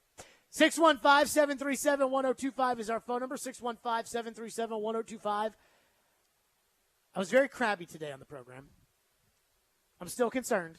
Maybe I feel a little bit better. We'll discuss that next. Fanduel Sportsbook's my official sportsbook app. They want you to be ready for game day this weekend when college football kicks off. Right now, new customers can get $150 in free bets guaranteed for week 1. Just place a $5 bet, and you can get $150 in free bets, win or lose. Vandy against Hawaii, they should win big. If they don't win big, starting year 2 for Clark Lee, that would be very, very bad for him. And I'm a huge Clark Lee fan, and I think Clark's a great guy. And so I think Vandy will beat Hawaii this weekend. If you've been thinking about joining FanDuel, now is the perfect time to give it a shot. Their app is easy to use, and they're always hooking you up with great odds. So when you win, you'll get paid fast. See for yourself why FanDuel is America's #1 sportsbook and my official sportsbook app. Download the FanDuel Sportsbook app, use the promo code JGM, and place a $5 bet to get $150 in free bets guaranteed to kick off the college football season. That's JGM. 21 and older in present Tennessee. First online real money wager, only $10 first deposit required. Bonus issue is non-withdrawable free bets that expire 14 days after receipt. Restrictions apply. See terms at sportsbook.fanduel.com. Gambling problem? Call the Tennessee Red Line, 1-800-889-9789. Let's put the green flag in the air and turn them loose. Nashville's home for NASCAR. He's going to try to make a big move here. It's brought to you by the Nashville Fairgrounds Speedway. We are your racing station. ESPN 102.5 and 106.3 The Game. And the Game Nashville app. From the Fox 17 News Code Red Weather Center. Another nice night expected with partly cloudy skies. Look for temperatures to drop into the mid to upper 60s with a bit of patchy fog for the morning. Highs near 90 on Thursday. A few thunderstorms in the afternoon. For Fox 17, I'm Chief Meteorologist Katie Morgan. This weather report brought to you by Hiller Plumbing, Heating, Cooling, and Electrical. Call the Happy Face Truck today. Jewelry business, it's in my blood. I've been doing it all my life, and it's my passion. Meet Daniel Sabalas, a third-generation jeweler at Genesis Diamonds. This line of work, it's all about honesty and trust. It's about building relationships. And that's what drew Daniel to Genesis, where it's all about education, transparency, and respect for each customer. It's based on a family business mentality, and that's how we are. We're here to educate, to guide you, and we make it very easy. So we really go out of our way to educate customers in the right way. There's no stress level, there's no tension. The customer can feel that. All this while providing the guaranteed best value price. I've never seen a company that has the best price like this that I've seen anywhere. We are a powerhouse of diamonds. Genesis Diamonds. No commission salespeople, no pricing games, no risk, no pressure, no cutting corners. Genesis Diamonds is going to give you the best price, best quality, guaranteed, no matter what. Genesis Diamonds, Green Hills and Cool Springs. The Nashville Sheriff is hiring correctional officers. Earn $52,500 after paid training and probation. Positions are available immediately. You must be 21 and over with a high school diploma or GED. Come, join our family. That's $52,500 with great benefits. Apply now at sheriff.nashville.gov/apply or call 615-862-8170. Earn $52,500. Stop searching. Apply now. The Nashville Sheriff. Are you sick and tired of constant pain in your knees, hips, or back? Especially this time of the year. You need to be moving pain-free, right? Hey, Willie Donick here for the team at QC Kinetics. QC Kinetics is helping people every day, giving them lasting pain relief using the latest advances in regenerative medicine. The science is simple. They concentrate your own body's healing agents and apply them to your aching joints. restoring and repairing the damaged tissue. No drugs, no steroids, no surgery. The old remedies for pain are not the only remedies. You need to learn more about how regenerative medicine at QC Kinetics can change your life. Make this the last summer you suffer from chronic pain. They've got clinics here and all over America. This is the exciting new, natural way to deal with joint pain. No side effects, no downtime. So call the local medical professionals at QC Kinetics. 615-249-4024. That's 615-249-4024. 615-249-4024 for QC Kinetics. Robbie Stanley. It really doesn't matter until the pads come on, and you have to hit each other, you have to block. Joe Rexrode. Reliable, go out and make some plays for you. Solid player. Get your morning started with Robbie and Rexrode every weekday from 6 to 10 on Nashville's best sports talk, 102.5 and 106.3 The Game and the Game Nashville app. You're listening to Stillman and Company. Sounds like this has been a game-changing day for all of us. Presented by TriStar Moving on 102.5 and 106.3 The Game and on the Game Nashville app. Stillman and Company, I got one thing I have to get off my chest. I kind of mentioned this a little bit. I do plan on some point of talking a little bit about the Arizona Cardinals. They practiced today. The 2-minute drills were horrible. I'm kind of torn on this Malik thing. This will probably be a topic tomorrow. They're torn a little bit on how Malik in 7-on-7 looked great. Ball came out. I mean, it was on time. It was confident. Had the perfect amount of zip on it. He fired the ball in 7-on-7, hit Mason Kinsey on a bomb down the sidelines. TD was walking down after he hit that. TD was like, how'd you like that one? And I was like, that was a pretty good throw. And then in the 2-minute drill, Malik was terrible. So Malik was great in the 7-on-7. Which is good. It's good. Malik in the 2-minute drill. Here you go. 7 complete, quick to 12 inbounds. 7 complete to 25, gain of 2 inbounds. 3rd down, 47 seconds. 7 intercepted by 48 of Arizona. Malik's second drive. 7 complete inbounds to 85, gain of 4. False start. That's not Malik's fault. False start. Move it back. They used the timeout to avoid the 10-second runoff. 7 complete to 12, out of bounds, gain 4. 3rd and 7. 7 complete to 36, gain 1. So now it's 4th and 6 with 11 seconds to go, and they got to have a touchdown. 7 incomplete for 8. And then I put, it looked like a throwaway. And then John Glennon asked Vrabel after practice today if it was did Malik lose track of the downs or what happened, or I don't know if we have that cut. I don't think I asked for it earlier today. But Vrabel's response was, you'd have to ask Malik about that. Yeah, I did, yeah. But Malik's got to stop doing that. If you're going to throw it away, throw it away. Be intentional with it. Well, that was, I thought, a pretty intentional throwaway. But I don't do throwaways on 4th down. Not on 4th down. Not on 4th down. But Malik was good in 7-on-7. All right, here's the thing I'm going to get off my chest. I have never covered Kyler Murray before. So I went to the Cardinals game when they played last year, but I was in the club level. So I'm not going to hear, wide 80, set, go. I don't hear that, maybe hear a little bit of it, but really not a lot, sitting in the stadium. Right. You might hear a little bit on TV, but even Marcus Mariota is a very soft-spoken person in real life. But when Marcus was the quarterback of the Titans, he'd be at the line, wide 80. Kyler Murray in the 2-minute drill. You were on the defensive field. Side. I was on the offensive field. So I didn't watch Kyler Murray throw a pass until the 2-minute drill today. Kyler Murray's up there, and I swear to you, it sounded like, green 80, hike. I'm like, that's Kyler Murray's voice? Because I know what Kyler Murray sounds like at a press conference. Yeah. And Kyler Murray is 25, green 80, hike. And I was like, man, I don't know if I can take this seriously. In fact, I wonder if in his press conferences, if he kind of deeps the voice a little bit just cause. So there are a lot of things that bug me about Kyler Murray.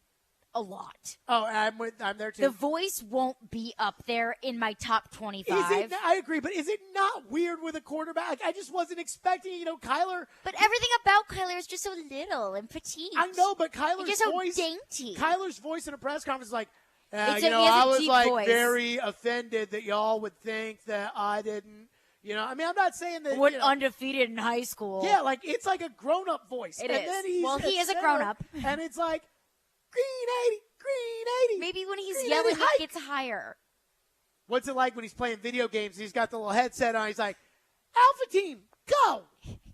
Probably pretty high. I'm sorry. Is it turbo? It's a weird coming from a quarterback to hear, like, and maybe it was because I've heard Kyler's voice in a press conference, and it's different than what I heard on the field. But I was just taken aback by it. I couldn't believe it. I was like, how did these guys in the huddle take this guy seriously? Leave the guy alone. No. Why? But not for this, but for everything else. For this, you can leave him alone. Everything else, it's fair criticism if you want to say, hey, Kyler, maybe get off Call of Duty Modern Warfare. Maybe watch a little film. And maybe go play football, what you get paid millions of dollars to do. Maybe go do that. But the voice. Wide 80. Maybe he's just waiting on that last little round of puberty. 80. But not in the press conferences. No, just when he's projecting. Did you notice that about his voice? I didn't even hear his voice, to be honest with you. Really? Yeah. I mean, like, I guess because I don't really notice it. Like, when I hear it from Tannehill or Malik, it just kind of goes in one ear out the other because, one, I don't know what they're saying, and two, I feel like their voices all sound the same on the field. They're just very deep. Oh, no, there's a difference between Tannehill. Wide Eddie. This guy's like, wide Eddie. Oh, it was awful. I want to go back and hear it. Well, they will not practice. I They're know, at Vanderbilt I won't. tomorrow, so there Maybe you go. I'll just get front row seats for a Cardinals game. ESPN Radio's coming up next. Stillman and Company will